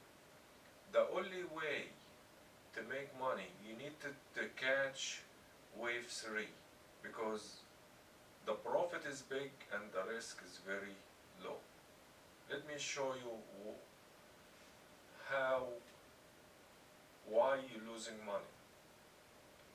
If you trading wave 1, usually the market trading in very narrow range. So when the price, if you're trying to catch, oh, the price is going up, you buy right here, then the market will go against you. And if you say, okay, it's going down now, let me get out of the long and go short, the market's going to reverse on you. So basically, if you're trading one, you're not making it. Welcome back. Let's give you a look at the major cryptos right now. We are seeing the big coins, of course, Bitcoin and Ether moving higher. We've got Bitcoin sitting above 62,500. Crypto bulls all watching the launch of the first Bitcoin futures ETF later on tonight on Wall Street, a move that could be seen as the biggest endorsement of crypto by the SEC to date. CNBC's Kate Rooney has more. ETF excitement is the crypto headline for this week. It's seen as a legitimizing moment for the asset class, and bulls have been betting that this will introduce a new wave of investors that could boost prices. ProShares announcing that its Bitcoin Strategy ETF, which will hold Bitcoin futures contracts on the CME, will officially debut tomorrow, ticker BITO. And there are several others waiting in the wings with applications for similar futures ETFs, which could debut by the end of this year. And this ETF excitement has really been a part of the sentiment turnaround that started in October. There's also been fewer negative regulatory headlines. Bitcoin is up more than 38% for the month, and it's only about 4% off its all-time high. Some have argued this good news around ETFs might already be priced in, and they warn of a buy the rumor, sell the news moment that we've seen play out in crypto before. And there are others, though, saying this isn't enough. They're lobbying for a Bitcoin spot ETF. But Fundstrat's Tom Lee is among those who thinks this week's ETF still has plenty of upside when it comes to prices. Fundstrat now calling for a $168,000 price target, but he didn't give a timeline for that and says, in our view, the price of Bitcoin will continue to rise well after the approval of the ETF. The firm points to demand for other ETFs, Invesco's QQQ, for example, and Fundstrat says this will drive higher asset prices via network effects. It does also point out the effect might be mitigated by the fact that this is a futures product and not for spot Bitcoin ETF prices. Kate Rooney, CNBC Business News, San Francisco. Meanwhile, oil prices falling today after the black stuff hit multi-year highs just last week. We have seen a fall in US factory output in September, which has stoked demand concerns. This also comes as some OPEC Plus members struggle to raise output, underinvestment in Nigeria and Angola, impacting the West African producers and hitting the group's production quotas overall. You can see WTI and Brent still in positive territory right now, though. US nat gas prices sliding nearly 8% overnight to a 3-week low, diverging from European prices amid milder weather forecasts and Russian output. Meanwhile, across the Middle East, the US envoy to Afghanistan is stepping down less than 2 months after America's withdrawal and the Taliban's swift takeover of the country. Zalmay Khalilzad will be replaced by his deputy, Tom West. America's top diplomat, Antony Blinken, noting his replacement will continue to work with the US Embassy for Afghanistan, now based in Doha, on US interests in Kabul. But the US will not be taking part in the Russian-organized international talks on Afghanistan tomorrow. The State Department citing logistical reasons, but it said it would participate in future talks. Tensions are simmering in Lebanon after last week's violence that killed 7 in Beirut. The country's Hezbollah chief, Hassan Nasrallah, speaking last night and lashing out at the Christian Lebanese forces for stoking sectarian tensions, accusing the group for last Thursday's violence, prompted by the port blast investigation. Judge Tarek Bitar, who is investigating the August 4th explosion, has repeatedly come under fire by Hezbollah, who want to block the inquiry. And Russia breaking diplomatic ties with NATO. Russian Foreign Minister Sergei Lavrov announcing the closure of his country's mission to NATO and the shuttering of NATO's military mission in Moscow. The decision ends a post-Cold War pact to strengthen ties and ultimately trust between the West and Russia. The move is an escalation of already strained relations after NATO ordered 8 Russian diplomats to leave Belgium, accusing them of spying. Matt. Well, tributes are pouring in for the former US Secretary of State Colin Powell, who's died from COVID-19 complications. The first black man to hold the office, Powell leaves behind a military career spanning US campaigns in Vietnam and both Iraq wars, and a legacy of bipartisan popularity. NBC's Andrea Mitchell looks back at the life of Colin Powell. He was the first black chairman of the Joint Chiefs, leading the charge in Desert Storm. Our strategy to go after this army is very, very simple. First, we're going to cut it off, and then we're going to kill it. Colin Powell, who started as an infantryman during 2 tours in Vietnam, instantly became a household name. Later as America's first black Secretary of State. Succumbing to COVID, Powell was fully vaccinated, but had suffered from prostate cancer and in recent years multiple myeloma and Parkinson's. Once one of America's most popular figures, many urged him to run for president. Any regrets that you didn't run? You write in the book about how wrenching the decision was. I had to think about it because it was expected of me, and I'm a soldier. But after a few weeks of it, I realized this is just not me. This is not what I can do. His so-called Pottery Barn rule of war, if you break it, you own it, led him to privately oppose the Iraq War. We were with him in Afghanistan in 2002. What is it going to take to put the country back together? It's going to take the effort of the entire international community. A low point a year later, making the case to the UN that Saddam Hussein had weapons of mass destruction, mistakenly accepting the CIA's pretext for invading Iraq. No weapons were ever found, an episode he said he deeply regretted. In 2008, Powell broke from the Republican Party, endorsing Barack Obama and strongly criticizing Donald Trump's challenge to Obama's birthright. The correct answer is he is not a Muslim. He's a Christian. He's always been a Christian. But the really right answer is, what if he is? Is there something wrong with being a Muslim in this country? The answer is no. That's not America. Tributes tonight from around the world, including President Biden. He's not only a dear friend and a patriot, one of our great military leaders and a man of overwhelming decency. Though he often stayed out of the spotlight, one exception this moment 2 years ago. When I walked up to him, I said, "You're General Colin Powell," and he said, "Yes, I am." I knew he was one of me. He was one of my guys. When Powell's car got a flat, military veteran Anthony Maggart, an amputee, pulling over to help him fix it. Powell later writing on Facebook, "Thanks, Anthony, you touched my soul and reminded me of what this country is all about. Let's stop screaming at each other. Let's just take care of each other."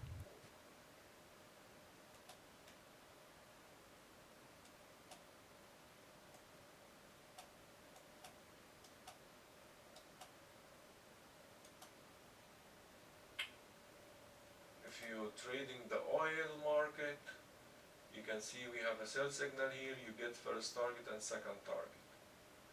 You have a buy signal here, stop loss here, and you hit the first target and second target, okay? Now, not every single will work. Like here, he said, you go short, the market went down a little bit, then he hit your stop, so you are out. So basically you're risking little bit and you're making profit 2 times what you're risking. But this trade work, this trade work, this trade work. Now sometime you will see, sometime he give you a buy signal, then he reverse a sell signal. If you miss this one, the sell signal, he give you another chance to enter here. Let's say you are sleeping. You're not watching the computer. So if you miss this signal, you have another chance to go short here, your stop loss here, you hit first target, second target. If you hit the second target, this means the oil will keep going down. Or you can take your profit and look for another trade.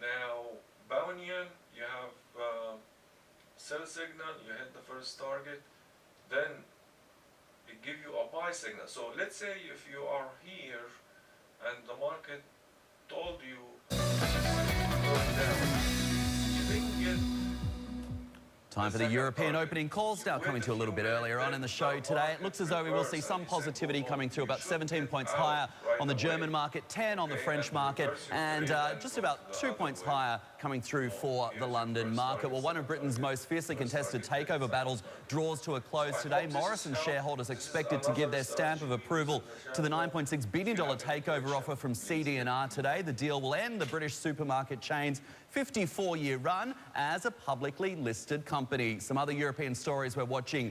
Geely's Volvo Cars has set a price range of 53 to 68 Swedish crowns per share for its upcoming IPO. It would give it a valuation of up to $23 billion, making it one of Europe's biggest listings this year. Shares will start trading on the Nasdaq Stockholm exchange next Thursday.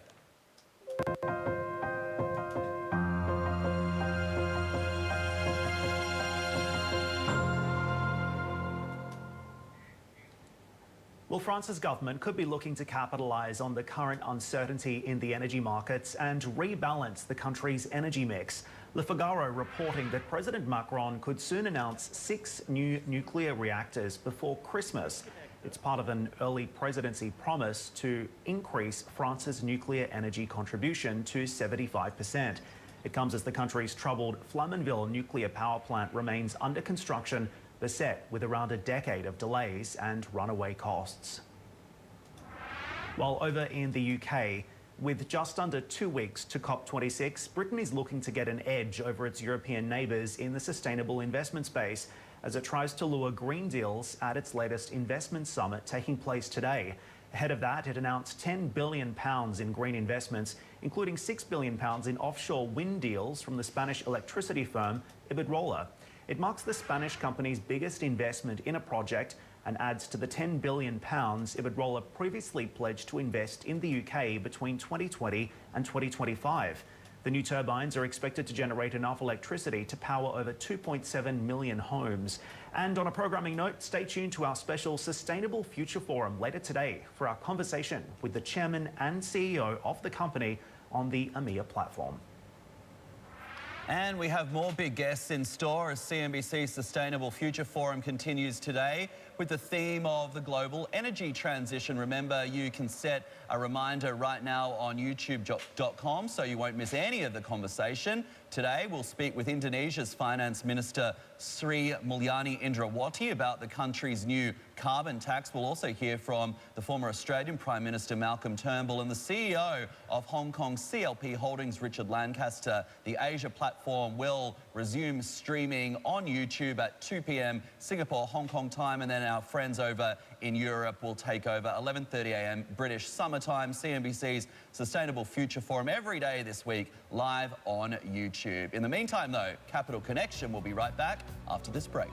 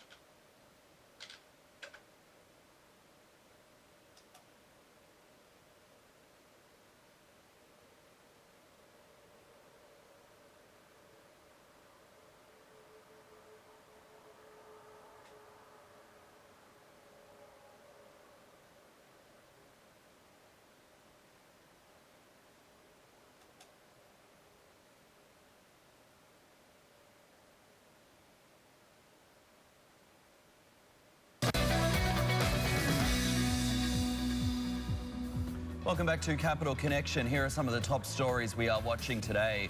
Cathay Pacific carrying more passengers in September, up 180% from the previous year, but still down over 90% from pre-pandemic levels. The Hong Kong carrier says it's keeping an eye on demand opportunities as travel rules ease, especially from the United States.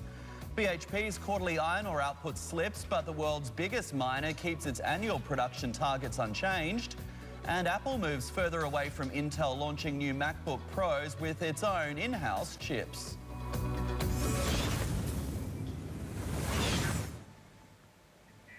Well, let's get straight to that Apple story. Shares finishing higher on Wall Street after the tech giant unveiled its latest lineup of products ahead of the upcoming holiday season that won't be powered by Intel. CNBC's Josh Lipton has more details. The Mac business has been a winner for Apple, and Tim Cook would like to keep that momentum going. So today, he introduced new high-end MacBook Pros, which will be powered by big new brains, the M1 Pro and M1 Max chips, Apple's new custom processors. Remember, Apple has been replacing Intel processors inside its Macs with its own processors that it says deliver better performance. Two sizes for these new machines, a 16-inch version for $24.99 and a 14-inch version for $19.99. Order today, available next week. Apple says users are going to feel the difference here. These computers are faster, amazing battery life, Apple says, updated displays with better cameras and mics. What a huge day for the Mac and our Pro users. These are the most powerful Mac notebooks we've ever built, and the best example yet of the extraordinary performance and capabilities we can deliver. Apple also announced new third-generation AirPods with new design, wireless charging for $179. Analysts think AirPods, part of that fast-growing wearables division, account now for about 5% of total sales. Josh Lipton, CNBC Business News. Well, let's unpack this with Ross Gerber. He is CEO and president of Gerber Kawasaki, joining us from Santa Monica in California. Ross, great to get your analysis on this latest Apple announcement. So let's get straight into it because, of course, the big undercurrent, the main trend we see here is Apple essentially shifting away from those Intel processors and instead moving to an in-house design. What does this mean longer term, specifically for this incremental product upgrade cycle that Apple has been on for a number of years now? You know, it's interesting because by moving to their own chips, it's a very similar move to what Tesla did with developing their own chips and using their in-house technology and IP to really build better chips than what they're getting from, traditional manufacturers. And that's paying off for Apple now with probably the best laptop they've ever made. And I ordered several of them already for my wife, of course, and me, because it really is a huge upgrade. So these aren't, like revolutionary products or new by any means, but their incremental upgrades continue to get better and better and keep them well ahead of the competition with, I think, the best products on the market. And what we continue to see is Apple refreshing the product lineup ahead of the holiday season. And at the same time, the American consumer, and I guess you could also say consumers globally, coming out of lockdown, are pretty cashed up. How does it position the business towards year end? Well, we're super bullish, and we've been adding to our Apple position, not only in my fund, GK, on the New York Stock Exchange, but for my clients as well.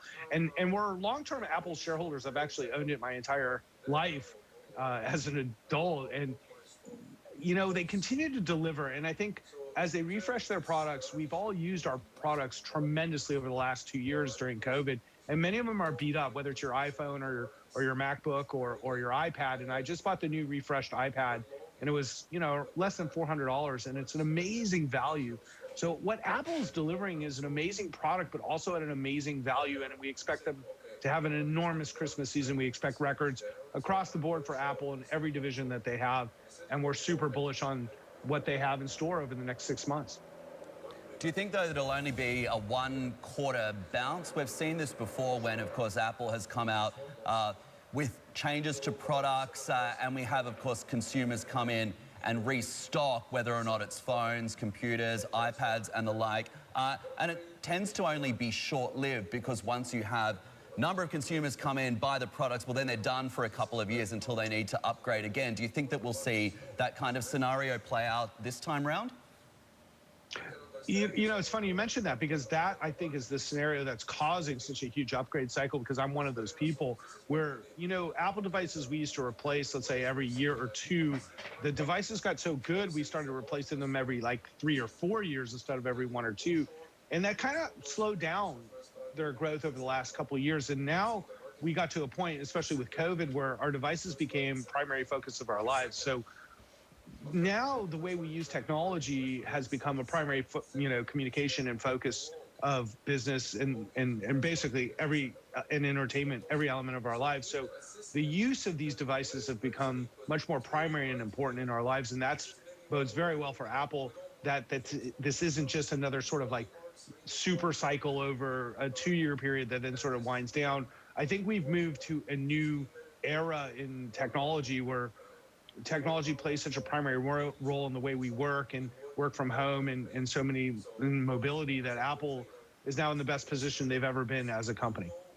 Right. How does Apple then rate against its competitors on the back of what we've seen out overnight when it comes to this this launch and these tweaked products? How does it fare when you look at it against the Android operating system, against Samsung, even against some of the Chinese technology as well?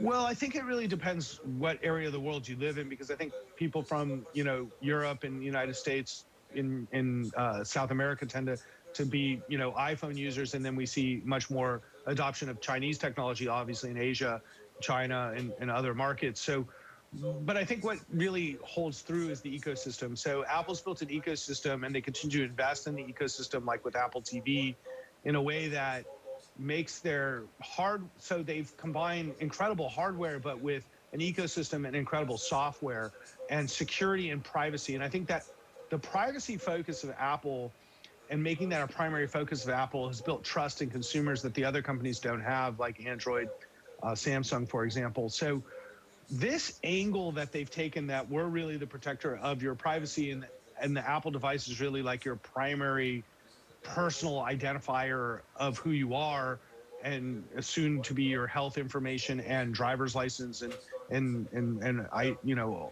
eventually your citizenship, and all kinds of information will just be held through your iPhone.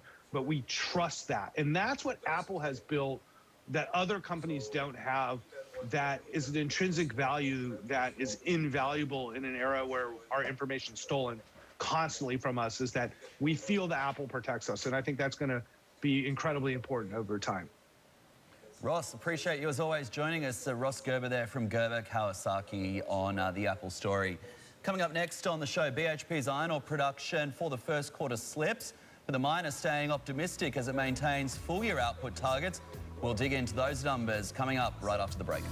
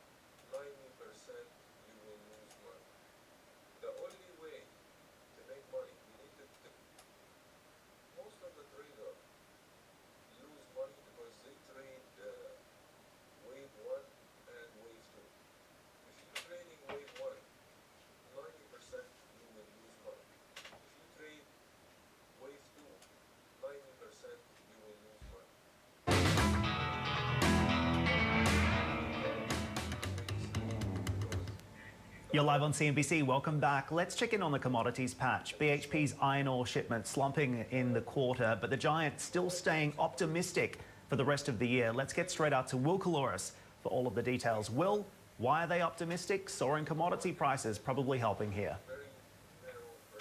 Yeah, it really does help. They might be a little bit, I suppose, sad about the fact that we've seen iron ore coming off, but across the rest of their commodity spectrum, they are banking some reasonably strong profits, especially considering the fact that if you look at copper, nickel, oil, they are all going great guns at the moment in terms of pricing. Yes, when it came to their first quarter, their production was down across the board, except for actually petroleum, which was up by a couple of percent.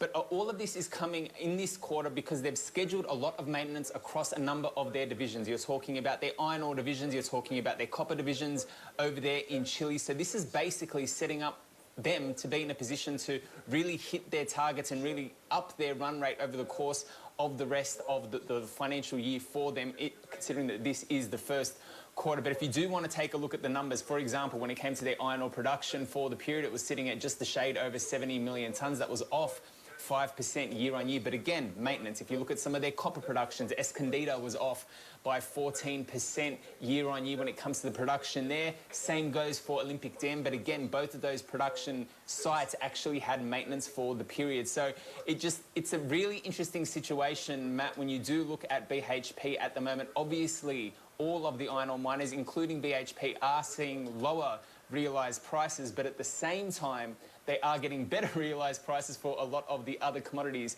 And to talk about perhaps the BHP outlook moving forward and what we can expect from Australia's big one, very pleased to be able to welcome David Lennox. He's a commodity analyst over there at Fat Profits and is joining us live from Sydney. David, thanks so much for being here. Just firstly, in terms of, you know, what we did see from BHP this quarter, that obviously the maintenance issues did play into their production, but when you look ahead, I suppose, over the next 9 months of the rest of the year, you've got to expect that, yes, they are going to hit their targets, and yes, this is going to set them up this quarter for the rest of the year, no?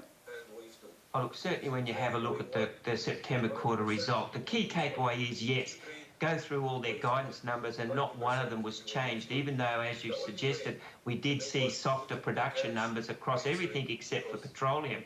A pretty good performance for petroleum. So look, that's really the key takeaway. That they did schedule for some reason a significant amount of maintenance across the September quarter, and that has unfortunately delivered those softer numbers.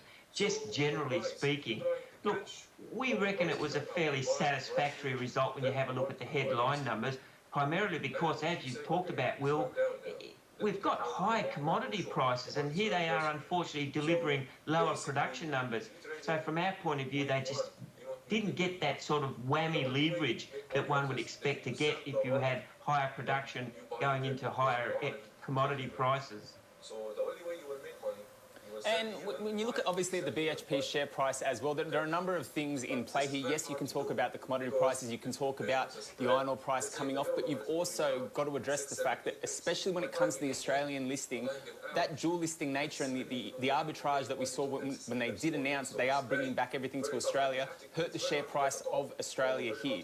But moving forward, do you think that when we do get that guidance, or when we do get the result, I suppose, from the dual listing coming back to solely being here in Australia, that even putting aside all the commodity price issues, that we are going to see a lift for BHP, even just on an index weighting basis kind of rate, because of the fact that it's going to be a far more considerable part of the ASX? Oh, yeah, there's no doubt about it. Sort of bringing back the bulletin to BHP and listing it in Australia will make it a bigger part of the market. But look, overall, I think the markets over the many years that we've had the dual listing, we've gotten quite used to the fact that there's always been somewhat of a discount one way or the other, especially towards the UK, primarily because of the franking credits that you can get here in Australia, and you can't there in the UK, and also just minimal currency movement. But look, overall, it's going to save them a lot of money, and that's really the crux of it all. They're going to save that dual listing expense of going through all the necessities of dual AGMs, etc., and that's really what's going to be the saving. We got quite used to the differentials between the two trading stocks, one on London and one here in Australia, and no doubt we'll probably miss it when they're singly issuing from Australia. Hi, David. It's Matt here in Singapore joining the conversation. I just want to get back to the outlook. How confident are you that the demand story will hold up as we progress over the rest of course, the reporting year? BHP, as we've been talking about, maintaining those full-year targets. But given everything that's happening in China with the property sector and the concerns around Evergrande, how much of a concern is that for you looking forward out over the full year? Look, certainly at this stage, China is posing probably a near-term problem because of what's happening in their property sector. One big developer going close to collapsing brings on others that are doing exactly the same thing. And property is quite a big part of the Chinese economy. So yes, we're going to have to watch that very closely. If there wasn't infrastructure spending around and money still going into those programs, then we would suggest that the iron ore price would probably continue to fall and not stabilise where we've seen it. But it is really that infrastructure spending. We do expect that China's going to be able to fix its property one way or the other, either by injecting a lot of cash or by, unfortunately, just making the whole thing go away. But infrastructure spending is more broadly in place, and that's what's going to, we think, continue to drive the iron ore prices higher, especially longer term. China will fix its property sector. It fixes everything else one way or another, and then we'll get the bonus of a fresh property outlook in China, the infrastructure spending coming through in the demand for steel, then the demand for iron ore. So we're fairly comfortable longer term that we'll see very good iron ore prices above where they are now. Maybe not quite challenging the highs, but certainly we can look to those at some point in the future. David, we appreciate you joining us on the show. We have to wrap it up there. Thank you very much for your insights into those BHP numbers, and thanks to Will as well. Dan. Coming up on the program, we're going to tell you how one Singapore billionaire is looking to connect football fans from all corners of the globe, and he's brought one of the superstars of the game into the venture as well. The full story of Zuju GP is coming up next. Stay with us. Went down a little bit, then he hit your stop, so you are out. So basically, you're risking little bit, and you're making profit 2 times what you're risking. But this trade work, this trade work, this trade work. Now, sometimes you will see, sometimes he give you a buy signal, then he reverse a sell signal. If you miss this one, the sell signal, he give you another chance to enter here. Let's say you are sleeping, you're not watching the computer. So if you miss this signal, you have another chance to go short here, your stop loss here, you hit first target, second target. If you hit the second target, this means the oil will keep going down. Or you can take your profit and look for another trade. Now, Baunian, you have sell signal, you hit the first target, then it give you a buy signal. So let's say if you are here and the market told you this is really going down, you didn't get the second target. You wait a few minutes, then the market reverse and you say go long. You should get out right away, okay, and reverse your trade and go to the other way. No, here's your first target, second target, first target hit, second target hit. So I hope this is how. This is another strategy we use in the chat room. If you have any question, please let me know.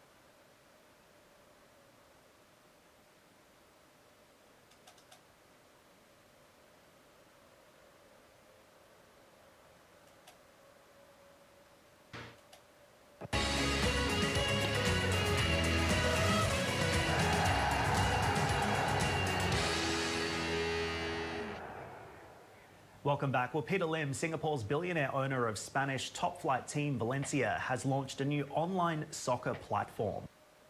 It's teaming up with Manchester United icon Cristiano Ronaldo to announce the new venture on Instagram. Zuju GP will provide an online hub for soccer fans around the world, specifically targeting interactions between fans in the East and the West. The platform will also offer merchandise, social gaming opportunities, as well as blockchain-powered employment and recruitment tools within the football industry. Well, let's get more on this and bring in Kiat Lim. He is co-founder of Zuju GP, joining us from Singapore today. And Kiat Lim, thank you so much for joining us. This is really interesting to dig into exactly what you're doing here. So tell us about this new platform and how you plan to connect and monetize the Asian fan base for football. What exactly are you doing here? All right, hi, thank you. Thanks for having me. So I think just to start it off, Zuju GP, it's a startup that's founded by my father and myself, right? We are really looking to build the infrastructure for the future of football, the business side of football. It's a digital platform that looks to connect all stakeholders within the sport, from your fans to the professionals, your players, your coaches, to the talent academies, as well as the business owners. Yeah. It really spurred because we feel that the current business model, it's not sustainable. Cost is increasing at an exponential pace. Revenues cannot catch up via traditional means, meaning your commercial sponsorship, dates, broadcasting rights, etc. And we really believe that the only way revenues can increase exponentially to match this cost is via technology, right? It's through digitization of the space. Either we reach more people or we provide more value to each individual.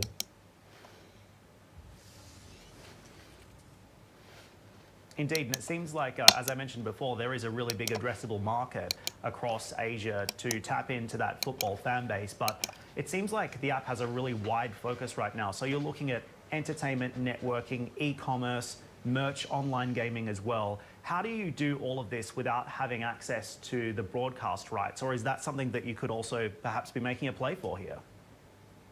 I think to start off, Asia, the region is home to quite a number of the world's population, and the growing fan base here presents a huge market that's potentially underserved. Even though infrastructure is not as mature as Europe and even non-existent in certain parts, the base and the reach is huge. Connectivity is very, very high, and we believe that this is a growing market full of untapped potential. With regards to the broadcasting rights, it's an open bid, right? You know, we believe we can bring the customers that the broadcasters would then be very interested in.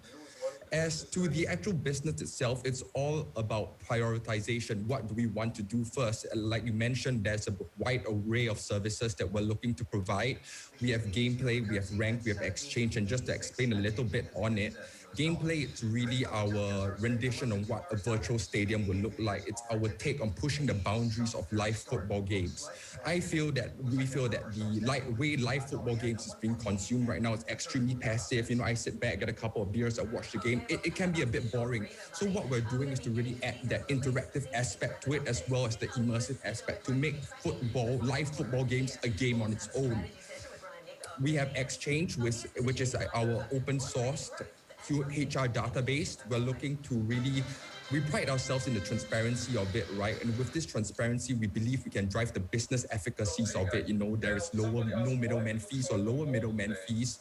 The world becomes more interconnected between East and West when looking for professionals within the field, because finding the right professional management for football clubs, it can be quite a challenge.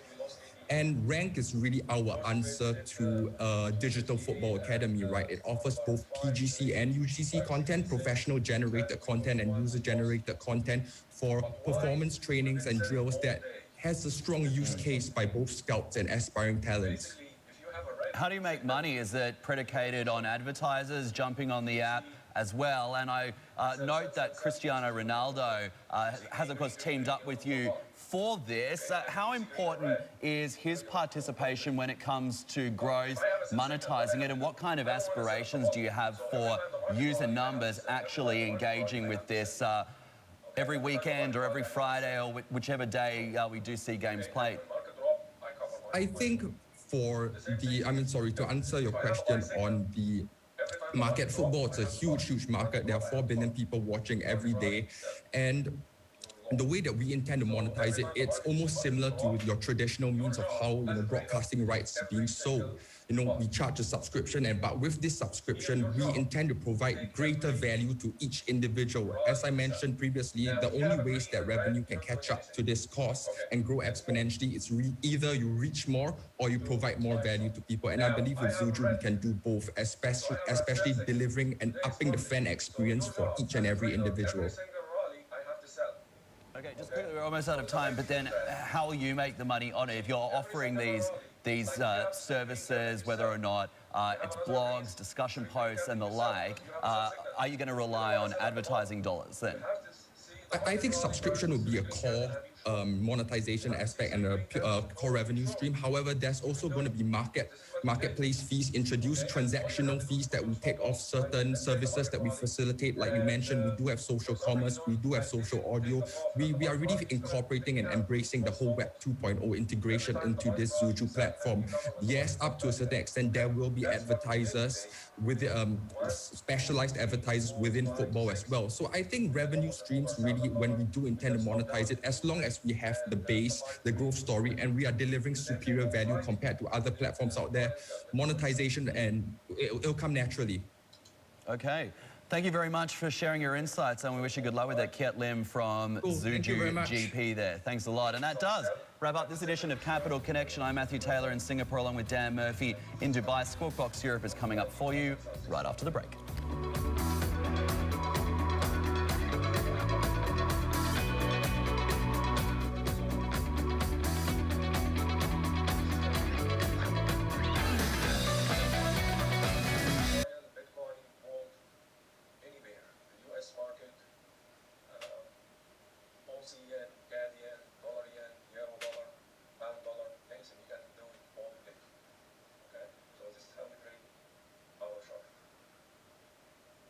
This has helped. If you have any question, please let me know on the chat room.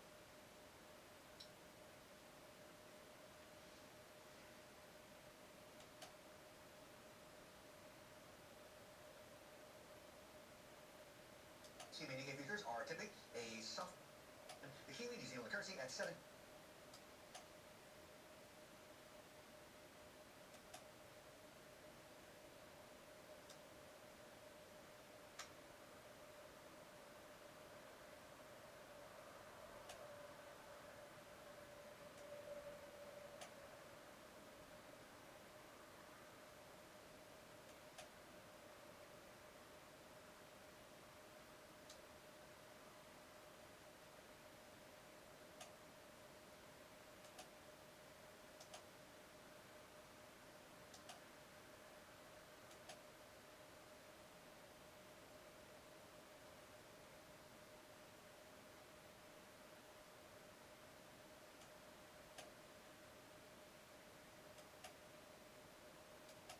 The Kiwi New Zealand currency at 70.86, changing hands against the US dollar.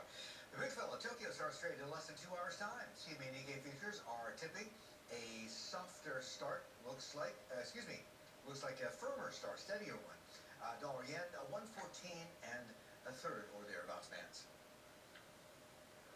Okay, well, coming up after this short breather, Marty, we're going to be getting you the details on the latest CBC Rapid Update and see how US economic growth could be tracking in the final quarter of the year. We'll also have a strategy session with Brian Nick of Nuveen and see how he is positioning in light of moderating growth and rising inflation. Don't go away.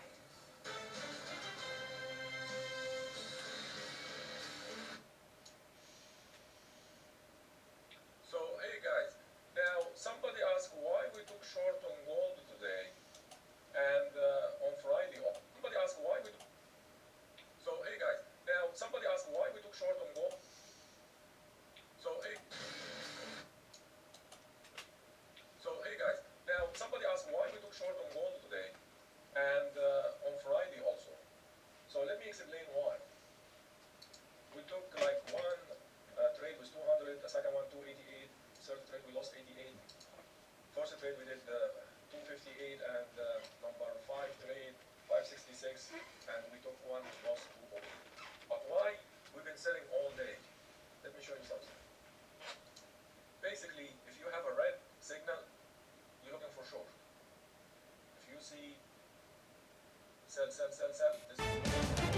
Welcome to Sportbox. Here are your headlines today. The S&P 500 kicks off the week in the green, notching its fourth day of gains ahead of key earnings, even as industrial production sinks to a more than 6-month low. Alibaba shares are higher after the tech giant launches a new server chip to boost its cloud business in a direct challenge to Amazon and Microsoft. Meanwhile, Apple suppliers get a boost after the company announces a slew of new products, including MacBooks powered by its own chips, further cementing its break from Intel. And a very good morning, everybody. I'm in West London at the UK Global Investment Summit, where Prime Minister Boris Johnson is set to announce nearly £10 billion worth of commitments to UK business as the UK government and the Prime Minister attempt to woo global investors after Brexit and the pandemic.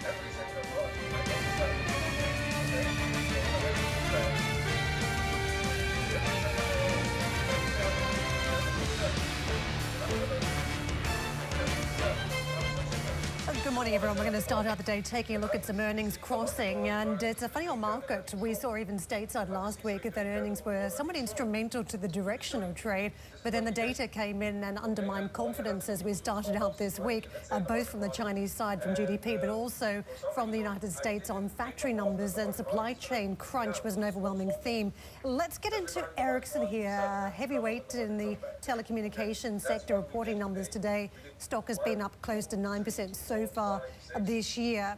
The company says that when it comes to its net sales, they have crossed at 56.3 billion Swedish krona.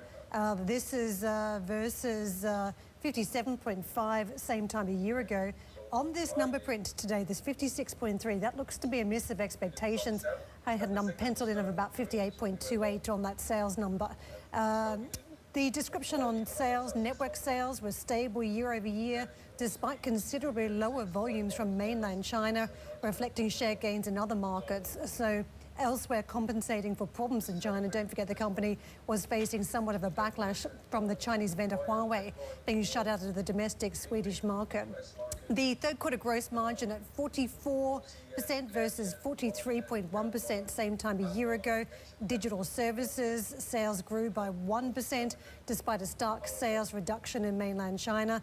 Planning to reduce their sales and delivery organization in the country starting the fourth quarter, adding to their restructuring charges. And the company is saying when it comes to the operating margin, that's at 15.7% versus 15% same time a year ago.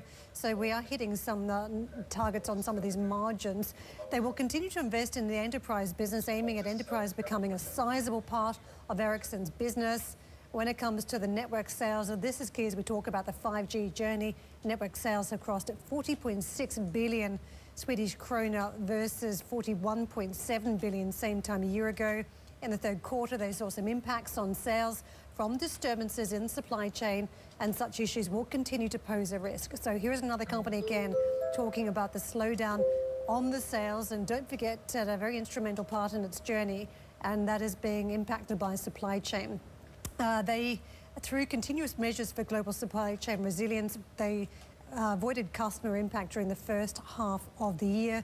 5G contracts now awarded by all three Tier 1 US carriers are the largest in Ericsson's history. So it is talking about what it is saying on that 5G story.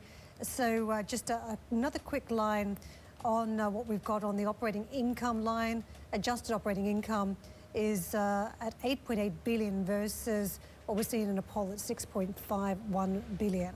But we will be digging into these numbers a little bit more later on with the CEO of Ericsson, Hoya Erkum, will be joining us. That is 7:50 CET and a first on CNBC. UK Prime Minister Boris Johnson is set to announce nearly £10 billion in new foreign investment into the country at the Global Investor Summit, saying the funds will help create at least 30,000 new jobs. 18 new trade and investment deals have also been signed to support green growth here in the UK. Well, let's get back out to Jeff. He does join us from that Global Investment Summit. Jeff, not too far from my house, I believe. Just set the scene for us. So what can we expect? It sounds like a lot of money pouring into the country at a time when possibly we do need some further support. Yeah, very good morning, Karen. So we are in West London, and I think any 7-year-old can probably figure out exactly where I am from the large train and the aeroplane behind me. But the UK government is using this venue as an opportunity to showcase what it believes the UK economy has to offer international investors. And such is the nature of these events, of course, that Boris Johnson needs something to show. So we will get an announcement of something like £10 billion worth of commitments. Interestingly, there's also going to be an announcement about an atlas of investment opportunities, which will also offer up something like 50 or so ready-to-go deals, effectively, as far as the UK government sees the state of the UK economy. And of course, there's no coincidence, I suppose, that this comes a couple of weeks before we go into the COP meeting. So in the language of this event, you do see the term green investments come up fairly regularly. Also, one of Boris Johnson's favourite catchphrases, levelling up. So he talks about some of the investment commitments that have already been pledged here, having a levelling up aspect. And as you mentioned, as you came to me, the talk is of about 30,000 jobs being created here. It is important, I think, that the UK government does show that it has a strategy. Maybe not a full-blown industrial policy, as some have argued for, but at least a strategy to try and bring investment back into the UK, obviously after the twin pains of the Brexit debate, and then us leaving, and then, of course, some of the bruising episodes that we've had with the French, the EU over Ireland, and so on and so forth here. And, of course, there's been the terrible economic scarring from the pandemic lockdowns.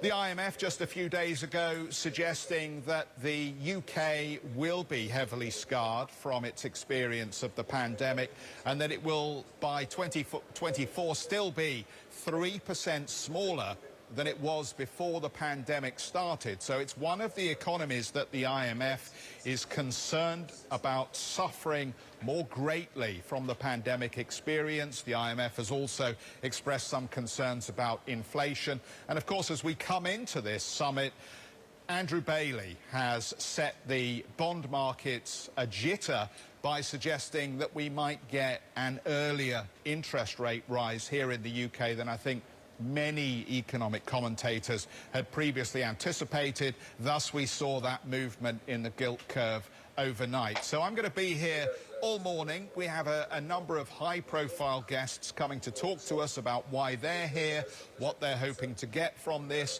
what this event is likely to achieve, and we will bring you those through the course of Squawk Box and Street Signs. Karen, back to you. And Jeff, thank you very much. I think that location is all about the pioneering spirit here in the UK. I know it well, the water display in the basement, the aviation around the top floor, and I'm sure that's given the audience a few more clues if they haven't worked it out based on the backdrop. Let's take you to the markets and what we've got. The Dow reversing course yesterday, down by about 0.1%. I mentioned as we started out the show, the data undermining confidence. The handover from China, where we saw the mainland markets slowing down with the power crunch and the supply chain issues that impacted GDP, but also stateside. We had a glimpse of the impact on the American factories at this point and what it could mean for US GDP, as effectively the factory level, the production we saw in the month fell by the most in 7 months. So that was a big negative for the Dow. Other parts of the market managed to break free from these concerns, namely technology. It was a decent old day for the big name stocks,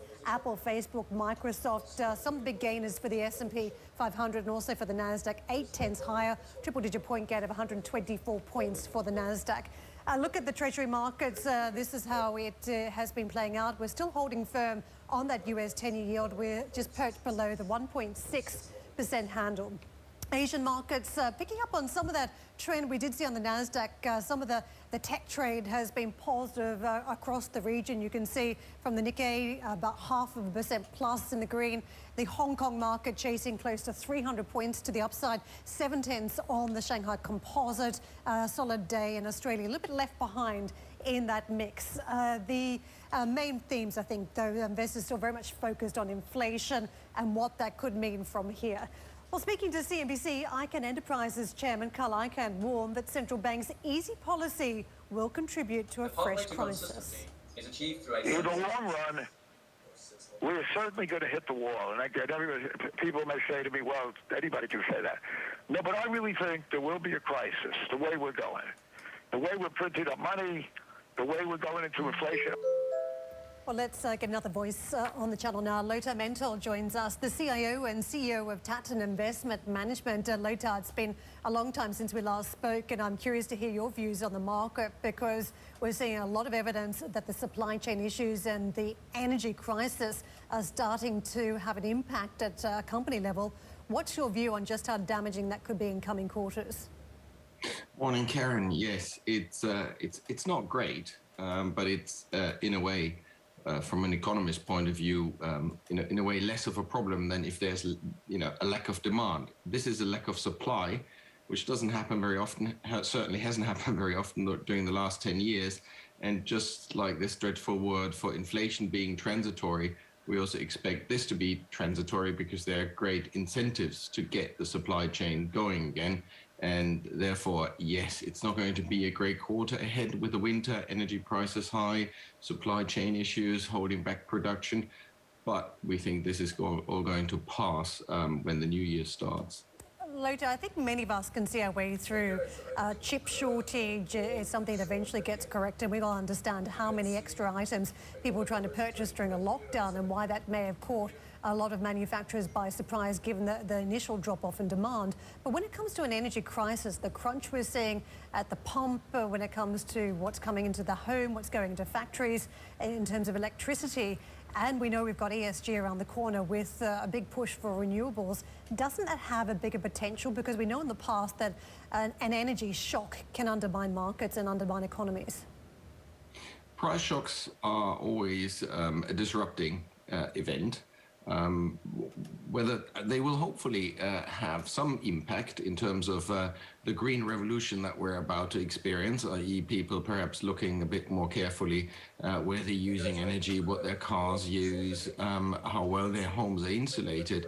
But overall, at the moment, even OPEC's statistic or outlooks are pointing to really a relaxation of the supply issues that currently exist and more supply than demand establishing itself again early next year. So again, this is something that at the moment is a reaction to things first being shut down very rapidly and then being switched on back very rapidly. And while the global economy is flexible, it does take a bit of doing to get it all back into place and running smoothly again. Lothar, investors are being either dynamic or erratic when it comes to watching the earnings and trading around that, and also watching the data and reacting, because it felt as though last week we may have had a breakout week on markets on the back of earnings. Then this week we're reset again based on some of the data from China and the United States, and sentiment just started to soften again. Where you did see some upside was around the technology names, perhaps almost a nod that if there are problems out there in the global economy, that perhaps interest rates are not going to tighten too quickly. What do you make first of the sentiment, but also the opportunity around technology? I think the sentiment at the moment ebbs and flows. It always depends on whether the markets are willing and have the courage to look ahead and just say, right, this is going to be perhaps not such an exciting quarter. The winter may be a bit dire in terms of earnings growth not coming through so strongly in the next quarter. I'm not talking about the last quarter. And then, then the cyclical trades are back on. But in weeks like this, when there are certain doubts creeping in, then it's back to quality, back to tech, back to the things that worked when the outlook was uncertain. And so we expect this to go back and forth quite a bit over the next weeks or so. Lothar, where there's been a more definitive position in markets really has been developing versus developed markets. And at this point, a lot of investors have been willing to play it safe, and they're seeing much faster levels of growth in some of the developed markets than what they're seeing in emerging markets. Do you still take that position as well? Do you think there are concerns about that EM profile at this stage? EM is not entirely out of the woods, still more exposed, I suppose, to the variable of COVID. striking there, although that's also waning, and I think we can see emerging markets in due course coming back, but it hinges all quite a lot at the moment on the dollar. With dollar strength, as we know, that's not great for emerging markets, but with dollar weakness and perhaps also lower energy prices, that would all turn around. So it's a bit early for emerging markets yet, but there's certainly better potential there than in many of the Western markets, being quite cyclical in nature. Lothar, thank you very much for joining us and sharing your views on the markets. Lothar Mentor with us, the CIO and CEO of Tatton Investment Management.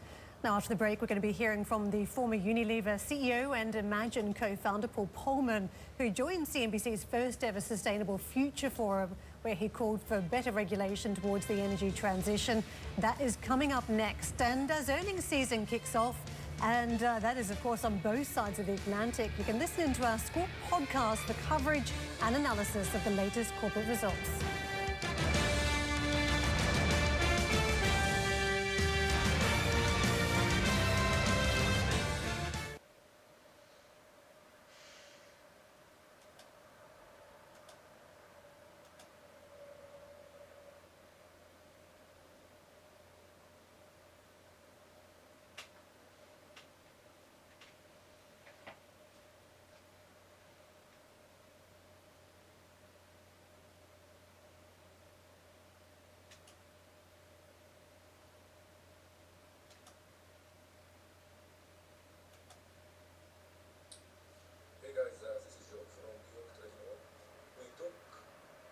Short.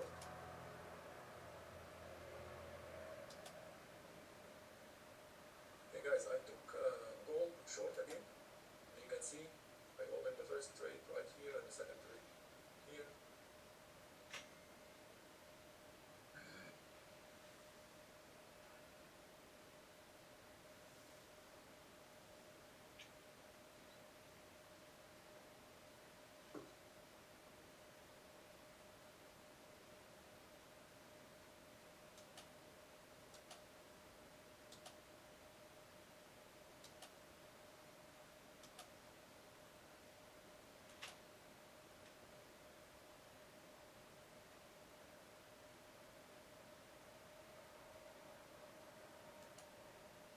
Welcome to Pre-Owned Paradise. Auto Lenders is now open.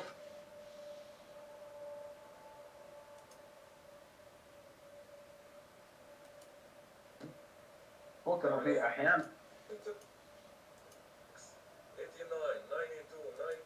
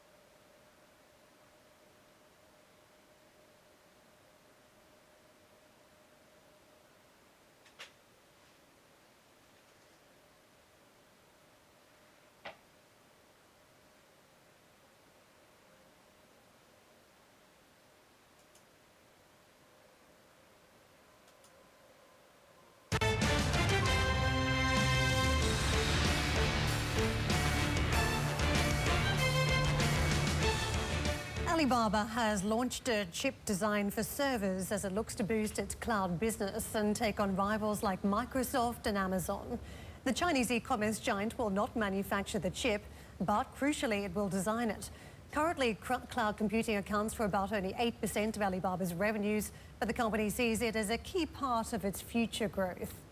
Apple has unveiled 2 new MacBook Pro laptops run on the company's in-house chips, which the technology giant claims are faster than laptops using Intel's semiconductors.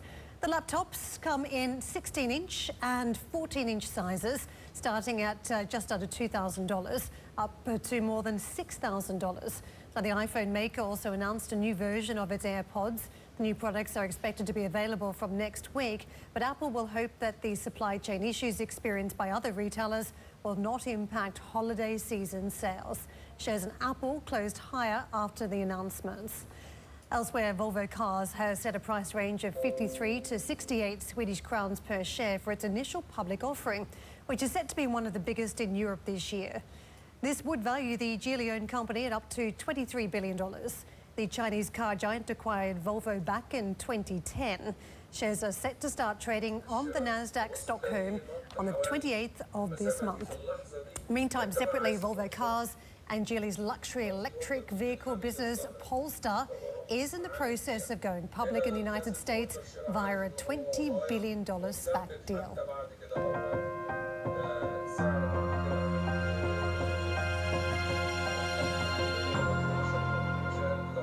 Former Unilever CEO and Imagine co-founder and chair Paul Polman has told CNBC that oil giants must be called out for greenwashing. Speaking to Steve as part of our inaugural Sustainable Future Forum, Polman also said more government oversight was not necessarily the answer. Rather than more regulation, which is always a contentious issue, I would say the right regulation, and that requires all of us. In order to solve the issues of deforestation, you need to have the global agreements that countries don't import products that are related to deforestation. In the upcoming Glasgow meetings, there are two initiatives. One is called LEAF, which is an initiative, again, to get the whole value chain to commit, including the countries itself, to ban this deforestation. And then there is another initiative to actually get together and to start investing in protecting the biodiversity. That needs governments to work together with the private sector to get there. The FACT initiative, which is the other one I wanted to talk about, is really to make commitments to not have deforestation in the value chain at all. So these are type of partnerships that are creeping in, where you do need the governments as much as the private sector to work together. The legislation, first and foremost, needs to be right. In the energy transition, in the food transition that is needed, we still are dealing with perverse subsidies of half 500 billion or more that push us the other way. We still see governments putting rescue packages in place with COVID that push us back into the old economy. Those things have to change if we want to get on this accelerated timing. Paul, what about some of these companies? And you said that actually if you do the right thing, if you go carbon neutral and then perhaps even trying to become positive as well, you're not necessarily rewarded though, are you? And a couple of companies I know that you've lauded in the past as well, the likes of Oatly, the likes of Beyond Meat as well. Very, very volatile share prices, both share prices as we speak under a lot of pressure as well. It's not necessarily a win-win for shareholders in the short to medium term, is it? Well, it is a longer-term game, and what we are seeing, though, is that if you take a 3 to 5 year time frame, Steve, that the companies that have accelerated that transition themselves are actually in a better position and have created more market value. You look at the fossil companies versus the green energy companies, you see quite a difference. You look at companies that are moving to regenerative agriculture and internalizing some of these challenges in the food sector, moving to alternative proteins, etc. They have created quite a lot of market value. It is true that with the uncertainties in the market, the lack of clarity on some of the policies and directions from some of the governments, and the enormous amount of money floating around the world chasing returns, that there is a certain level of volatility we have to get used to. But the direction, I think, is well set. Polman also said a likely no-show from Chinese President Xi Jinping at next month's COP26 summit in Glasgow needn't be a deal-breaker. The voices of responsible business are speaking louder and louder. It is indeed true that we need to get the governments now to make more and bolder and braver, if you want to, commitments, especially when it comes to between now and 2030. And they need to hear that all parts of society, from the academics to civil society to the business community, are demanding action right now. If the physical presence would be there from some of these heads of state, undoubtedly it would help. But more importantly is what they commit to. China is now committing to be net zero by 2060. Russia is getting more interested with the European border control coming in and carbon adjustments. They seem to have woken up. China just committed to not financing coal abroad anymore. And I know there are some short-term setbacks as they keep these economies going. But the most important thing is not actually the physical presence. It is the bolder commitments that then are put into action. And another big lineup today on the Sustainable Future Forum. We're focusing on energy. We'll discuss the outlook for green hydrogen with Snam CEO Marco Alvera and Siemens Energy CEO Christian Bruch. We'll also hear from the chairman and CEO of Spanish utility Iberdrola. Ignacio Gallen will be joining us.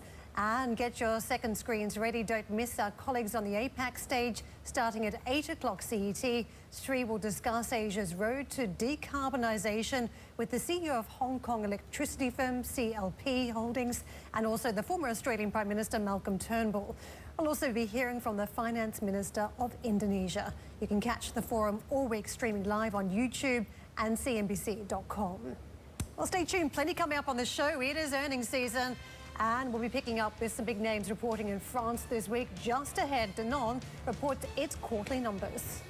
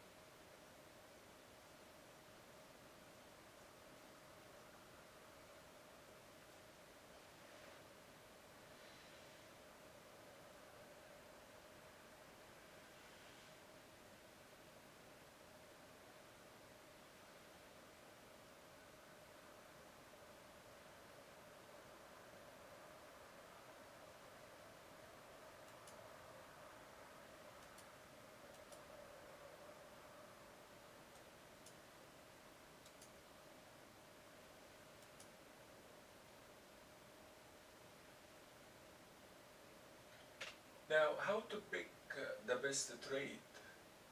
Because our job as a day trader to make money every single. You don't want to be in a trade wait for 2 hours, 3 hours, 4 hours. You need to get in and out. Which trade right now is moving? Should I take it? If you go for euro dollar right here, the traffic is busy.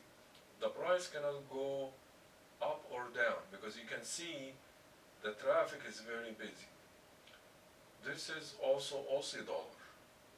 This is euro dollar, Aussie dollar. The traffic is very busy. So we need a system to tell us which trade we should be in right now. If you look at euro Aussie, and you can see that they have a clear road, like 30 pip, 40 pip. So this is the trade we should take. So the software tells us which one we should take right now and which one we should avoid right now. Like you see, euro dollar, he tell you there's nothing going on. Euro yen, he tell you it should be looking for a sell and it's moving. And euro franc, it's a sell. Pound yen, it's a sell.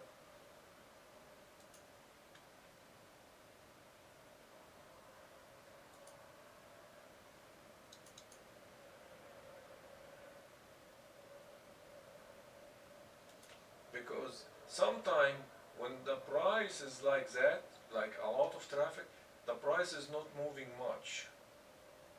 It's a small candle. When you see the gap starting getting bigger, no traffic, usually the price drop very quickly. Welcome to Squawk Box. If you are just joining us, here are your headlines. The S&P 500 kicks off the week in the green, notching its fourth day of gains ahead of key earnings, even as industrial production sinks to a more than 6-month low. Meanwhile, Apple suppliers get a boost after the company announces a slew of new products, including MacBooks powered by its own chips, further cementing its break from Intel. Ericsson scores a profit beat even as third quarter net sales slip on the year amid considerably lower volumes in China and supply chain disruptions, with a warning of more to come. The CEO, Borja Erkman, will be joining me at 7:50 CET in a first on CNBC.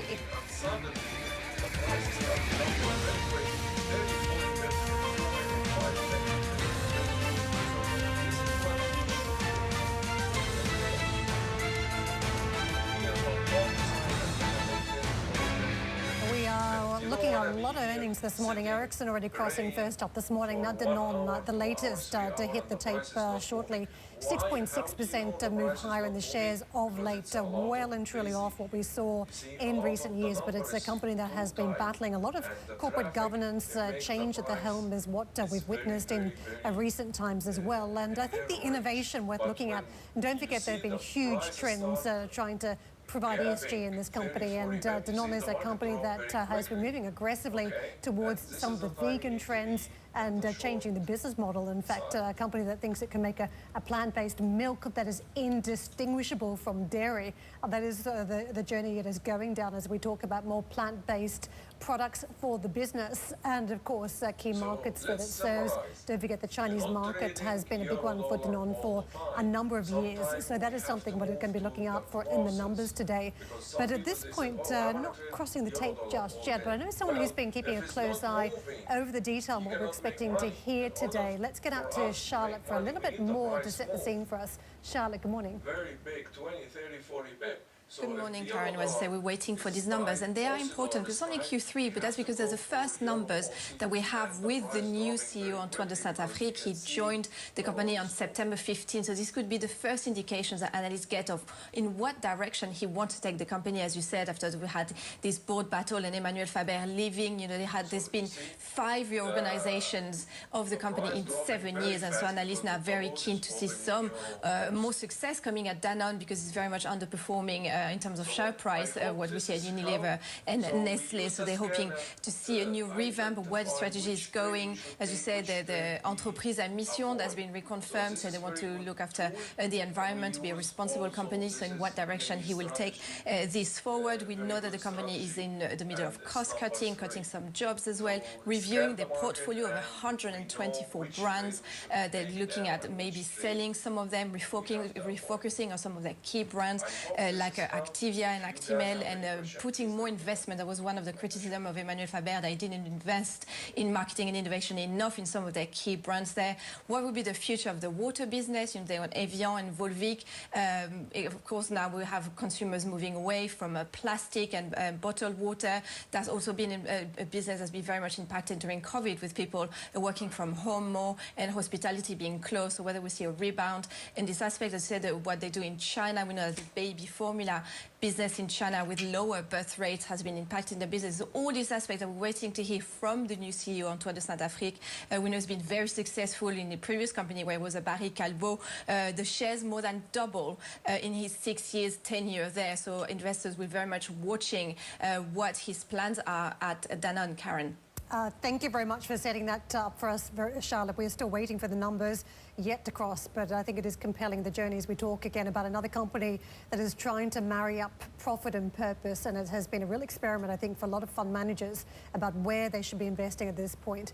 I'm going to take you to broader markets at this stage, and we've seen a reversal stateside on the Dow. The data on the industrial production number from the US yesterday just damaging some of the sentiment after what was a positive trading week last week. Investors are getting a glimpse about the supply chain issues and how that has impacted factory levels. But elsewhere we did see some moves higher in the technology space, big FANG stocks moving into the green. Very much a supportive factor for the Nasdaq.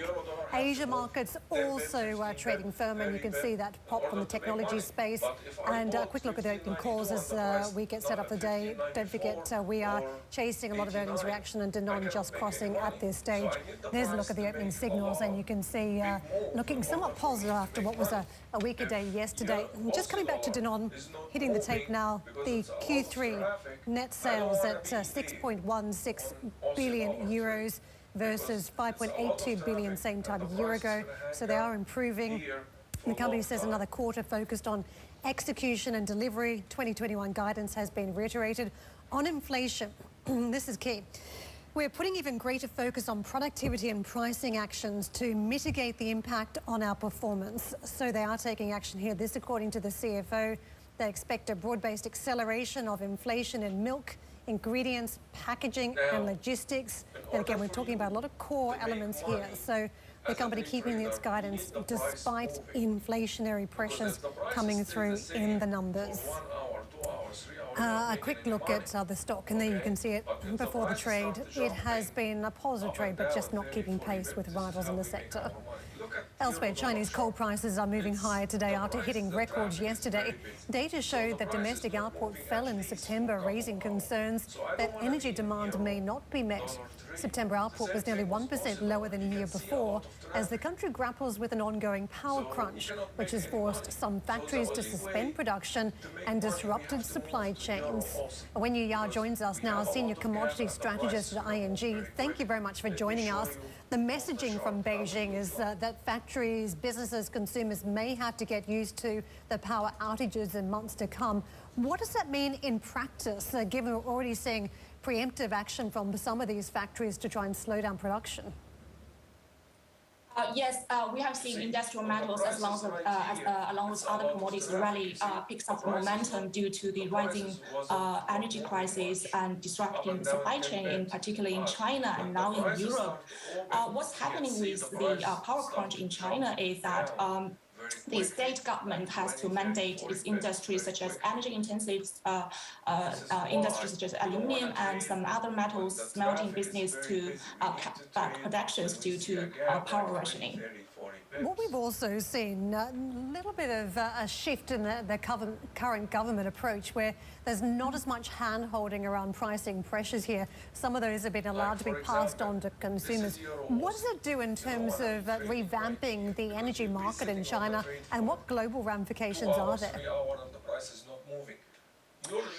Yes, so because China, in terms of industrial metals, we know that China is the big producer and also a big consumer. And if we have a China cutting back productions, and that will tighten the China market. That will, we know that a lot of base metals are primarily traded in London Metal Exchange, but China remains the big driver. And that is one way to push up the LME prices. Another one is to look at is we know that China is a manufacturing hub of global manufacturing industry, and if China, for example, in aluminium, China exports aluminium products, semi-fabricated products, as well as aluminium, aluminium-made products such as the window frames, and since if we have China reduce this kind of exports, that will pass down to global buyers, push up to inflation expectations. Can I ask you about the sensitivity of some of these big corporates then? Because they're seeing price rises in base metals, industrial metals, they're seeing it on the energy side, and they're also having to slow production. And we're talking about businesses that have worked on very high volumes, some of them with low margins. What's the impact of this mix of events? Can they weather the storm, or do you think that some companies may be likely to go under? Well, it depends on which industry. Because I'm primarily looking at the industrial metals, and we know that industrial metals are pretty energy intensive, particular aluminium. It takes like requires like 14,000 kilowatt hour of electricity to produce 1 ton of aluminium. That's pretty energy intensive. So those kind of energy intensive industry are at the forefront to be hit by this kind of energy crunch in China, because the government's priority is to ensure the households lights on, industrials are at the forefront to be hit. So we have seen, over in many industries such as aluminium, zinc, copper, as well as some steel being hit by this power rationing program in China. I just want to get into this rush into renewables. We're certainly seeing it in the European markets, but when it comes to China, there has been now this messaging that's very strong from Beijing that Chinese factories need to adopt more renewable measures.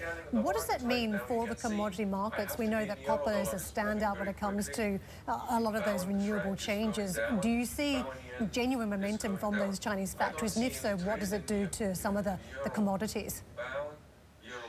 Yes, because in terms of the power side, when we talk about the power crunch, and the power generation mix is very different from China. In China, renewables only accounts for less than 20% of China power generation mix.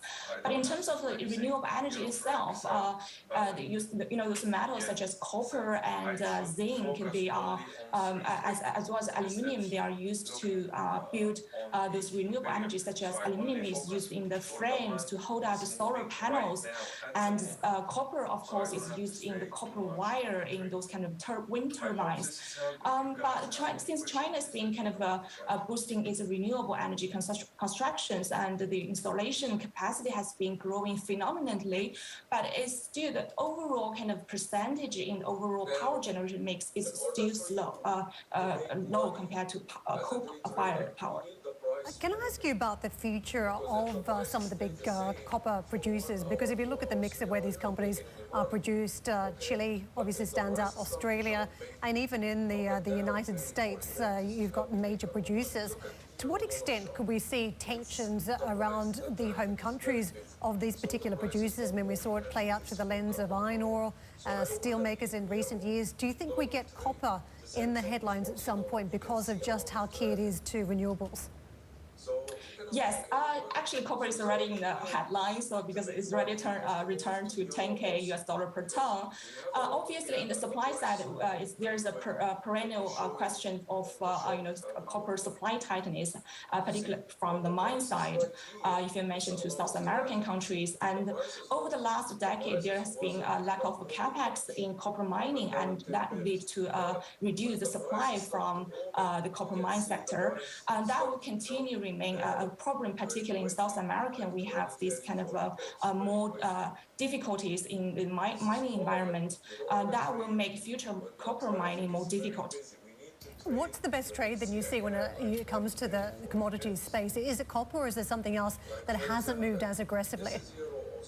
Well, during this kind of escalating power crisis in both China and Europe, and now also India is seeing rising risk of power supply shortage. At the moment, among base metals, I'm quite bullish on aluminium, still bullish on aluminium, because this is the most energy-intensive metal. Thank you very much for the calls and for the analysis. Much appreciated. Wenyu Yao, Senior Commodities Strategist at ING. On a different note, Germany's Free Democrats have become the last party to give the go-ahead to begin formal talks on a new so-called traffic light governing coalition in Berlin. The pro-business party voted unanimously to open negotiations with the centre-left Social Democrats and environmentalist Greens. Talks are slated to begin as soon as Thursday.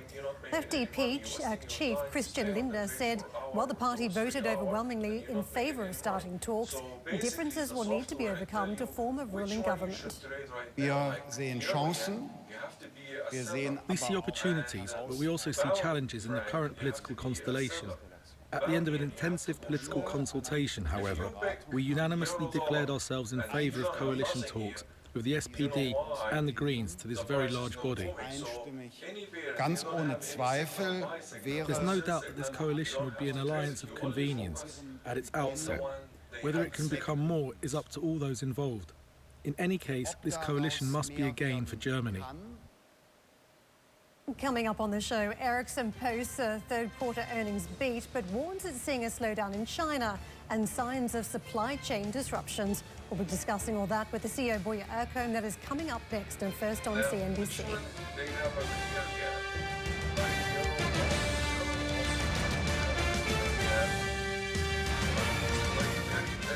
That's why the prices start jumping down very quick. Okay?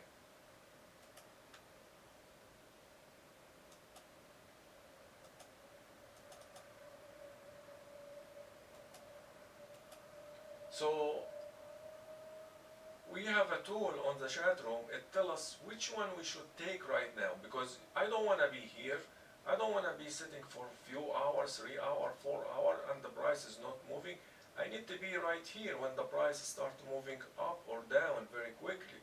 Like you see, you have in Euro Aussie, the price, you have a big gap down, so the price start moving very quickly from 16.30 to 1590.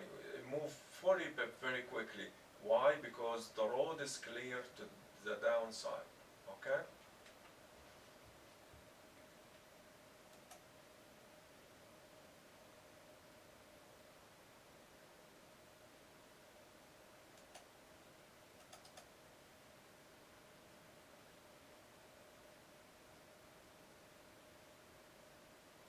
So I need to be on the short side in Euro Aussie.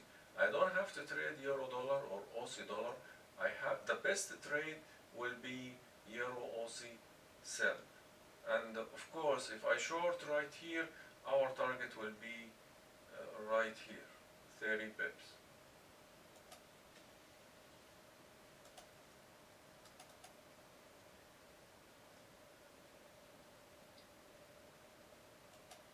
Now you know why Euro Aussie is the best trade, because the prices will be dropped very quickly. It went from 60.85 to 60. It's about 80 bip because we have a clear gap to the downside.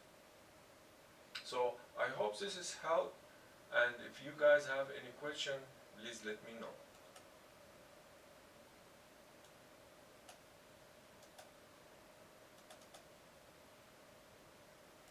So this is the third tool we use to identify which trade we should take, which trade we should avoid, and we have a scanner and it's very useful software. I hope this is help, and let me know if you have any question.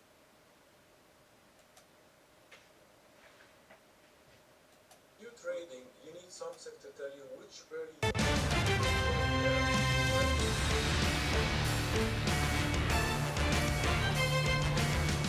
Let's take a look at cryptocurrencies. The first Bitcoin futures ETF will start trading today, and what's widely seen as a milestone moment for the crypto industry. Looking out for those tweets later.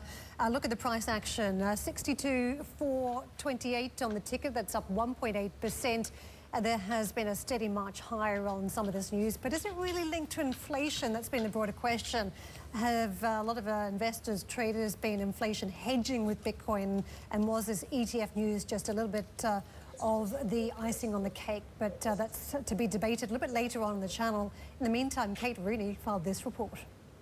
ETF excitement is the crypto headline for this week. It's seen as a legitimizing moment for the asset class, and bulls have been betting that this will introduce a new wave of investors that could boost prices. ProShares announcing that its Bitcoin Strategy ETF, which will hold Bitcoin futures contracts on the CME, will officially debut tomorrow, ticker BITO. And there are several others waiting in the wings with applications for similar futures ETFs, which could debut by the end of this year. And this ETF excitement has really been a part of the sentiment turnaround that started in October. There's also been fewer negative regulatory headlines. Bitcoin is up more than 38% for the month, and it's only about 4% off its all-time high. Some have argued this good news around ETFs might already be priced in, and they warn of a buy the rumor, sell the news moment that we've seen play out in crypto before. And there are others, though, saying this isn't enough. They're lobbying for a Bitcoin spot ETF. But Fundstrat's Tom Lee is among those who thinks this week's ETF still has plenty of upside when it comes to prices. Fundstrat now calling for a $168,000 price target, but he didn't give a timeline for that, and says, in our view, the price of Bitcoin will continue to rise well after the approval of the ETF. The firm points to demand for other ETFs, Invesco's QQQ, for example, and Fundstrat says this will drive higher asset prices via network effects. It does also point out that the effect might be mitigated by the fact that this is a futures product and not for spot Bitcoin ETF prices.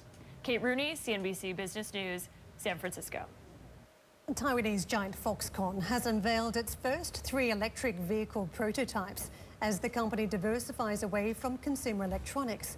The vehicles are created by Foxconn, Foxtron, I should say. That is a venture between Foxconn and Taiwanese car maker Yulon Motor.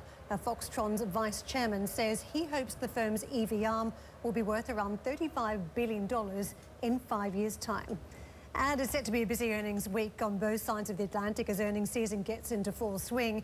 Here in Europe, the likes of Kering, the luxury giant, Roche, Nestle, Barclays and L'Oreal will report over the next few days. Stateside pharma group Johnson & Johnson, streaming giant Netflix will publish results later on today. Tesla, IBM and Intel also set to post numbers later in the week. And let's just see whether that's going to be instrumental for the stock trade, because we saw last week as bank numbers were unfolding from the likes of Goldman Sachs, JP Morgan, Citi, Wells Fargo, that we did see the market starting to grind higher. It was only just as we had a very weak picture on the mainland market to kick off this week on GDP, and reinforced yesterday by those industrial production numbers out of the States, that we saw investors just step back and take a slightly more cautious approach, concerned that supply chain issues will in fact start to hurt the C-suite numbers in coming months and quarters. So that was an element of caution, but as you can see on futures this morning, we're looking to recapture a little bit of territory on Dow Jones futures, but all of the majors perched in the green at this stage. In contrast to somewhat of a mixed finish yesterday, we saw the Dow reversing on that data print, but the S&P and NASDAQ supported by those major players in the tech space. Apple with those announcements, of course, around the MacBook, Facebook, Microsoft, some of the big gainers for the S&P 500. And just worth noting too, consumer discretionary is still gaining. It's at 1.2%. We are coming up to the key holiday period, and a lot of consumers, are they flush with cash still? Have they built up those bank balances enough, and can they get their hands on the product? Well, the market seems to be betting on the US consumer dollar at this point, and that is the gain you're seeing. Utilities was a laggard, though it was down 1%.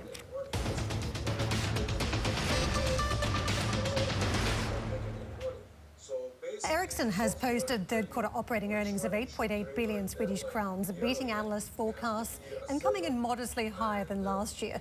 This as telecom groups over the world look to expand their 5G coverage.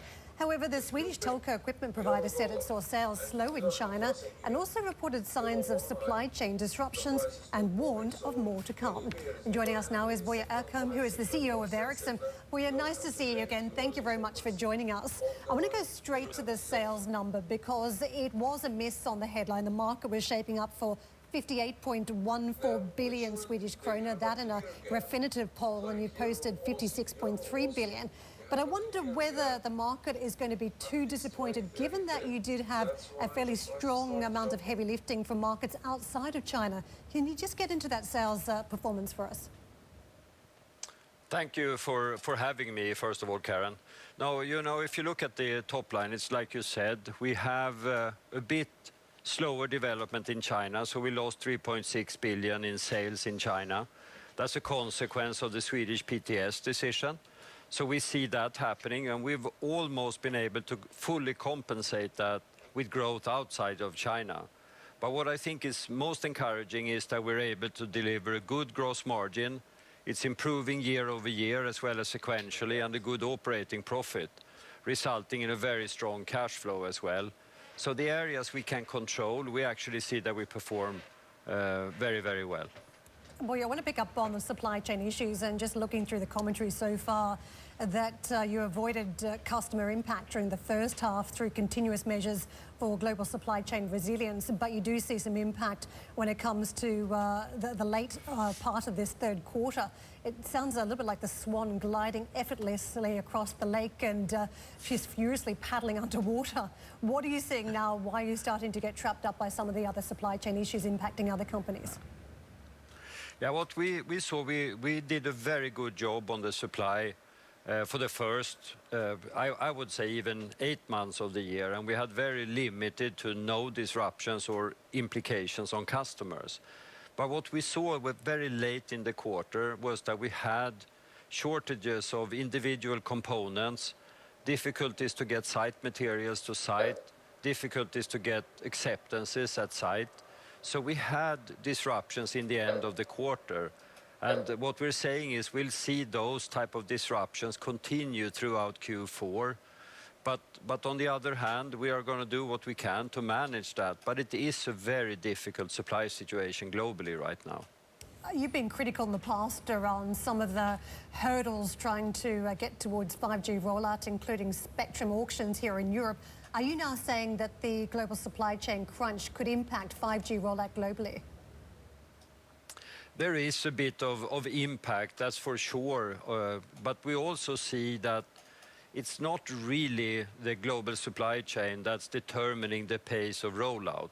The pace of rollout is much more determined by the individual operators' investment in the network, which is driven to a large extent by regulation that I've been rather critical about in the past. So I do not think that we should blame any slow rollout of 5G on the global supply situation. That would be, I think, incorrect, actually. I want to get to China. The numbers today were fairly bleak across various different lines of the business because of the situation in China. We know you've been battling a little bit of a backlash around Huawei, the Chinese vendor being shut out of Sweden, your home market. Is this improving? Because we have a different president at the White House. It feels as though the dialogue has changed a little bit, even if some sanctions have not been lifted on key industries. Are you seeing any improvement in the trade tensions in the Chinese market? For us, I would say the consequence on us is much more driven by the Swedish decision on that PTS took to ban Chinese vendors in the 5G network. It was taken in October of last year. That's really the implication that we see. Of course, that it's severe for us. It's about 6% of sales that we have lost in the quarter. But we are trying to do what we can to rebuild the presence in China. But we're also going to invest to grow market share outside of China to the best of our capabilities. And here it's about continue to invest in R&D for technology leadership and actually providing the customers with the best type of solutions. And what we see is that we are winning market share. We're winning in networks, radio, but we're also winning in 5G core, for example. Just very quickly, because we've got about 30 seconds left, how difficult is the operating environment in China, given what we're seeing on supply chain issues, the power crunch, and of course the backlash from Beijing against certain technology names? I would say for us that is not what is front and center. For us, the front and center is, of course, to rebuild the market share following the loss that we experienced as a consequence of the Swedish decision. That's where we focus on. And you know, I often like to think that it's much better to focus on the areas you can impact. And we can impact what we do outside of China as well, and that's where we are focusing our attention. We're a little bit short on time today, but thank you very much for joining us to explain the numbers today. Boyo Oka with us, the CEO of Ericsson. Plenty coming up on the show. Wall Street brushes aside inflation fears to kickstart the week on a positive note as investors look ahead to key earnings from Netflix later on today, Tesla Wednesday, and we're going to break down that market action next. Stay tuned, we'll be right back.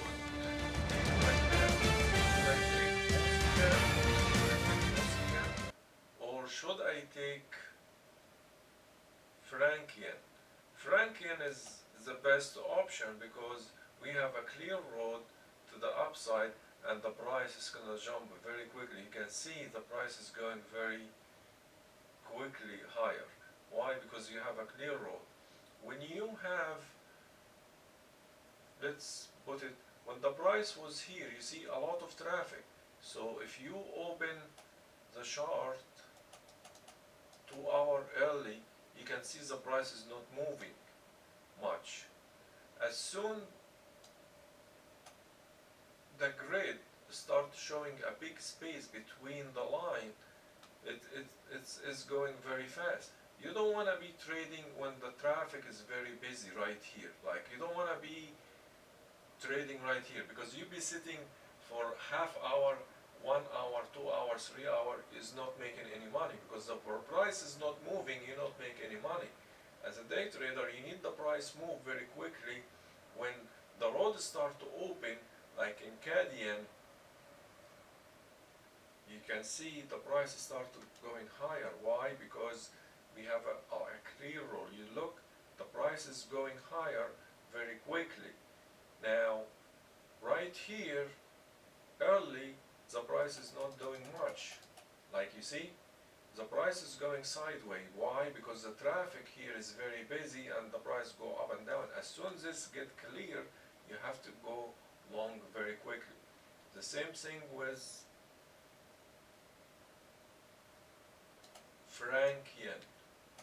Frankian was also very busy here, traffic, and the price is not moving much.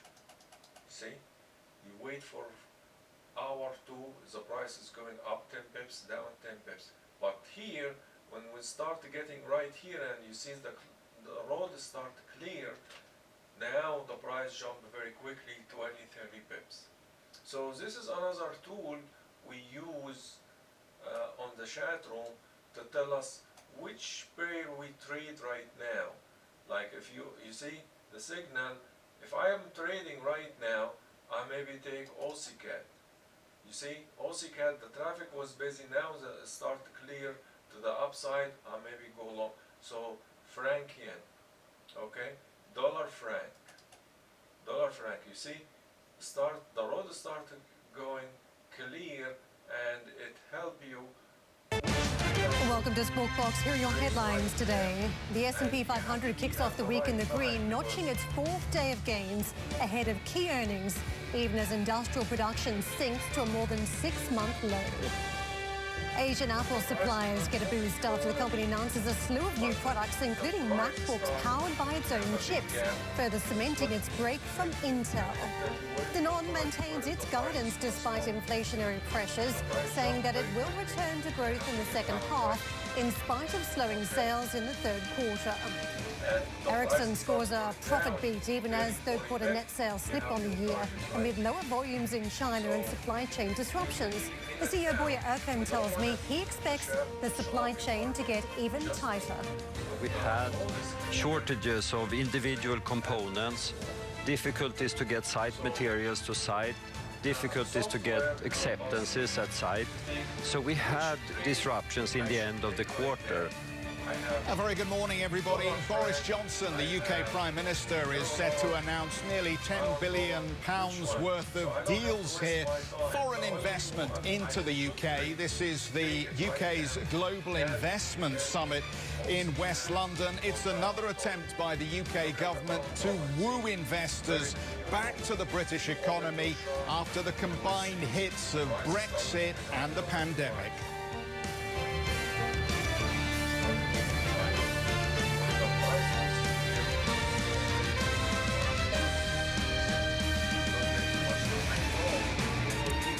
This US market action, a very interesting Monday playing out because don't forget we'd wrapped up last week with a decent amount of momentum in markets. We had bank earnings crossing, investors are positive about a glimmer of hope that they're still seeing in the profit story, despite all the challenges reported of late that we're seeing around the energy crunch, the supply chain issues, concerns around some form of tightening and extraordinary monetary policy.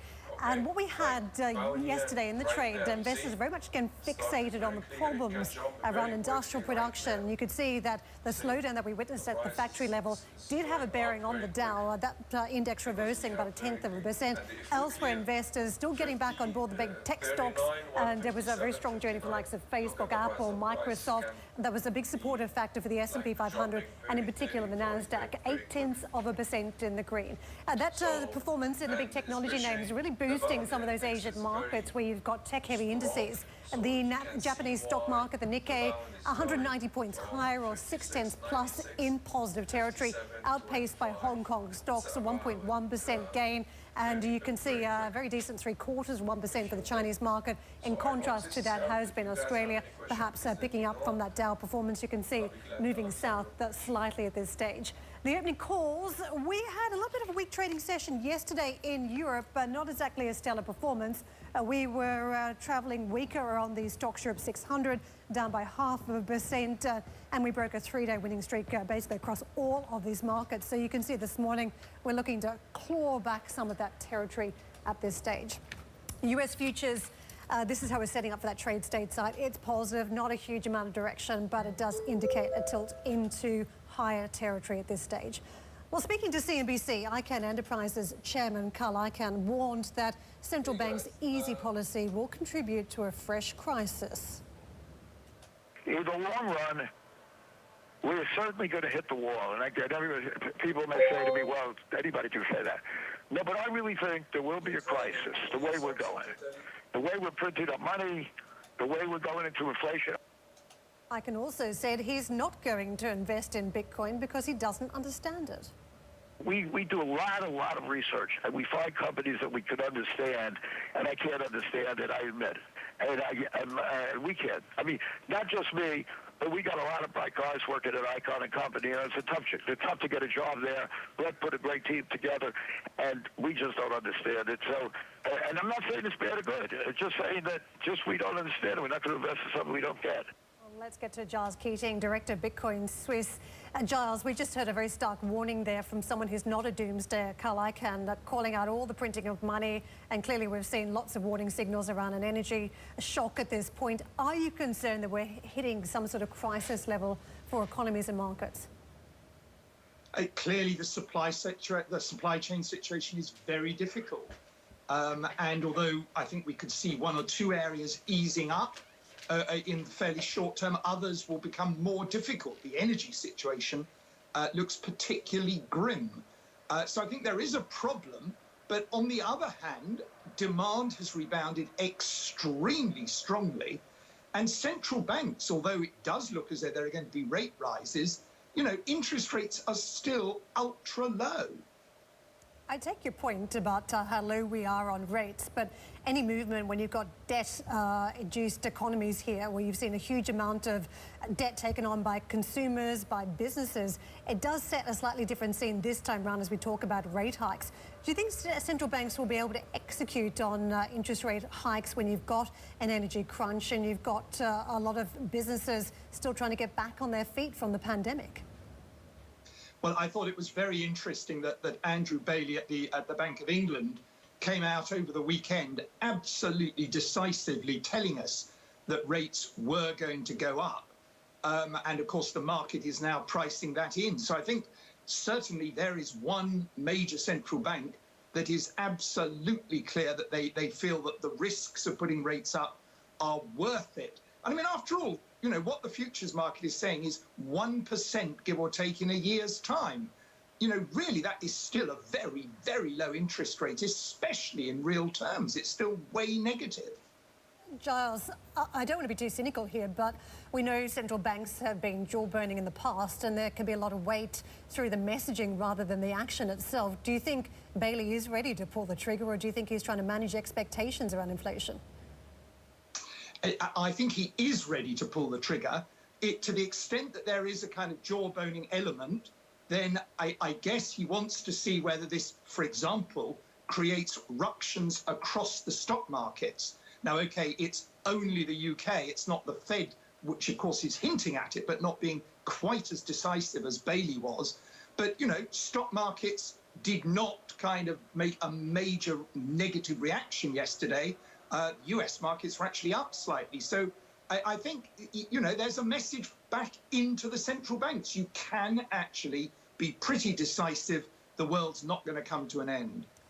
Giles, there seems to be a slight change in the attitude around inflation. We've been talking about transitory for so long around these supply chain bottlenecks, but those problems are catching up with more and more sectors, more and more companies as we move throughout each quarter of this year, and we don't know what point it gets fixed. And then we've got the energy situation as well, and this is more known territory for a lot of market participants. They know what an energy shock looks like and the second-round effects that can happen as a result.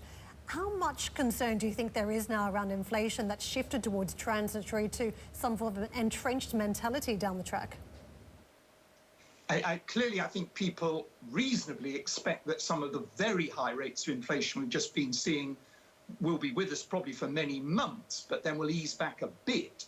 But I do think that as people look longer term, you know, one has to accept inflation is going to be higher over the next 5 years than over the last 5 years. There are so many things that have changed. Companies are not going to put up with these very, very extended price change. They're not going to, supply chains, they're not going to put up with desperately trying to squeeze the last penny down on costs. They're going to be looking to security of supply, and that means that they're not going to be as price sensitive. It means inflation will be that little bit higher. In contrast to what we're talking about here, which would be a negative, you'd say, for the consumer if those prices are pushed on to shoppers on Main Street, we've got consumer discretionary showing a little bit of appetite stateside. Is that the wrong trade? Should we actually be a little bit cautious about the US retail spend, given that they are going to be facing those inflationary pressures in coming months and quarters? There clearly is substantial pent-up demand among US consumers. And I think backing that up, you've obviously got a very favorable macroeconomic savings situation where significant savings built up and debt not taken out during the pandemic. So I think financially, many consumers, not everyone, but many consumers are in a very good position. So I think for the time being, that is the situation. You are going to see the consumer in the US being pretty strong here. I'll ask you about Bitcoin because we've seen a lot of price action lately, some of it down to what's been described as an inflation hedge, that traders are going into this part because of the fixed nature of the amount that can be created in cryptocurrencies, but also because of the ETF inclusion story stateside. What do you make of the price action? Very positive indeed. I think we've got a perfect storm for Bitcoin here. On the one hand, the regulatory side really changing. And I think the launch of the first Bitcoin futures ETF today is a major positive step. Really opens up Bitcoin to a far wider group of both institutional and retail investors than before. And of course, that's just the first. There'll be more of those coming up. And then alongside that, you've got the inflation issues that we were just talking about, which clearly provides another major positive impetus for Bitcoin. Now, people have talked, there's a kind of technical limit at just above the current price. I think all the chances are we will see that broken before very long at all, and Bitcoin moving up to new longer-term highs. Do you think Bitcoin is a good inflation hedge? Because just, right in the height of some of those inflation concerns earlier this year, Bitcoin actually sold off. So do you think it does have merits as an inflation hedge for a lot of traders and investors? Like any market, there are always many factors that affect Bitcoin. And I think that particular moment that you were talking about, it was some of those other factors that were dominating. I think when we look at the commentary from quite a lot of significant investors, some of which obviously, as we've heard, are negative, but many understand that Bitcoin is an asset in strictly limited supply, and therefore over the medium to longer term, it does represent potentially a very powerful inflation hedge. Giles, I was pointing out yesterday, we were talking to Philip Hammond actually about Bitcoin, that you've got a lot of naysayers now lining up against Bitcoin. These are the people that called the subprime mortgage crisis, that called previous economic events in the past, and they are concerned about the systematic ramifications of Bitcoin. What do you make of that? And do you think that we really do have an unloved rally playing out now because there are significant concerns around the impact of this particular asset class? I think you're right to mention the asset class because, of course, Bitcoin is just the cheerleader for the whole of the cryptocurrency universe. And I think once you look particularly, say, at Ether, at some of the other cryptocurrencies like Polkadot, you really have a very, very powerful ecosystem here, which can drive decentralized finance. It can support the NFT market, which has been, I think some people have regarded that as a bit of a bubble, a bit of a joke.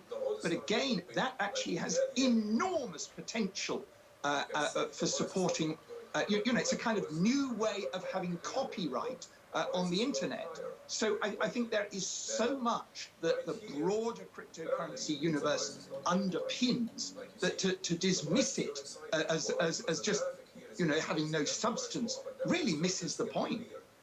Giles, thanks for weighing in today. Appreciate your thoughts. Giles Keating with us, Director, Bitcoin Swiss. It's set to be a big earnings week on both sides of the Atlantic. Earnings season does get into full swing. In Europe, the likes of Kering, Roche, Nestle, Barclays and L'Oreal will report over the next few days. Stateside, it will be the pharma group Johnson & Johnson with numbers, and streaming giant Netflix will publish results later today. Tesla, IBM and Intel are also set to post numbers later in the week. Now, after the break, we're going to be hearing from the former Unilever CEO and Imagine co-founder Paul Polman, who joined CNBC's first ever Sustainable Future Forum, where he called for better regulation towards the energy transition. Stay tuned for that next.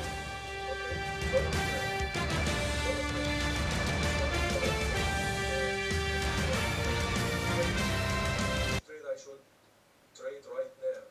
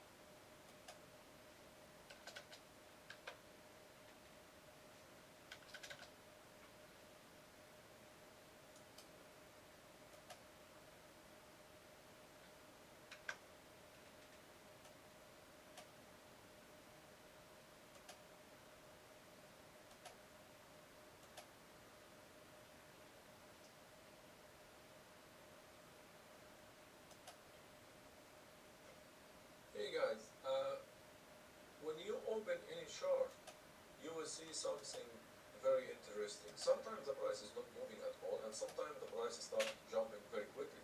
So how I know when the price start moving very quickly? So let me show you something here. Like for example, which trade I should take right now? Should I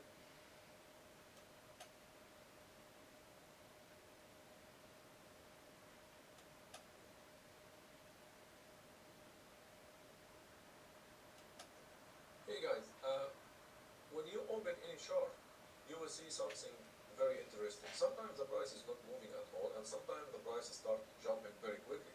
So how I know when the price start moving very quickly?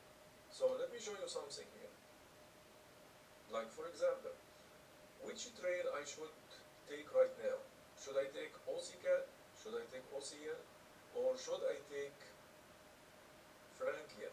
Franklin is the best option because we have a clear road to the upside and the price is going to jump very quickly. You can see the price is going very quickly higher. Why? Because you have a clear road.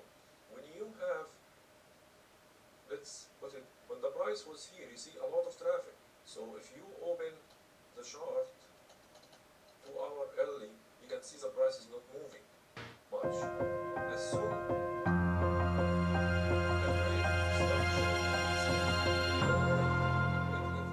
Former Unilever CEO and Imagine co-founder and chair Paul Polman has told CNBC oil giants must be called out for greenwashing. Speaking to Steve as part of our inaugural Sustainable Future Forum, Polman said words often did not match actions in the industry. They need to do a lot more. There's no question about it, that the ones that are trailing, that are using associations like the American Petroleum Institute or the Chamber of Commerce to actually slow them down whilst publicly proclaiming that they are the second coming and attacking climate with vengeance. They need to be called out, and increasingly they are called out.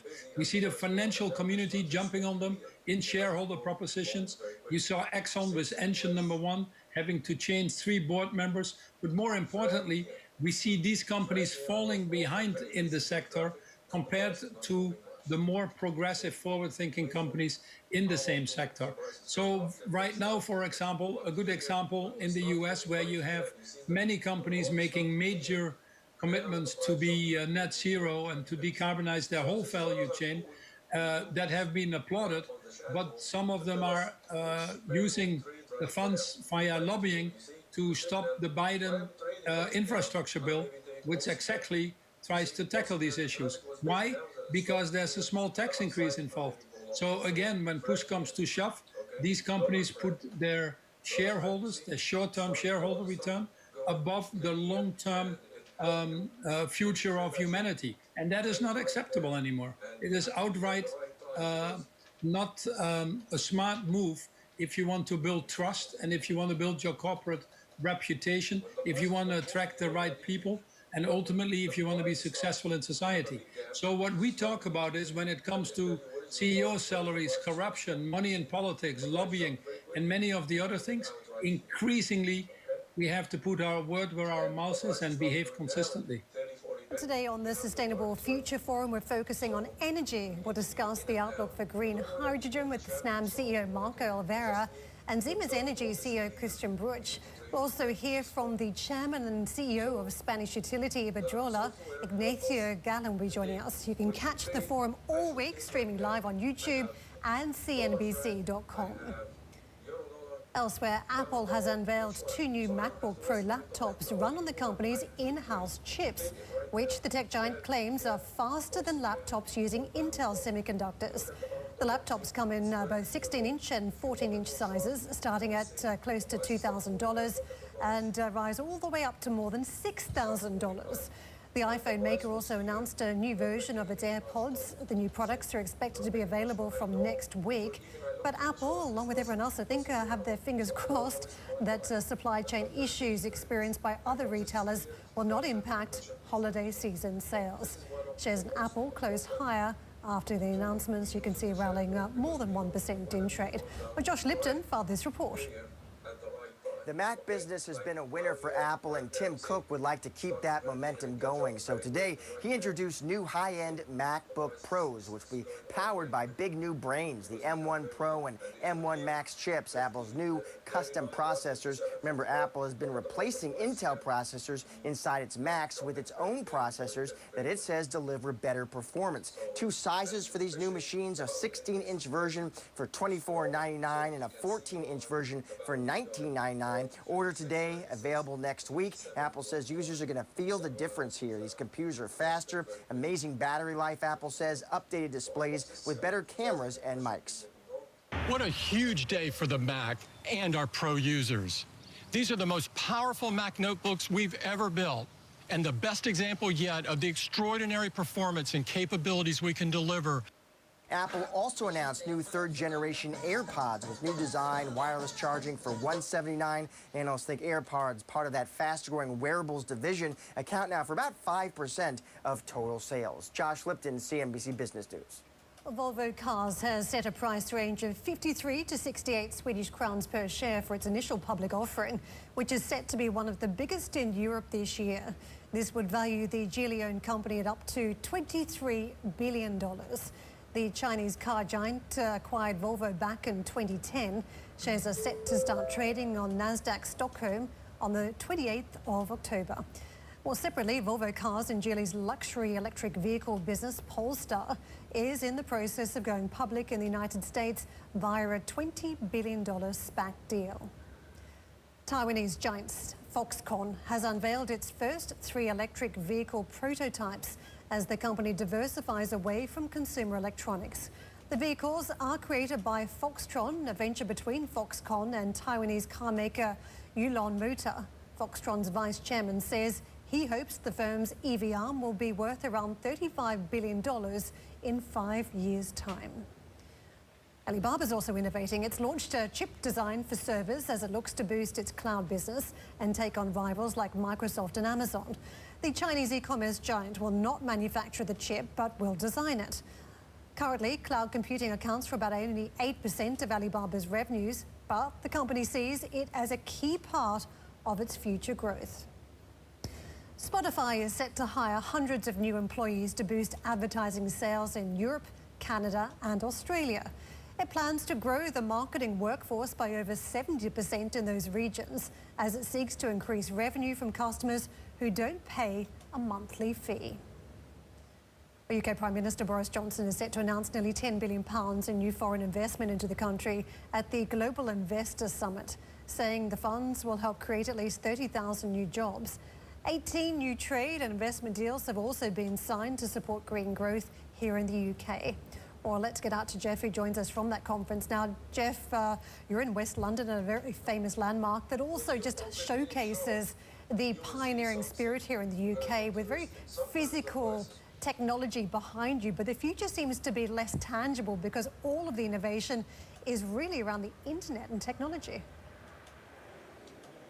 Yeah, you make a very interesting point, Karen. And since we are at this venue, which I know that you visited many times and I visited many times, let's just take a moment just to enjoy some of the exhibits here. So I'm just going to step out of the way, and Paul, my cameraman, is just going to zoom in so we can have a look at the steam train, and we can have a look at the Avro aircraft, and we can look at some of these fantastic legacy items from a glorious industrial past. And that's why this is such an interesting choice, I think, for the UK government, as it talks about showcasing this near £10 billion pound sterling of investments, which, quite frankly, let's face it, given the size of the UK economy, is a drop in the ocean. But it's an opportunity for Boris Johnson, I think, just to talk about how open the UK economy is now to foreign investment, and, if you like, to deal with some of the scarring that we've seen as a result of Brexit and, of course, the pandemic lockdowns. So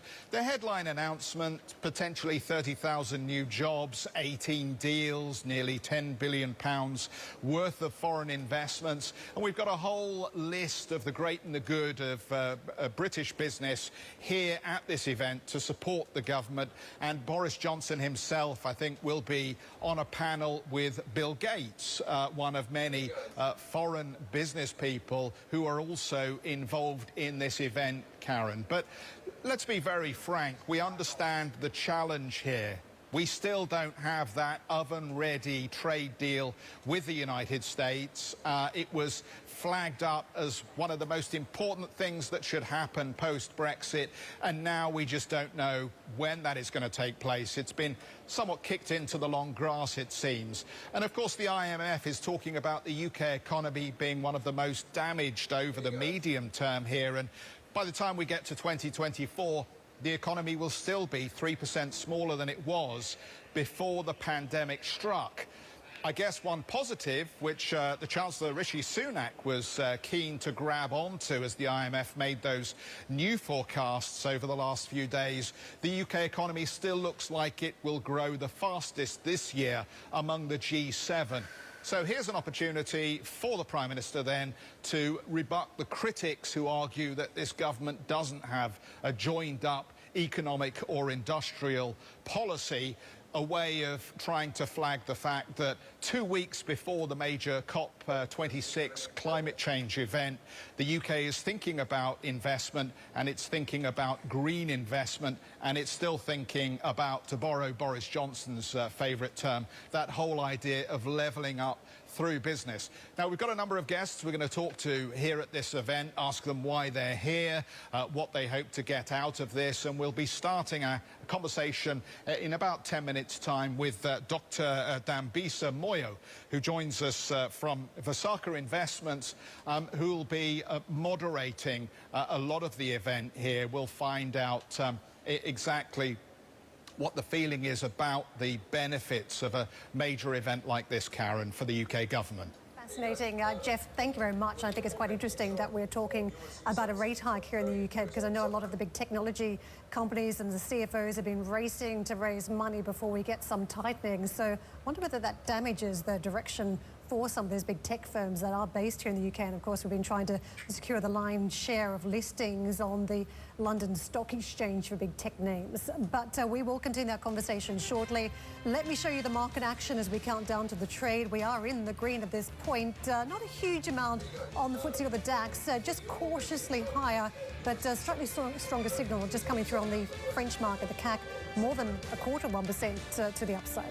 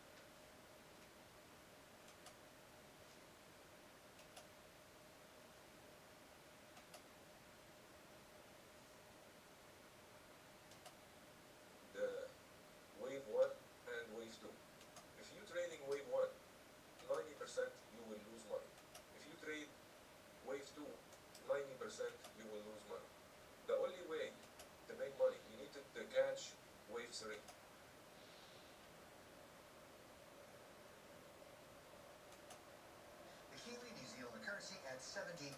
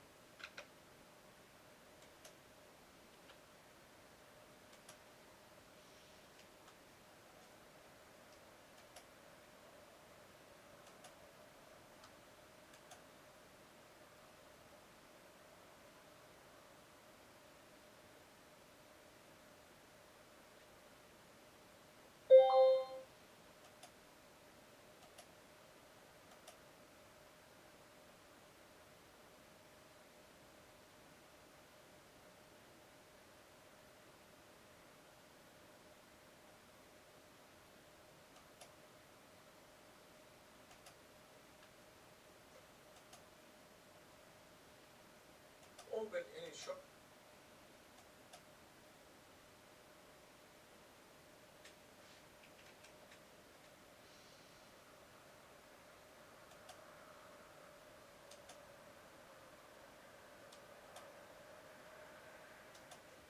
Hey guys, when you open any chart, you will see something very interesting. Sometimes the price is not moving at all, and sometimes the prices start jumping very quickly. So how I know when the price... Welcome to Sportsbox. If you are just joining us, here are your headlines. European futures point higher, tracking gains in Asia and on Wall Street as the S&P 500 notches its fourth day of gains. Asian Apple suppliers get a boost after the company announces a slew of new products, including MacBooks, powered by its own chips, further cementing its break from Intel. Danone maintains its guidance despite inflationary pressures, saying that it will return to growth in the second half in spite of slowing sales in the third quarter. And Ericsson scores a profit beat even as third quarter net sales slip on the year amid lower volumes in China and supply chain disruptions. CEO Boya Erkon tells me he expects the supply chain to get even tighter. We had shortages of individual components, difficulties to get site materials to site, difficulties to get acceptances at site. So we had disruptions in the end of the quarter.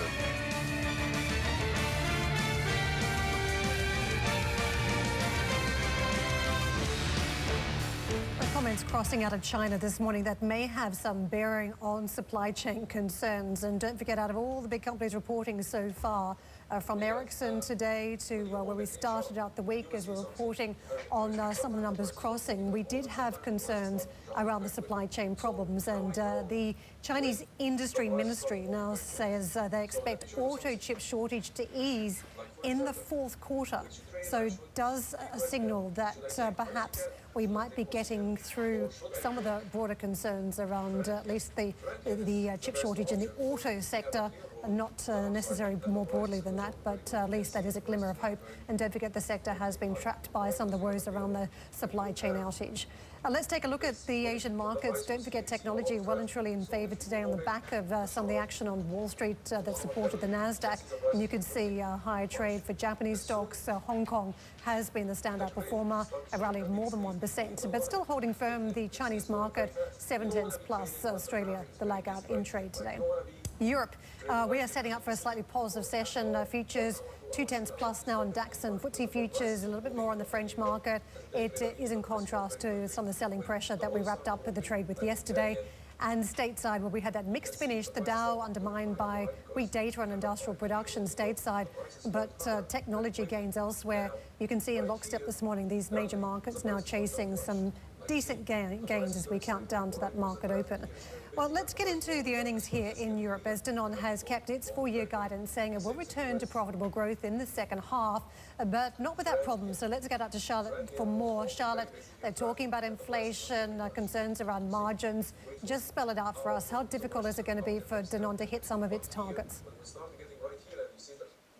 Well, these Q3 numbers were in line with expectations. As you say, 6.16 billion euros in sales, up 3.8% like-for-like. But that marks a slowdown compared to Q2, where their sales were up 6.6%. And they say they reiterated, as you say, that some of the targets that I already mentioned before, return to profitable growth in the second half, as well as profit margin guidance at around 14%, which is in line with last year. But I said they expect a broad-based acceleration of inflation on milk, ingredients, packaging, and logistics. But said they hope to mitigate this thanks to productivity and pricing action. So basically, some of your products that you will buy in the supermarkets will get a bit more expensive there. Looking at the different divisions there, a good performance in their dairy and plant-based unit. Their sales up 4.1%. In waters business, 4.6%. You know that this part of the business is a high margin one for Danone, has been impacted with people working from home, not needing to have water bottles with them, and hospitality being closed. They see a return of activity there, a bit of recovery there. They said the return of mobility is helping that part of the business, and specialized nutrition there as well. Sales up 3%, return to growth in infant milk formula in China. We know that also this part of the business had been impacted in the past few quarters, and they see some of the recovery in that part. They mentioned that their local first implementation is on track. Remember, that was the big reorganization that Emmanuel Faber, the previous CEO, before he was ousted, had started at the end of last year. They still kept with that part of with that reorganization will be a geographical one instead of a product-based one. So they will keep on that. But of course, this was the first set of results since the arrival of the new CEO, Antoine de Saint-Affrique, that arrived on the 15th of September. We don't have yet any indications on in what direction he will take the company. There's a date, though, on the calendar that has been announced by Danone this morning, that the 8th of March there will be a capital markets day. So we'll get then more indication in what direction the new CEO wants to take Danone. We know that Danone has been underperforming some of its competitors, including Unilever and Nestle. So we'll hear then, only then. So in the meantime, it will be a bit of a wait-and-see moment for Danone, and only then we'll have an indication in what direction he wants to take the company. Karen. Charlotte, this is a company that jumps out because of the level of innovation and clearly trying to go down that pathway of more plant-based products that's good for some of those ESG goals that it has set out. But what are the margins like on some of these new products it's bringing to market? I mean, I was just looking at the cost of, say, soy milk, it's Alpro brand, £1.40 versus, say, a 1 litre of semi-skimmed at £1.25. You can see it's more expensive to buy the plant-based product, but is that necessarily showing us that margins are better for this company? The prices start moving very quickly. So let me show you something. They have been pushing in this plant-based business, has been doing very well, but they also had a lot of competitors coming to their market. They started early, but there have been a lot of a catch-up from other smaller competitors in that part of the business. So that's one of the criticism that was directed towards the previous governance, is that there was not enough investment in marketing and innovation. And some of the key brands, they're all traditional ones like Activia and Actimel, some of these plant-based one as well. So they wanted to have more of a push to promote some of these products in the future. So we'll see whether this is one of the objectives of the new CEO coming into place, certainly on that part. But margins, we know that's one of the new, probably one of the big challenges on top of the previous challenges that we had at Danone for the new CEO, is this inflationary pressure and raw material pressure really going to put some pressure on those margins. And we know that Danone had some struggles on maintaining their margins. So that will definitely be one of the key challenges going ahead for the new CEO, Antoine de Saint-Affrique. Charlotte, thank you very much for that. I think we can throw staffing challenges into the mix more broadly, because we're just hearing from the Bank of France head and ECB member Villeboy, who's talking about the problems that some of those French corporates are facing, saying some French companies are highlighting difficulties in hiring staff. That's crossing from Villeboy, confirms that the earlier French economic growth forecast is sound, and also highlighting one sector in particular, saying that the French auto sector is underperforming other parts of the French economy which are doing well. So those are the comments just crossing, but perhaps there is a link across to what we just heard out of China about the supply chain problems for the auto sector maybe improving in the fourth quarter. Let's see whether that spills across to the French auto sector. The first Bitcoin futures ETF will start trading today in what's widely seen as a milestone moment for the crypto industry. A quick look at the price. It's been rallying on the news of this ETF, but also as an inflation hedge, 62,162. It is up 1.3+% morning trade. Our colleague Kate Rooney stateside filed this report.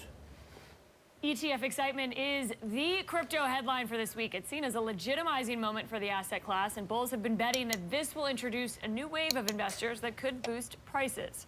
ProShares announcing that its Bitcoin strategy ETF, which will hold Bitcoin futures contracts on the CME, will officially debut tomorrow, ticker BITO. And there are several others waiting in the wings with applications for similar futures ETFs, which could debut by the end of this year. And this ETF excitement has really been a part of the sentiment turnaround that started in October. There's also been fewer negative regulatory headlines. Bitcoin is up more than 38% for the month, and it's only about 4% off its all-time high. Some have argued this good news around ETFs might already be priced in, and they warn of a buy the rumor, sell the news moment that we've seen play out in crypto before. And there are others, though, saying this isn't enough. They're lobbying for a Bitcoin spot ETF. But Fundstrat's Tom Lee is among those who thinks this week's ETF still has plenty of upside when it comes to prices. Fundstrat now calling for a $168,000 price target, but he didn't give a timeline for that and says, in our view, the price of Bitcoin will continue to rise well after the approval of the ETF. The firm points to demand for other ETFs, Invesco's QQQ, for example, and Fundstrat says this will drive higher asset prices via network effects. It does also point out the effect might be mitigated by the fact that this is a futures product and not for spot Bitcoin ETF prices. Kate Rooney, CNBC Business News, San Francisco. Meanwhile, scientists are tracking a subvariant of the Delta coronavirus variant named AY4.2. Amid concerns it could be 10 to 15% more transmissible than its predecessor. The AY variant is now responsible for almost 10% of UK cases, but is not causing a surge in the way the Delta variant did earlier this year, before it's assigned a catchy old name that needs to become a variant under investigation. At that point, the WHO then signs it a Greek letter and get a catchy old name for it. So we are watching this space. Coming up on the show, Swedish telco Tele2 posts quarterly numbers in line with expectations and eyes a strong end to the year. The CEO will be joining us right after the break.